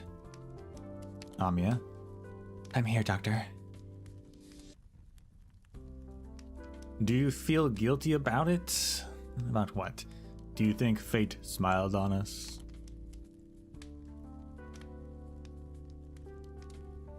Oh, is it written all over my face or something? I was just thinking. I keep thinking, what would happen had you never pulled me from the wreckage of that vehicle? Walking along the streets of Rembilliton, I always feel like those running and shouting cottage children are no different from me. Disasters aren't uncommon in Rembilliton. The dangerous old ways of mining, they're usually frequent. catastrophes.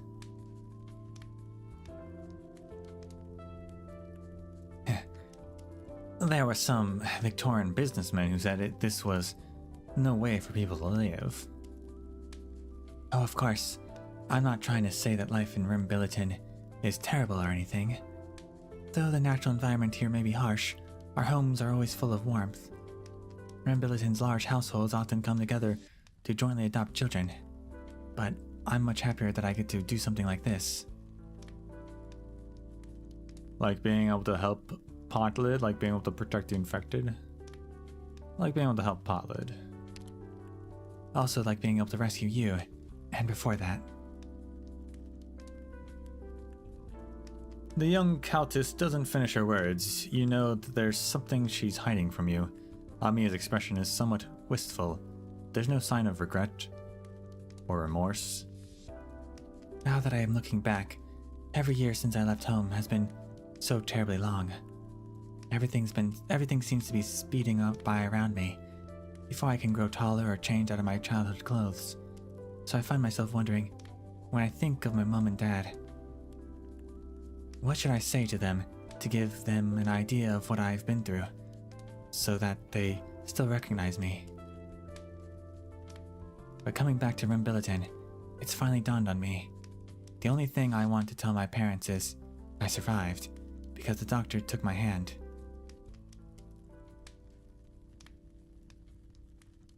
You suddenly remember something. You remember the huge Rimbilliton logo emblazoned on the laser mining module mounted atop the Rose Island land ship. You remember seeing it before. You remember some of the materials that Rose Island has gradually been making available to you lately.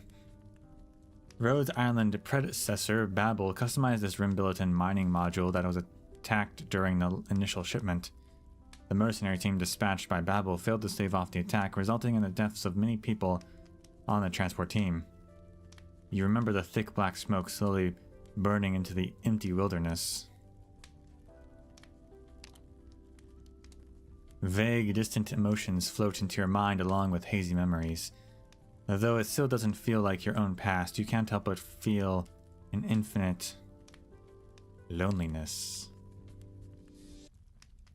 What I wanted to search for was the vestiges of the journey that began here, as well as the traces of Rose Island being dug out from here and towed across the entirety of Rimbilliton before setting sail for the far reaches of the continent. I was just thinking, if I had never met Rose Island, if I had never met Dr. Kaltzit or Teresa, if I had never met the doctor.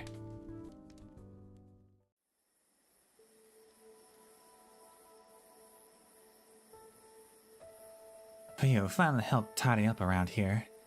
But seriously, never would have expected Alana and Warmy to be living together inside a truck like this.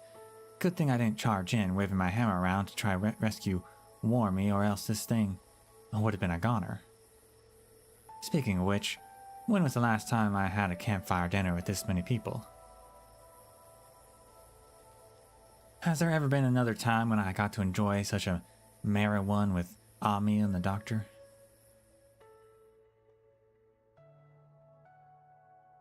A grunt, that's it. Does it not make your blood boil? Those bastards in suits want to plunder your minds. And since when did my friends become as snobbish as the Victorians? Sorry. I was just thinking about the stories in my old books. Don't look at us like that. The way you look at the stars in the sky. Even back then, I wasn't always happy every time. Eh? Ami and the doctor, they're fast asleep. I must have had too much fun and gotten tired, huh? Seriously, it's not safe here. I'll catch a cold at this rate.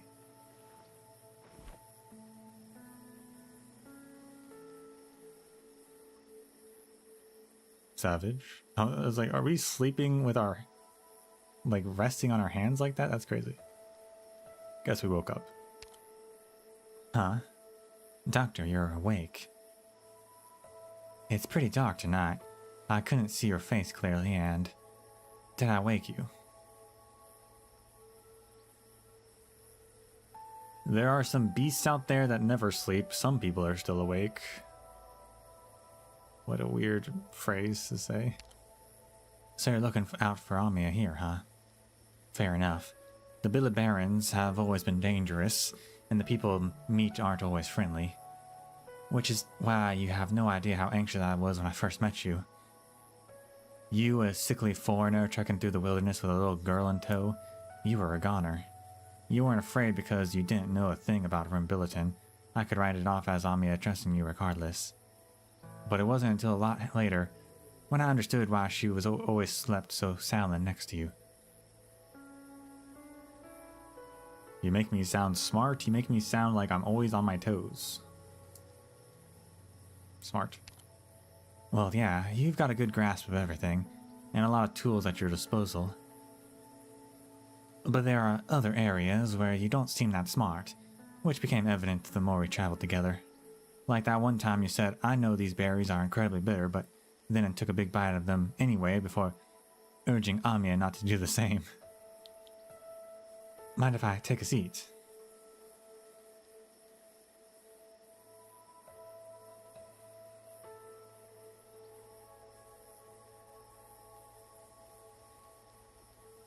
It's just like it was. I wanted to tell you something along the way, but we ended up getting tangled up in another weird mess again. At least there wasn't any real danger. Were our travels like this back then too? Well, for me, the biggest difference was my attitude, I suppose. To be honest, I was a bit disappointed back then. And wanted to go for a walk, a really long one. I heard about it from other Rimbilletonian operators. You would have been even more famous here. Well, yeah, it was because of that cage incident. But after everything was said and done, I followed you and Amia on that trip, and to everyone else, it all seemed like I'd ghosted them. By the time I returned, they'd mostly forgotten about the whole deal. Which is exactly what I wanted. At the time, I saw a businessman signing contracts to develop the mines for the people of Rimbilliton, but they turned around and threw us into cages, same way predators in the wild snatch their meals.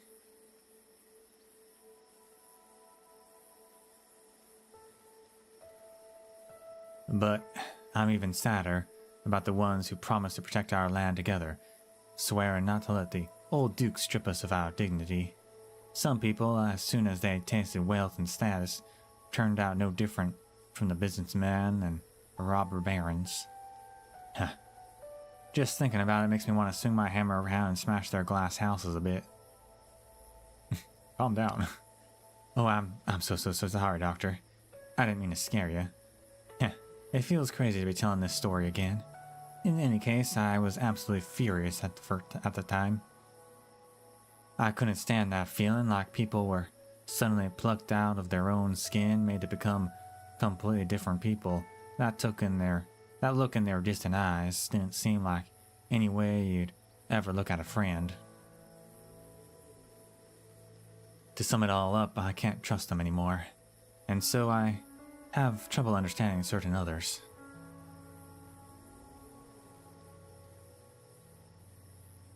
Might I by any chance know one such individual? Whoever these certain others are, I hope they live up to your expectations. You and Amia both gave me your answers. Amia already told me she's willing to go down that path and doesn't regret it at all. I can see how heavily that burden sits on her shoulders, but now all I can do is try to help her carry some of that burden. As for you, Doctor, this isn't right, Kaltsit. What are you playing at here? What happened to Amia's body? How could you leave a child as young as her to suffer this? Tell me, was this the doctor's decision? Is she nothing but a pawn to the doctor? I wanted you to swear to it. I couldn't shake the doubts that I had, but I also wanted to have faith in you, so I asked for a vow. You promised that after you took Amia from Rimbilliton, that you'd do your best to treat her with kindness and to let her grow up healthy and free. Yeah, I know. There's no use asking for answers from an amnesiac doctor. But how about you, Kaltsit? Are you waiting too? Alright, two can play that game, time will tell all. The same goes for you, Doctor. If there's anything you need from me, please let me know. Points into the distance. Already. Oh, that's right. She's been sitting there all night. Doctor, are you trying to say that she's a threat? Or is your assessment something altogether different?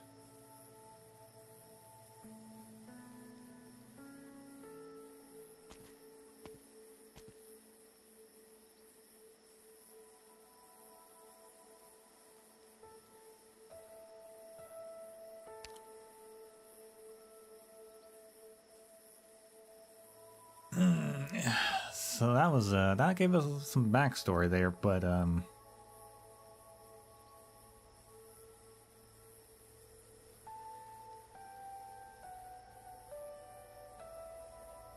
it still felt pretty vague.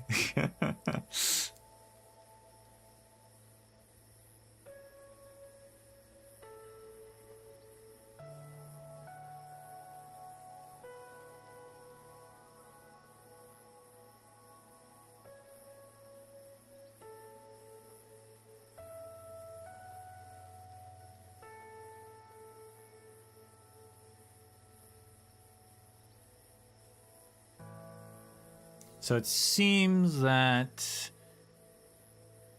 the cage incident, which they mentioned earlier as well,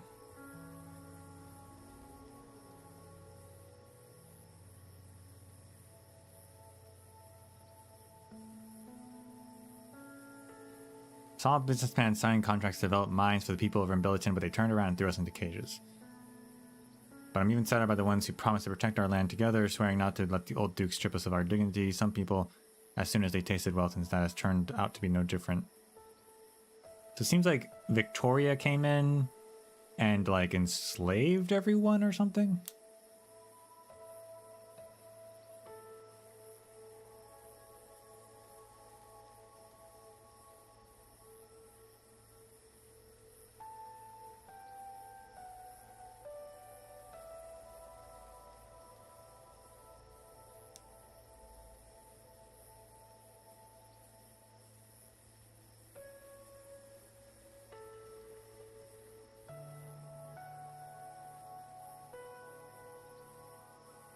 That's what it seems.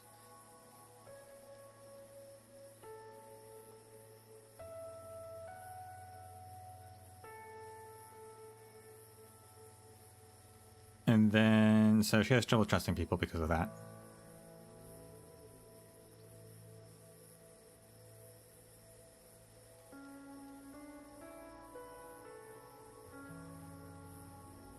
And then I guess, yeah, so she thought...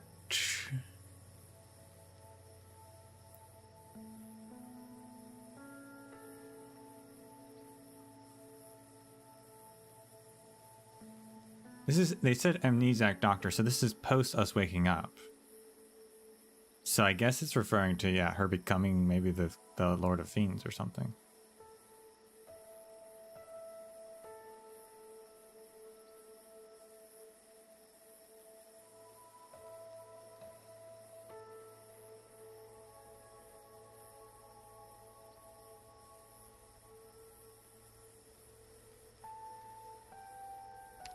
Interesting, okay.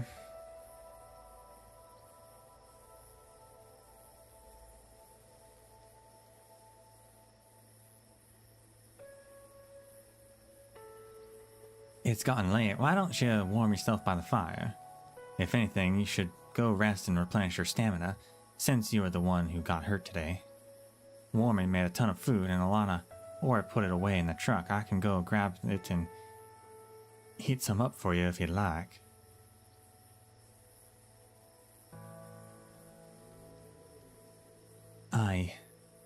She's quite the chef, you know. I'd feel bad for you to miss out. How's she doing? She's fine now. Actually, you should see for yourself. Alright, thank you. But I felt her pain. I always thought I didn't feel pain, but now I can't stop trembling. The woman holding the weapon is not shaking at all. She simply stares into the night sky, as if she dares not avert her eyes or look anywhere else. I've seen some infected burn themselves to ash. Sometimes the only choice for those infected who can no longer be saved is to send them away. Something like that should never happen to Wormy. I feel so terrible. From the very beginning, I was the reason why the truck went off route. Yeah, Alana told me everything.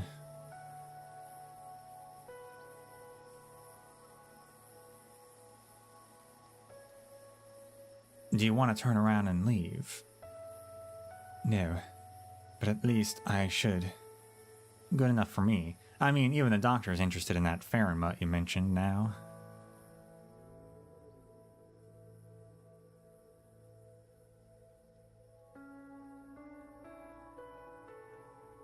The stars are beautiful, aren't they? You've been staring at them for a while now. I can't say. All I know is they're far, far away and shimmering in the darkness.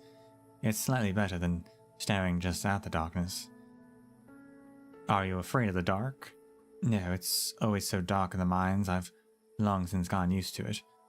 The mines, huh? I guess you probably don't care too much about them, huh? I totally get you. I used to work underground as a security officer, and it was always stuffy as hell. I also know that sometimes people are far too afraid to look at the things around them because they don't want to be sad, and so they look up into the sky. What about you? What do you see, and what are you looking for? Why did you decide to go truck jacking in the first place?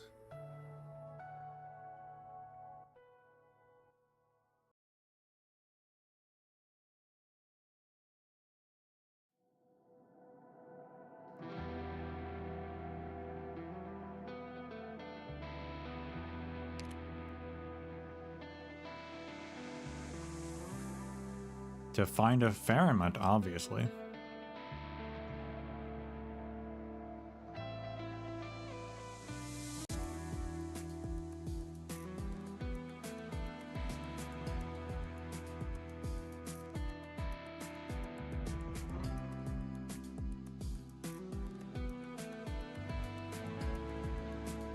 We'll see how the rest of this plays out, but I almost wonder if this event should have come years earlier, before we knew exactly what Faramutts were.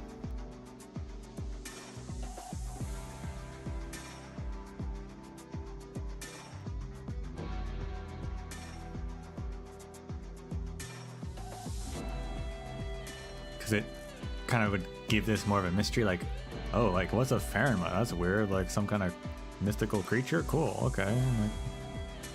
It's no, yeah, a Faramut, okay, we know what that is.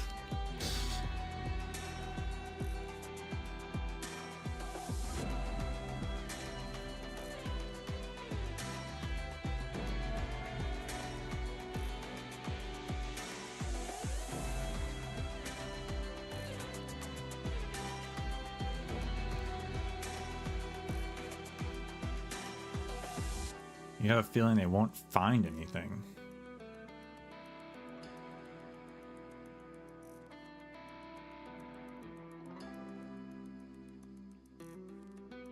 That'd be anticlimactic.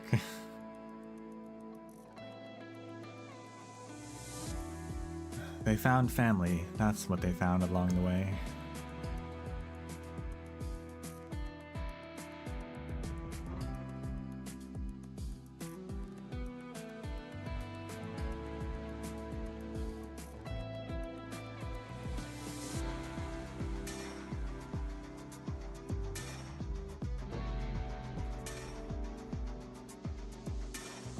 Grinning Mineshaft.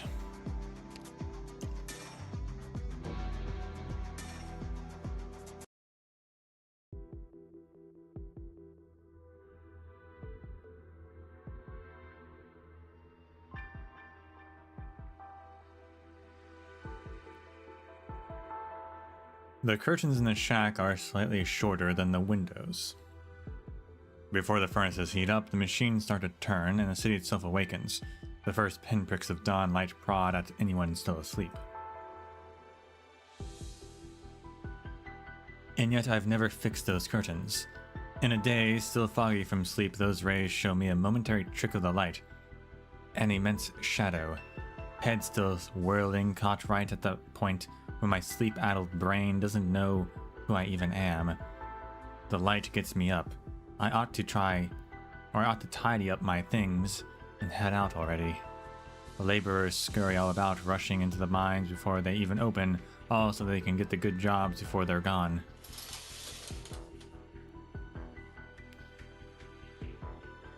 Let's go, Sand... That's not that... What? Let's go, Sand Beast. It's so cute. Hey, not there. You forgot already. That mine there already hired some safety specialists.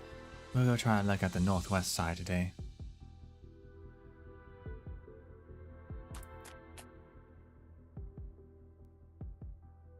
Slowly stretches its back fin.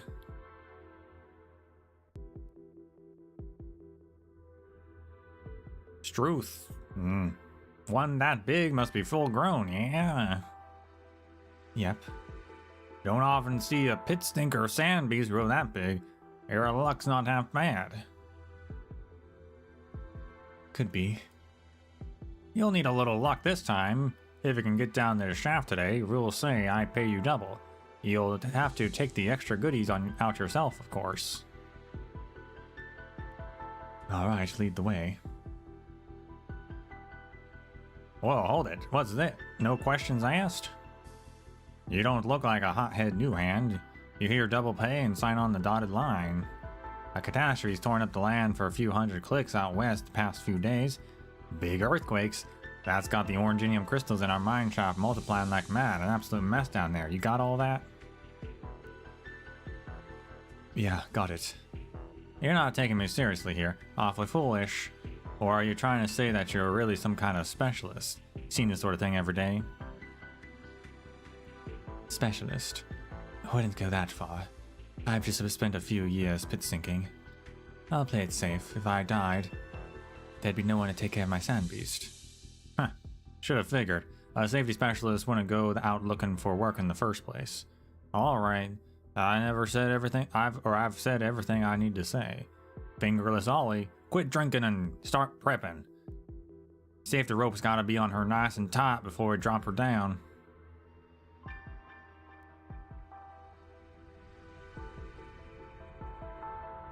I don't know what other people think when they say mine shaft. The pounding echoes, the moist stench, the boiling hot air, the bitterness of sweat on your tongue. Maybe that sort of thing. I'm a pit sinker. Every day before the mines get to work, I go down the shaft to scout the conditions. Alone. This early, the shaft's nothing but darkness. The mine cage descends, the voices up top slowly fade away, and everything around me gets eaten up by the dark, and that's when my senses get keen. I'm no fan of the pitch black, but the feeling of darkness is one thing that's most familiar. Pit sinker, what's it like down there? Sandbeast's back fin is raised, but its veins haven't changed color. Standard response. Should be safe for the time being. Is the map current? We haven't had time to mark out a new shaft yet, but the major chambers haven't changed. Alright.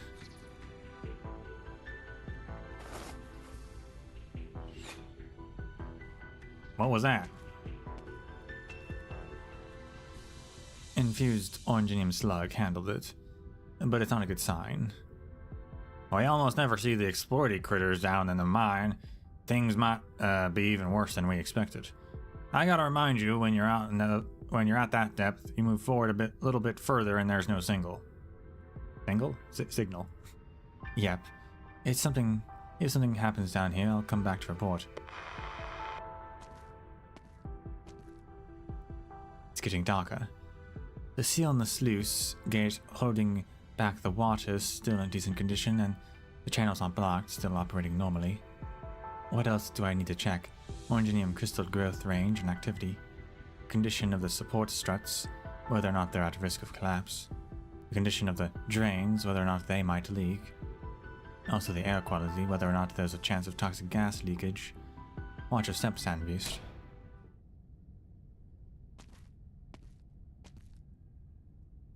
The lights down this way are broken too. Can't really see anything with only my headlamp. Sandbeast, help me take a peek. The ventilation shaft's been pierced by an oranginium crystal. The floor is covered in fragments, and the crystal surface is still thin. This one's only just emerged.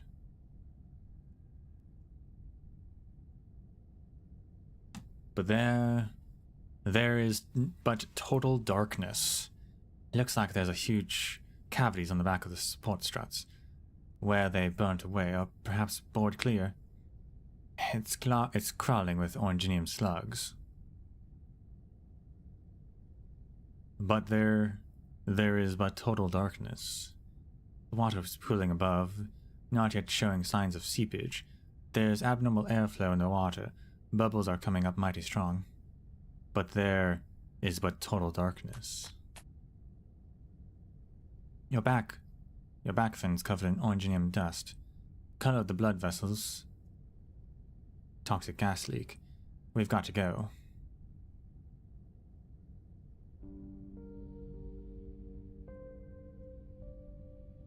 Getting hauled back to the surface in the bottom of the mine takes yonks. Yeah? How long is a yonk, exactly?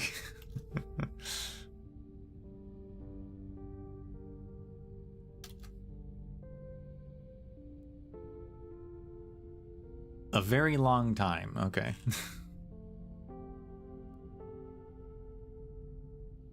I never figured out exactly how long, but chinning up and looking out into the distance was enough for me. I was thinking this was when other pit sinkers would count the rocks they managed to haul up. Didn't matter how much ore you took out, mine owners didn't really care.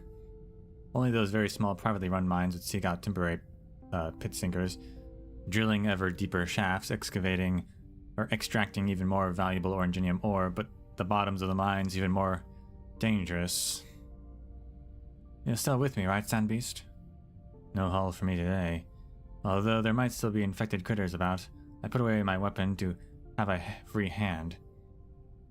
Despite this, operating the sluice gate one-handed is really tough. Eats up a lot of time. I do my best to run out. Feeling Sandbeast's lowered back fin pricking my arm. This was the first Sandbeast I bought. I remember 2 years back when I bought it, the shopkeeper gave me a piece of colored paper and a folded photo. He told me that the way the lantern light looks passing through the capillaries in the Sandbeast's back fin tells you the mine's air quality. It's been a pretty handy detection method. This time, before I felt out of breath, I recognized that dazzling dark violet of the Sandbeast's body. He told me that with a fella this sensitive, the life lost wouldn't have to be mine. Learning a lot about Sandbeasts. They've got back fins that can detect the air quality and stuff. Fascinating.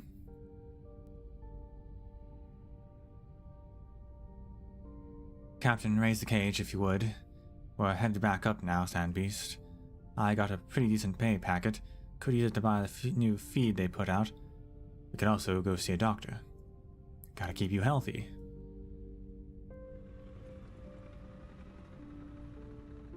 Time was, the folks in the mine wouldn't tell me if things were dangerous or ask me if I really wanted to go into the pit. They could wait until I was lifted back up to the surface, watch how I breathed, look at the color of the blood in my nicks and scratches.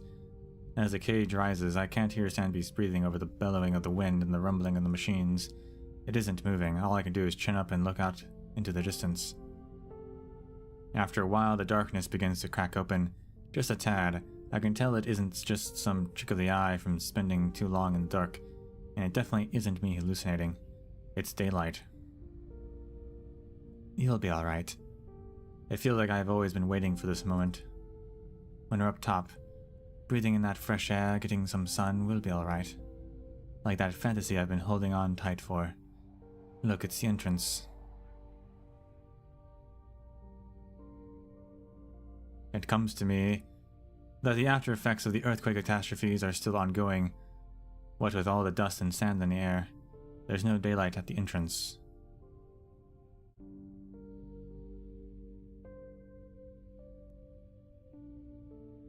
Checking on the sand beast is really simple. If the membranes of the back fin have increased blood flow, it shows that the poison's already had time to accumulate in the body. If sand beast keels over, then I'll just have to buy a new one. I've still got 2 sacks of feed in the house, people can't eat it. Tomorrow morning I'm thinking of checking out a mine in another direction. Tomorrow morning. I'll be alright once daybreak comes.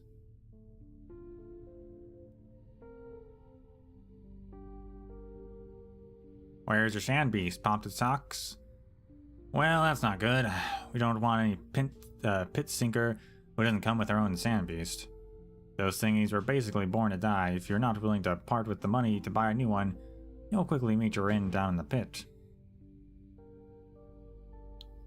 And you're infected too. Ooh, look, we can't afford that sort of hassle here. No answer? You deaf or something? Or are you just some fool bugger who got her sand beast killed?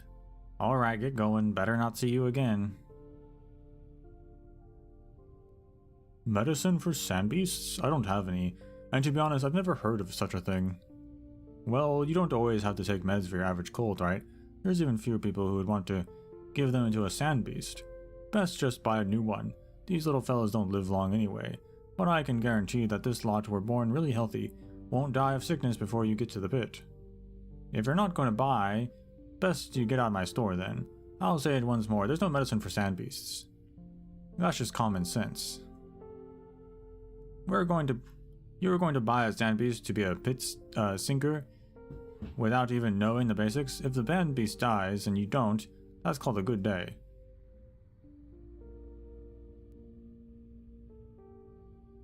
Sand beast, I didn't. Daybreak.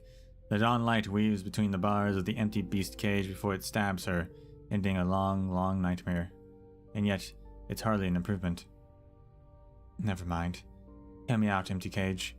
I didn't get it killed. I tried my best, but when you're down in the pit, it ran into toxic gas. The whole point of the sand beast is to see how the air's doing. Deep in the pit, where it's always darkest. Why am I shaking? Rest in peace, sand beast. Mate, do you know which one of these transport trucks is heading out first? You want to go see it? Yeah, I still remember where I first saw it. Just need to head back thereabouts to find it again. I still remember the ray of light. Other than the dark, what should I be feeling for? You will remember. It actually rescued me, let me keep on living. It exists, right? Sand beast? Yeah, it exists. The sand beast opens its eyes.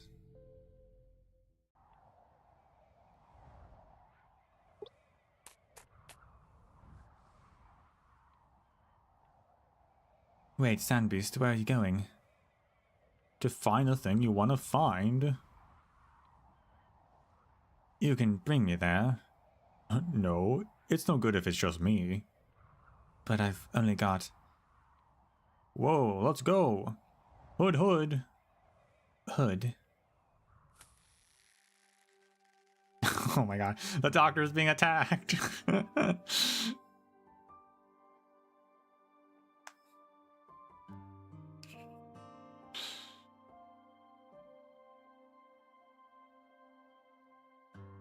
We just lost one of our objective HP points. Why is it holding onto the doctor's hood so tightly? Atop the rock, among the sand dunes, streams of water flow out from holes all about, converging into a pool in the center. Please let go. If you don't, it's going to tear. Could you imagine this is how they reveal the doctor's face? The rock walls and stone columns come together to form a rocky barrier, blocking the oncoming sandstorm and protecting those on its leeward side. Hey, sand beast, I bet you haven't eaten one of these before. It's a radish biscuit. The journal goods storekeeper mentioned it before, and the animal almanac wrote about it too. So it's this kind of place. A sand beast digging itself out of a small hole, 2 sand beasts leaning against a branch, 3 sand beasts soaking in the pool. No, 4, 5, even more than that. Their back fins are all arced, their blood vessels showing a healthy glow. This here's sourberry pie. We've got some grass pot crispy crusts too. It looks like the sand beasts get along with me a lot better than the doctor. Amia, help me figure something out. Potlid, you sure are laughing a lot. Oh, there's little sand beasts in the background too. Look at that. They're so cute. As like babies, I guess, because we've seen bigger sand beasts. We've fought bigger ones that aren't as cute. Although they were also mutated by Oranginium stuff, so.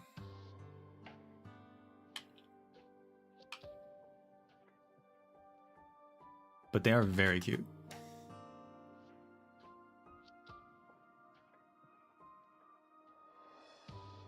You sure are laughing a lot, Potlid. Well, it's obvious, right? Hey, wait a second. You're calling me Potlid because you're trying to get back at me. You can't call me that. Why are there so many sand beasts living here? Where else are they gonna live?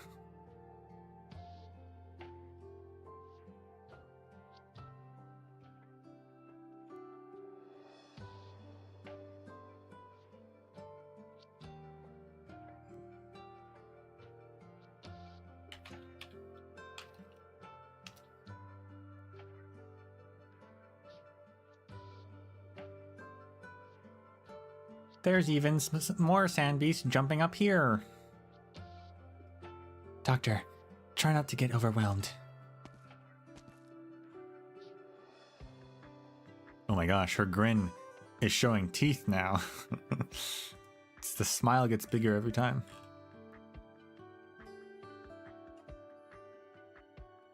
Here, let me have a try.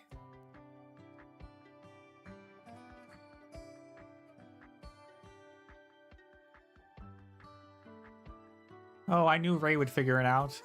The way that you chased after those sand beasts just now, I told everyone you're definitely a little critter lover. Just now. It looks like Ray didn't realize we'd been following her all this way. We really just got off the truck for a break, waiting for the braking device to cool down. But then we saw you looking like you were in some kind of daze when you got off. We were worried, so... Sorry. Keep calm, Doctor. I try not to move too much. Wow. That was a huge sneeze. Let go. That was using a pointy leaf to poke into around the holes of the sand beast's back to tickle it. Thanks, I can finally think straight again. So that's the sand beast's breathing holes. That would be really weird. Alright, little fellas. You're all safe. Run along now.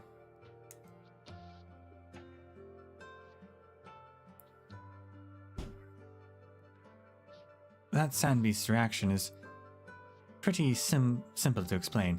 They use their back fins to support their breathing, and are very sensitive to changes in airflow and temperature.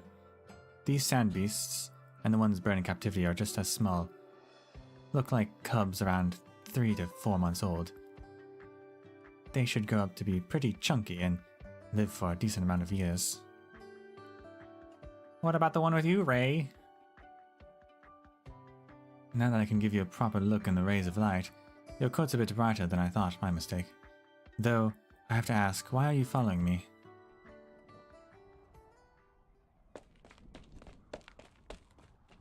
Oi, I've been looking for you lot for half the day. Why'd you all why'd you all run this way anyway? What are all these critters doing here? What are they? Sand beasts. I know what they're sand beasts. These things, no, that's not important right now. Doctor, didn't you say you could actually read the data from the survey equipment atop the truck? That doohickey's pumping out fluctuation data. 99 times out of 100, whatever it says doesn't happen, and I don't understand a thing about the pattern it's spit out. We need to leave immediately. Huh? You're saying it could be a catastrophe? Doctor, the doctor looked into it. The catastrophe messenger, who was on the truck with us for a little while, had a very limited survey range. We can't rely on that data to provide us an accurate picture of the situation. And since the doctor's judgment says to leave as soon as possible, and not to try to take cover here, that means that we still have time. Alright, got it. Let's get a move on before the catastrophe wrecks everything here. The further the better.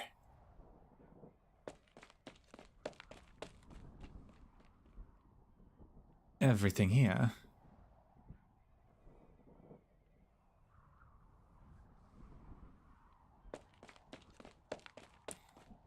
Ew.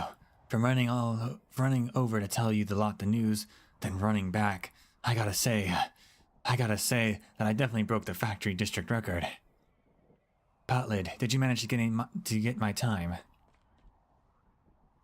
You need to time your own runs, Lannis. Wait for the others next time. You guys were playing with the sand beast too long. Turned you into slowpokes.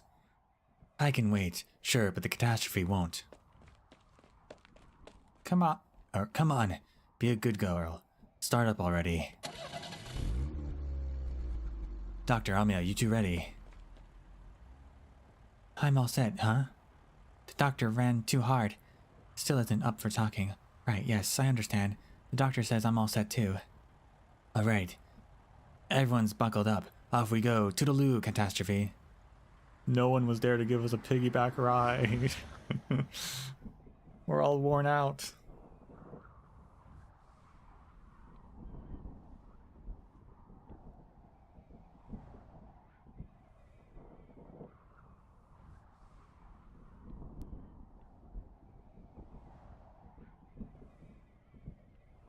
Will we be alright going at this speed? Definitely not a problem. The only thing overtaking me now is myself at top speed. A local catastrophe cloud like that in your dreams, mate. That's good to hear. Huh? Doctor, what are you trying to say? Hey, Ray. That's right. Where's Ray?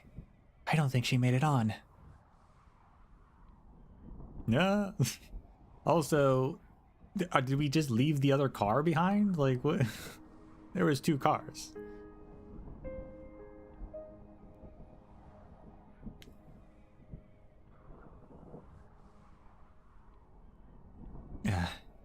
It's okay, Sandbeasts. We can still make it. The catastrophe isn't here yet. It's just that the sandstorm's picking up now, but I can still make it through the wind. I can find somewhere safe for you fellas. Vigilantly digging into the soil. Right, I know Sandbeasts can't talk. It was just a hallucination or something. Blowing a whistle. Come here. Black clouds are about to hit. Won't be able to see much soon.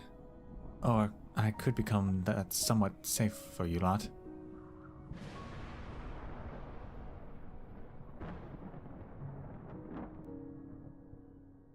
There's nothing else we can do. Even if the sandstorm's huge, all we can do is rush right through it. It's gotta be hard on that kid, Rayella. Her first time coming along when you run into this shitstorm, you lot come lend a hand, lift up her legs. This little lady's whole body is burning hot, and her feet are covered in blisters too. She is far too young for this. Don't think she can walk the rest of the way. Let's go. We better decide which way to get out of here already. Her full name is Rayella, huh?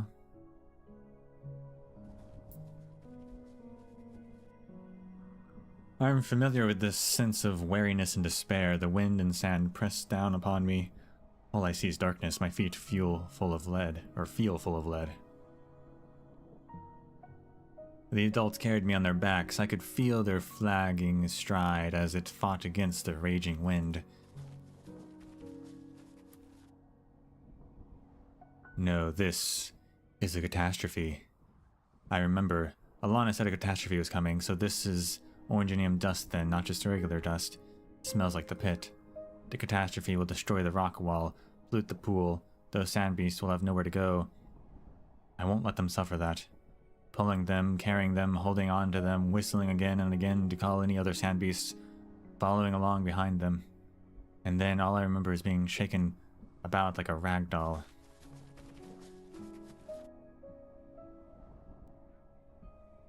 How many sand beasts did I manage to protect with my body? I heard a bizarre whistling sound go past my ear. It seemed like there was someone whistling for me, guiding the little critters. Wah. Huh? Wah. Wah. Wah. You. Wait a second. I'm on your backs. Where are you all carrying me?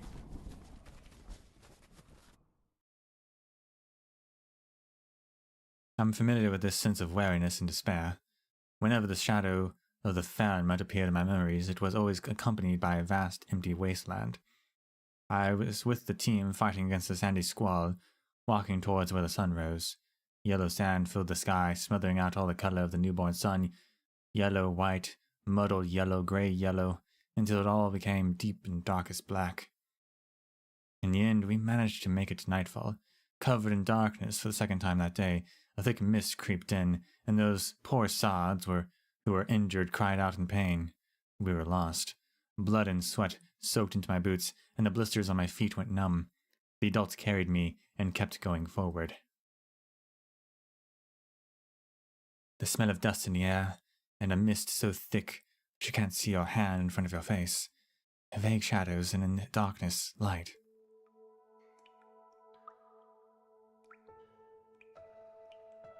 Where am I?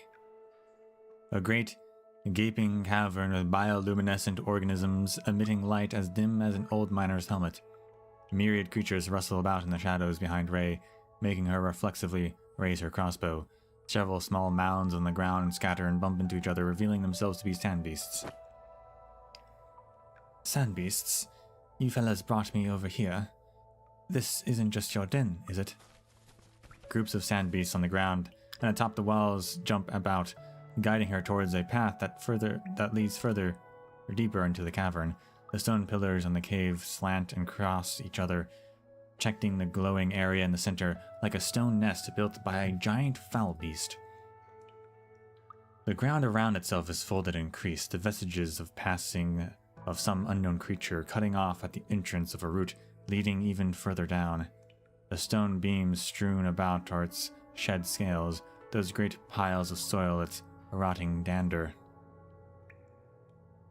The sound of the howling gales outside had already cut off, leaving only a drawn-out whistling to echo through its natural sanctuary, establishing an order for the creatures who live in the dark. I remember that time when I saw that shadow in the midst. Wind brought along a murmur. That sound soothed me and let me forget the pain for a while. Move forwards, Rayella. Leave this darkness. We must. Why aren't you going ahead, little fellas? What's up ahead? Not wanting to deal with the darkness any more than she has to, she turns on her miner's lamp. It's a closed-off cavern. Can't get in here. I could chisel it open. I need a chisel to open.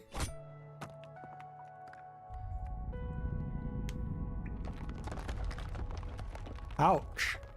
The whistling stops, replaced by a different sound, one whose pitch stretches from the highest highs to the lowest lows, countless syllables intertwined with the bellows of the beast. Ray presses down hard upon her ears, but the echoes still reverberate within her mind.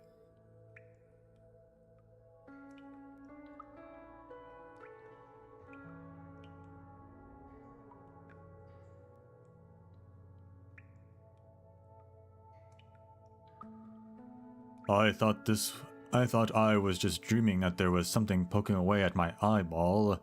Good grief. This place is twice as lively as it should be. Strange.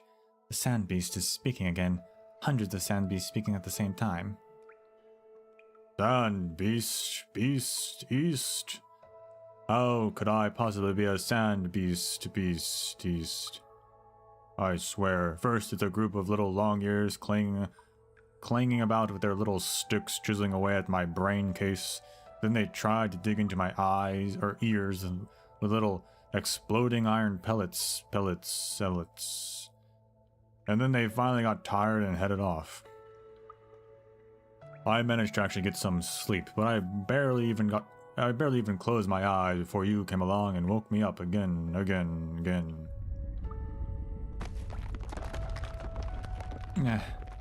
Apologies, little one. I got a bit too stirred up just now and shouted at you. I must have startled you into falling over onto your own backside.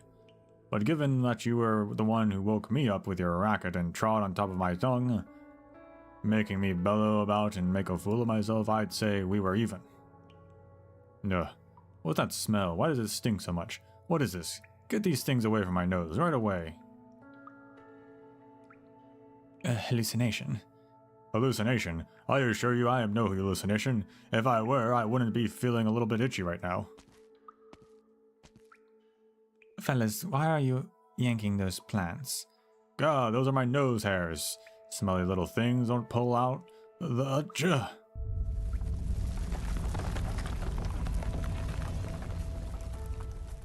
The rock wall splits open, the darkness once more beginning to crack open.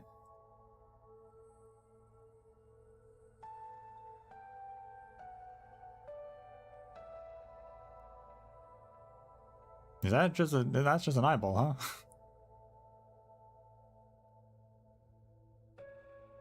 Fahrenmut, are you the one I've been looking for? The giant eye shines like a giant gemstone, or great gemstone. Ray has never felt her heart beat this strongly before, thumping about inside her chest. The hunter's daughter, a pit sinker, who broke free of the dark, a traveler who chased the light. From then until now, every instant of her reaches out a hand towards that giant eye. What? Fahrenmut, you mean me? Well, I quite like the sound of that name. Much mightier name than Sand Beast. I'll have to remember that one. I don't remember who decided to give me a name last time, but after waking from my nap, I find that I've completely forgotten it all. I swear it was just a moment or two ago. Now forget it. Sleep's more important. Got to hurry. Say, little one. Why did you come looking for me? You saved me. Did I? A sound that's been echoing from deep in my mind, an immense shadow, a light. It was a miracle. You saved my life along with many others. I remember your light. I've always thought it was something right out of legend, that the thing that saved us was some giant friendly beast who lived out in the wilderness. But I checked so many annual almanacs and none of them ever mentioned a creature large enough to cast a shadow in my memory, or one that could talk to people. All I know is you are definitely not a hallucination. I just felt that I had to come and find you. I'm sorry, little one, but I'm gonna have to stop you there. As you can see, I have no way of moving my body. Even if those little sand beasts were jumping about in my nostrils, with this horrendously noxious stench, I have no means of removing them. I am trapped in darkness, bound for decades, perhaps centuries. So how, I ask, could I have saved you out of that little... saved you and the other little ones, as according to you? But if not you, then who? Maybe there's another Fahrenmut out here in the wilderness. I regret to tell you, little one, that there are no more of my kin out here. What little I know of these wild lands, that much I am sure of. Take heart, little one. Do not be so down. If it truly vexes you, perhaps you will feel better if you closed your eyes and took a little nap. Perhaps not, for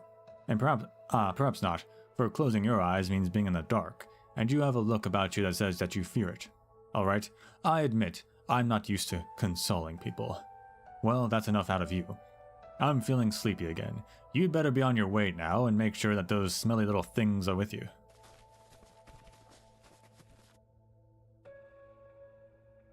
In the blink of an eye, the sand beasts beside her are in uproar, coming together to create their bizarre sound once more. Ahead of Ray stands a muddled darkness, so dark that she is unable to tell which way the sand beasts are carrying her. All she feels is that she's getting further and further from the light.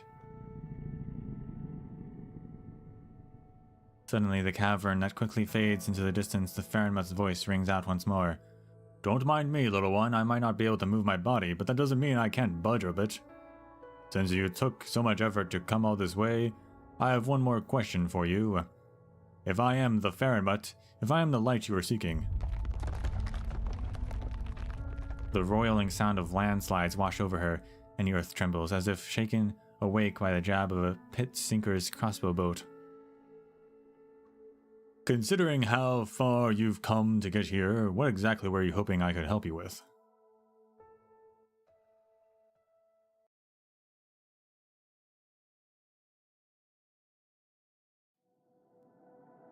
And I thought Yera was a casual Farinmut. This guy's even worse.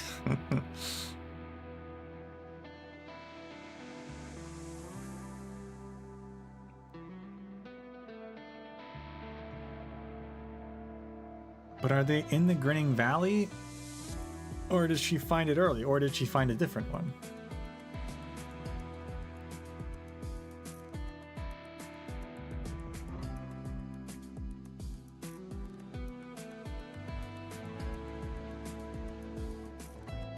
Last part, stepped on shadow.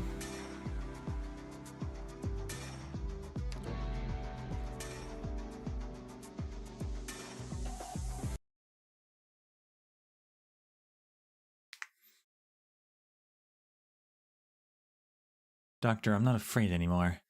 They asked me a lot of questions, and I told them everything. Our long journey, the places we've been, whether we had fun or not. But there was a few questions that I found no answers to. Is the doctor looking for something? Why did they all say behind our backs that the things that the doctor wants to see can't ever be seen again? Why did the doctor save me and travel with me?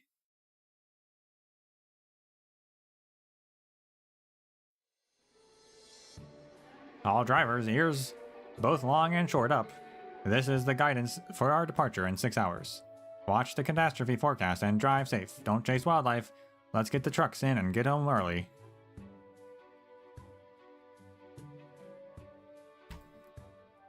Well, you don't look so bad, old bones.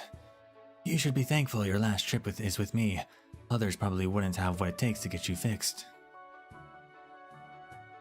You'd have to sit out there in the boonies in tatters with that hole the anti-armor blew open.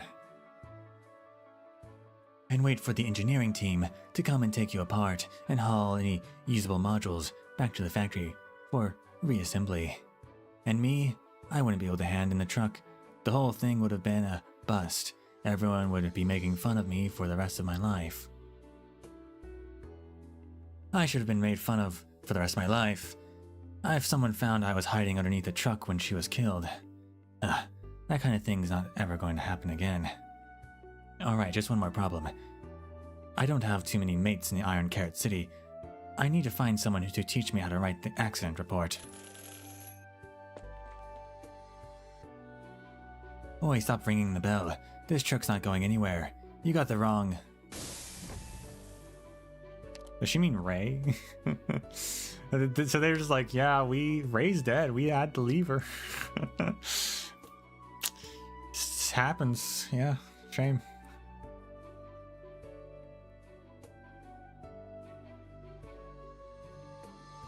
Coward. Looks like I got the right one. The gaudy decorations are all gone, and it doesn't look like a war broke out in here anymore. Feels a bit strange, actually. Anyway, it's good seeing this thing in one piece. This has to mean that Ray and Warmy are both fine, right? I suppose so. Then let me ask one other thing. Did Ray find the thing she said she was looking for? Of course not. I'm really sorry. I didn't mean to bring up painful memories like that. Don't worry about it. It's not really painful for me after all. That said, the hijacker doesn't think it's all that painful for her either. Come to think of it, this really doesn't make any bloody sense. She disappeared halfway through the trip for no reason, then showed up where we pulled over to wait for a small catastrophe to pass. She's just like a dumb foul beast who finds herself disorientated after getting carried by thousands of miles by a catastrophe wind. How interesting. So she just showed up thousands of miles away next to them?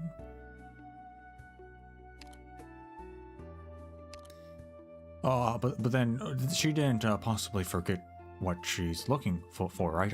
I know there are folks who would run in circles as a kind of contest, and then there was this lad who got so dizzy that he fell and knocked his brains out.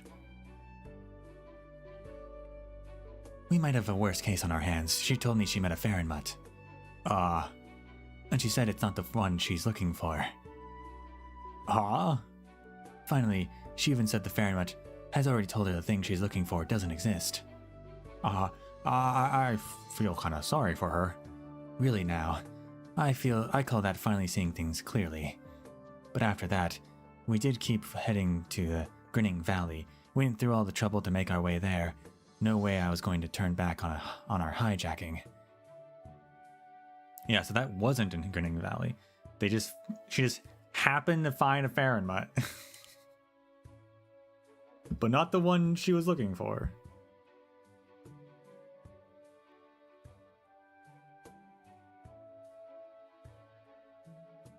How was it? So cool. Too bad it's pretty dangerous there. A crowd like you won't be seeing it in your lifetime. Really, I don't suggest you go.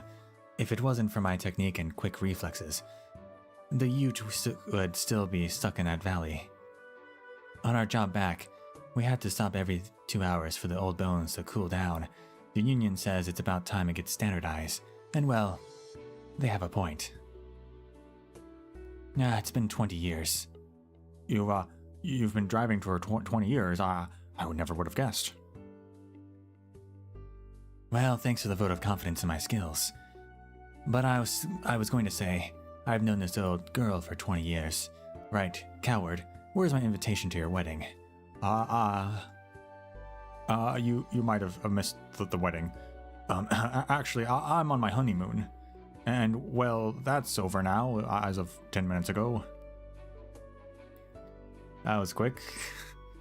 Iron Carrot City was going to be our final stop, but I saw your transport when we got to the gates, and all of a sudden I started to think I wanted the trip to last a little longer. Oh, are you two driving the Chucky parked not too far up ahead? Here I thought the driver got on the wrong level instead of the logistics channel for their delivery. Something's off though. We were driving a delivery truck, all right. Actually, we found her truck when we left the gateway that day. We were thinking of turning back to our engagement ceremony, but then somehow we drove to the registration center instead. And then we drove to the opening plaza, had our ceremony, and went on our honeymoon. Bugger me dead, now I remember. Oh, what is it? The girl that followed you everywhere. Now I remember where I saw her face. It's the logo on this truck, this face. I knew there was a hardware store that sold old safety valves. Oh, right, she was trying to make herself disappear. Do you even know why we had to stop every now and then? I'm really sorry. Let me apologize sincerely on her behalf. I'm just kidding. I can't really blame you for this one. This truck should have been upgraded a long time ago. That being said, if we get this last part installed, I can get away with a dozen fewer sentences on the report. Quick, do you have any of the valves in stock on your transport?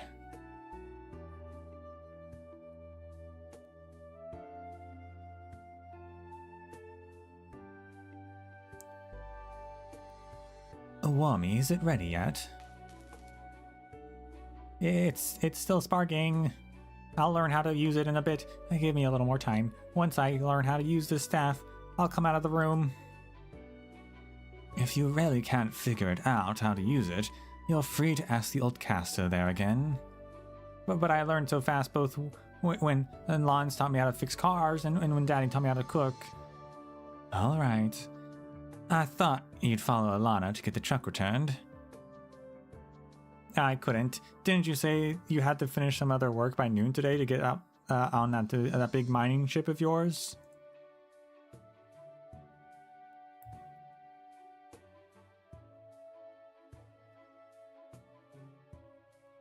Aw, I couldn't. I could have taken my bike, and it would have given you to a ride. And I could have given you to a ride to the next stop too. Thanks, Savage, but I have to leave at some point. Whoa. Whoa, why did you lean on the door? Well, simply put, as a security officer, you sometimes gotta block the door and scare people. I got used to doing it. Why is the breeze so warm? I'm starting to get a handle on how to use the staff. You really figured it out, that's incredible. But let's put an end to your little show here. If you can keep heat in the air, I'm going to catch fire. Let's sit here and wait for Alana. Once she's back, I'll take you to the Rhodes Island landship and see what they can do about your oropathy. Alright.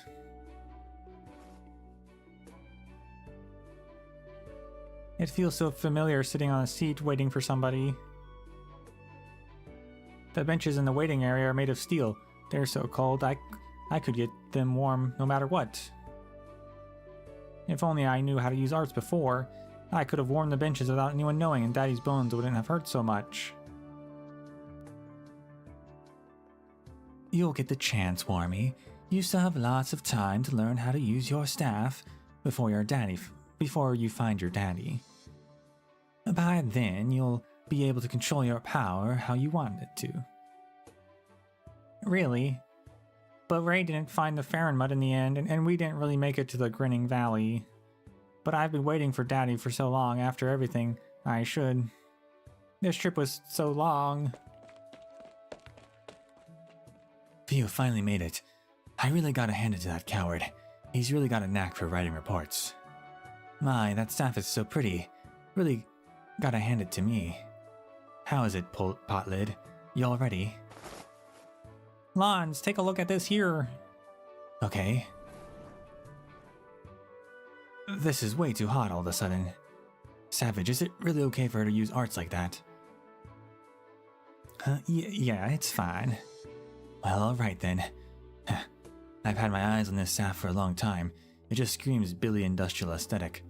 I knew it'd be a great fit for you, Potlid. How's that? Now bring on the praises. You're so amazing, Lons. So amazing. It's just, even if I'd got it for you a long time ago, we didn't have anyone around to teach you how to use it. Besides, I couldn't just put the transport truck down for our delivery address, right? Now then, let's go get you treated. When you see your old man again, we'll let him see a real healthy Potlid with incredible arts. Lons, I... Huh? Why are you... Alright, let it out. Just grab my clothes and cry, I don't mind. At the very least, you didn't end this journey empty-handed.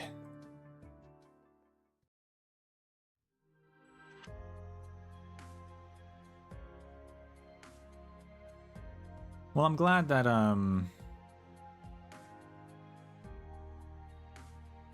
Alana's going with Wormy. I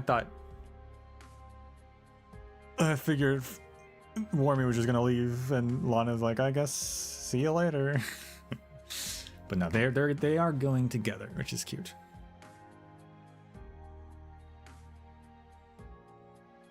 Procurement operator. Verifying the department supplies order. Get the oranginium fuel item deleted. We have more than enough fuel reserves. Hell, we have so much we could come spilling out the tank. What is this? What about these orders from individual operators? Who commissioned a messenger to send all these carrots again? I've had it with the sweet smell in the kitchen. I can't take it anymore. This crate's the refined solvent that the engineering ordered. This one is the materials for the experiment Closure's putting together for a new line of business. Hello, Amiya. Hello, Doctor. This one... Amiya, Doctor, what are you two doing here? Oh, I'm sorry. Are we interrupting the procurement department's work? No, it's fine. It's just... if you're here for the view, I think you'll have a better time up on the deck. It's pretty noisy here at the Logistics Channel. Oh, actually, we kinda got used to the noisy environments lately. This noise here actually feels more comfortable. Doctor, let's head further inside. How'd your checkup go? Don't worry, no changes in my vitals. After all, we kept our distance from the active oranginium clusters, and we had effective protective measures. But I'd be lying to say if I wasn't terrified to see active oranginium growing and fragmenting the earth in front of me. It's very Rimbilitan to name that place the Grinning Valley. But when I hear that name now, I don't think I can smile anymore. But maybe when everyone gave it the name Grinning Valley, it was just a natural valley that wasn't covered in active oranginium. Ray was so sure that she had been there when she was young after all. But over those 10 years, the oranginium there rapidly proliferated and made the area unrecognizable. Not even Ray could identify it. You think it's a shame? Yeah, we didn't actually make it to the Grinning Valley. All we did was look at it from afar before we had to turn back. It feels kind of like getting ready for a picnic only for it to rain that day.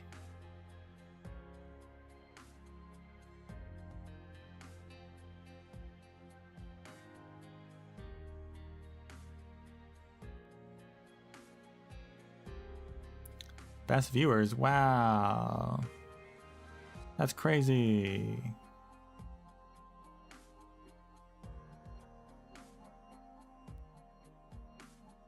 It feels kind of... yeah, only for it to rain that day. Don't laugh, Doctor. Oh, right. Doctor, do you think the Farinmut that Ray was looking for really exists? As far as I know, Farinmuts do exist. Looks around. We've got a whole zoo of them here.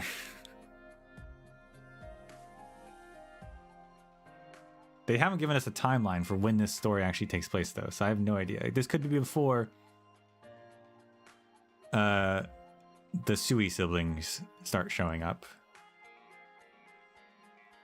We saw in chapter 14. This is probably before chapter 14 then. Sui siblings does happen in the future, so there's a good chance of that being not happening yet. And if Amiya doesn't recognize the Farinmut, then definitely before chapter 14.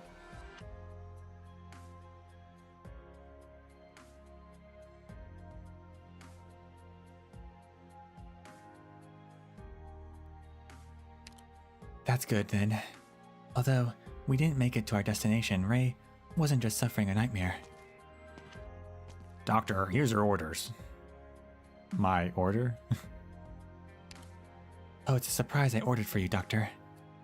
So heavy. It's a small vivarium. When I walked by the market that day, it suddenly occurred to me that you seemed very interested in Billy Fauna all those years ago. When you brought me back to this landship and turned to look at the wilderness, you seemed very lonely. I was still small, but I could tell that it was loneliness. So I thought I wanted to miniaturize and save everything there is in Rimbilitan as a snapshot for you. At the very least, back then, I thought you felt lonely because the landship was a bit empty. Perhaps having some living things around would make you happier. Of course, Rose Island has a botanical garden now, and our databases have sizable collections of ecological files, so this small vivarium might not be all that useful to you anymore. But I still wanted to fulfill the wish I had as a kid. Thank you, Amiya. We can put a tiny mule seed inside of it. Because she lives in vivariums. The way I was then, it is more or less the way you are now. Huh? pretty different. I'm not lonely at all. It's just, after we got back here, I suddenly started to feel sad. We have to get back to preparing for our journey to Victoria. Combat, healing, disaster prevention, and saving lives. Many elite operators have matters to settle, and Dr. Cowsett forbade me from using that title to refer to myself. There's something someone once told me. This path isn't one to reach the end by oneself, and it's not trodden out for an outcome or an answer. So this is before Victoria, actually. So this is in between Chernobog and Victoria arcs. We know a few other events happened in that intermission. I guess we also took a visit to Rembilliton. So yeah, this is definitely before all the Fahrenheit start showing up. Before Sui, before Chapter 14, before Yerig, before Alive Till Sunset as well.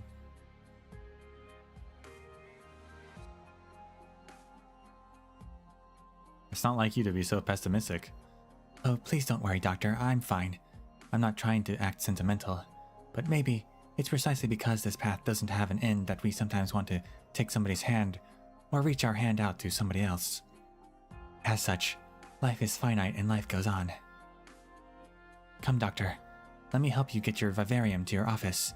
I've had enough time to put my feelings in order. Right now, there are still a lot of things I need to figure out and learn. Also, we just had a new operator pass her assessment. I want to go congratulate her. Based on her question for me, though, Rhodes Island doesn't actually need a pit sinker.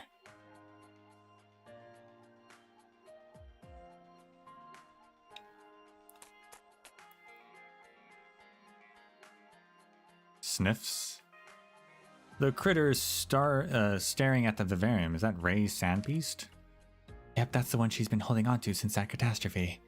Hold on, the musk beast in the vivarium. Isn't that what sandbeasts like to eat? Uh-oh. Sandbeasts are carnivorous?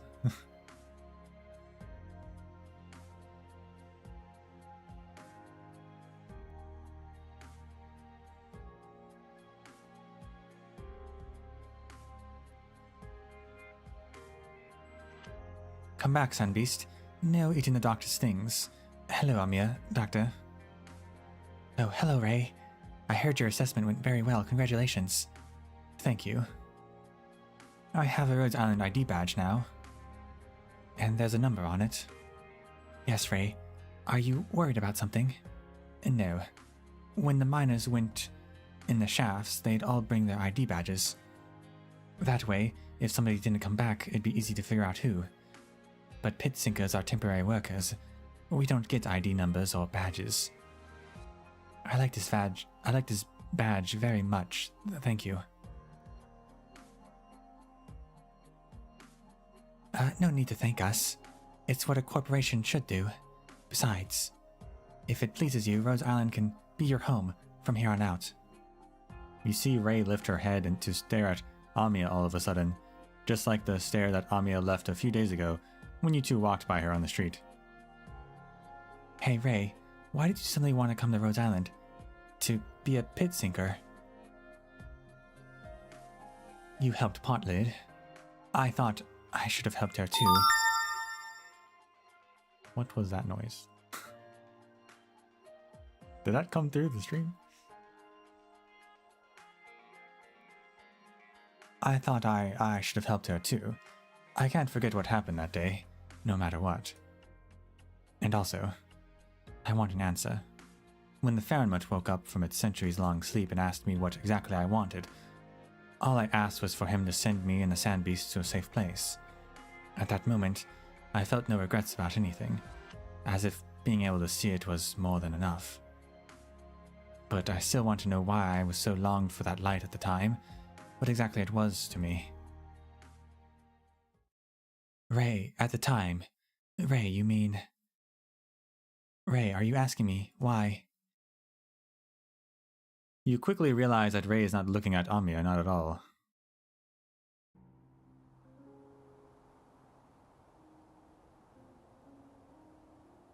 The Farinmut. My hallucination over 10 years ago, I saw it in Grinning Valley. At the time, I was with a team of hunters. There was a sandstorm, it was dark, and we got lost. I was still pretty short, so I could only see the people around me and their hunting crossbows. After some time, I couldn't walk anymore, and I couldn't see anything clearly.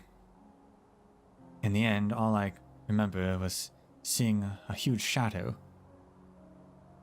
and a ray of pure light. White light. It was narrow, but it penetrated the sands. I heard a gentle whisper that drowned the howling winds. All of a sudden, I wasn't afraid anymore. Maybe it was just a dream that I had. The only thing I remember after that was waking up in a tent I'd never seen before. But even if it was just a dream, I want to see the hallucination that has been with me all this time.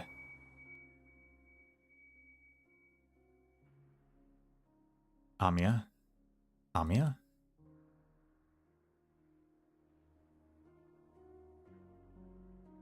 Doctor, Ray is gone.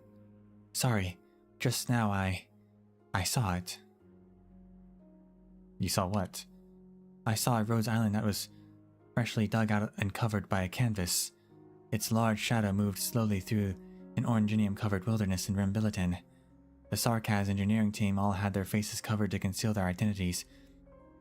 Their vehicle was loaded with cannons, like architectural art's forged blades. The sandstorm was fierce, and the road ahead was dark. A long convoy followed Rose Island's tracks and marched onwards. This was going to be a long, long road, but to save everyone from their hardships and to prevent an even crueler future, this is our greatest hope.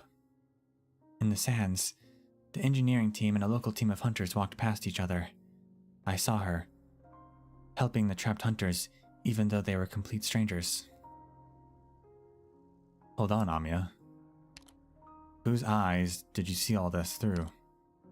Because I think it would be so nice if everyone could make it back on their own home. Right, Amia, this landship has its own name. What's more, there's someone here who works the meaning, or who knows the meaning that was bestowed upon this Rhodes Island when it was given this name. Have you asked the doctor? No, it's not because you're young that the doctor didn't explain it to you. The doctor simply thought it should be us and those who come after us to define what kind of ship Rhodes Island is. It's fine if the old definition gets left behind in the past. At the very least, I think the line of thinking can at least partially be found in the doctor's silence, because that is also how the doctor sees the doctor. Knowledge cannot define a doctor. The doctor thinks that the doctor knows nothing. Memories cannot define the doctor either. The doctor's memories can never again be found across these lands. Amia, do you trust the doctor? Right, I do too. And one of the reasons I chose to trust the doctor is because the doctor reached a hand out to you back then. War, perseverance, civilization, hope. The extraordinarily long stretch of time. The burning stars, the faded future. There are many, many thoughts so heavy they are unrecognizable within the doctor's mind. But the doctor made a very simple wish. The very first coordinates that the doctor picked out of that vast loneliness. Amia, this is your home. Perhaps one day it will be you who decides what Rhodes Island means. Right, it's only natural to feel scared. This may be very hard, but I really do hope that you won't fear giving the wrong response. Don't be afraid, the idealistic path is unending. That's why it can't be walked all the way to the end by any one person.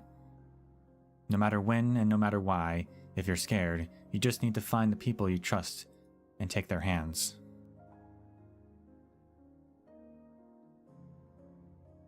You're scared already. In that case, you can take my hand right now. Until that day. Doctor, can I do this? Do you trust me? Huh. Ah.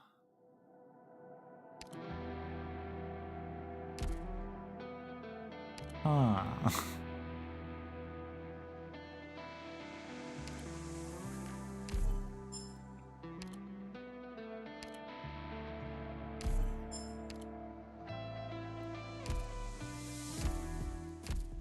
Have you been doing well lately, Doctor?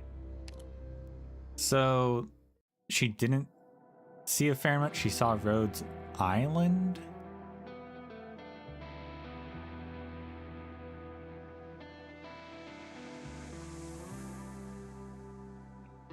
But then actually just coincidentally runs into a Fahrenheit, which is crazy.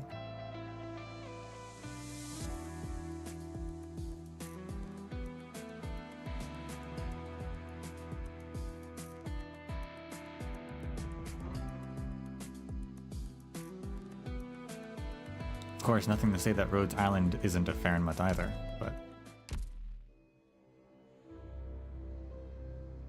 that's neither here nor there.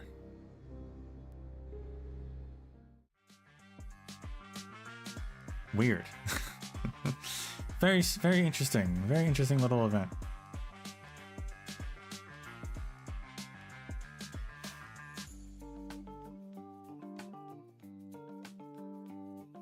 It was cute. I do think, yeah, timing wise, like it should have happened years ago. It would have been a nice introduction to Fahrenheit's. To be like, yeah, this weird thing just happened.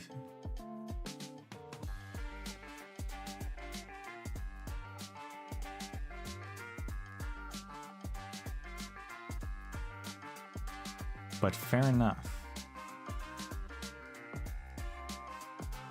I also wonder if Asbestos, if she hasn't joined Rhodes Island yet, if that was just a cameo of like, she'll show up one day.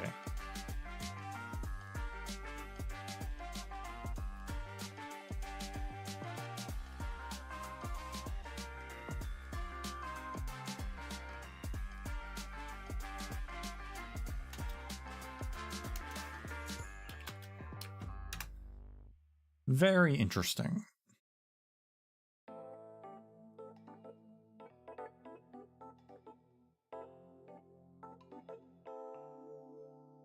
I'm not sure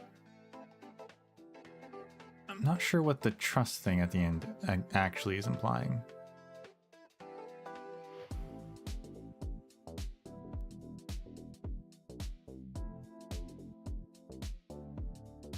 They need to release a timeline. I mean, there is a timeline you can look up that people have put together, at least.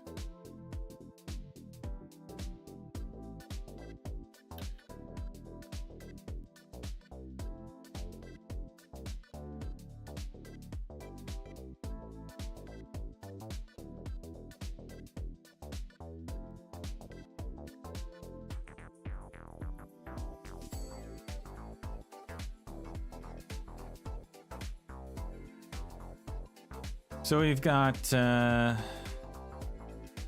we've got another Fairmont. This one, though, I don't think they're gonna do much. maybe they'll show up again. I think they're just sleeping inside a cave, though, so.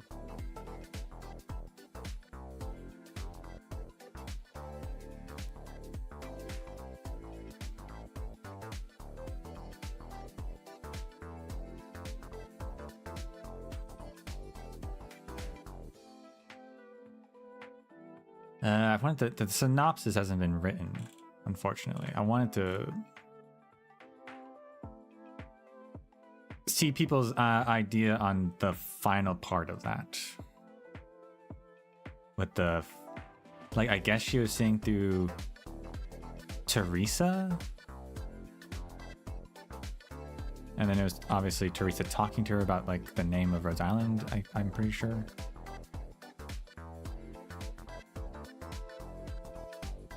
Maybe it's kind of inconsequential, though. Maybe, like, because we know that she becomes the leader. She's the one who's leading Rhodes Island and making what the name stands for. So her taking our hand is like, do you trust me? Is like, we're now following her. So it's kind of just showing that, since it's relevant to the period in which the event takes place, even if it's in the past, and we already know that.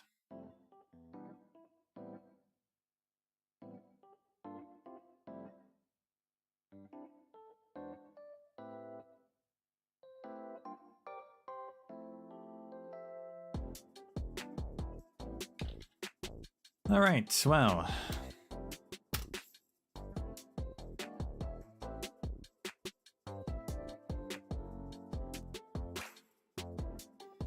Tomorrow's Thursday, and honestly, I think I might just play some CK3 again because I kind of want to. So.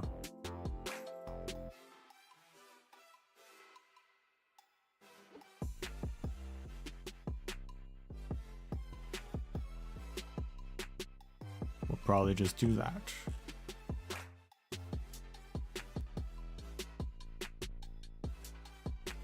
But for now, thank you all for watching, and until we meet again, may the sands of time treat you well.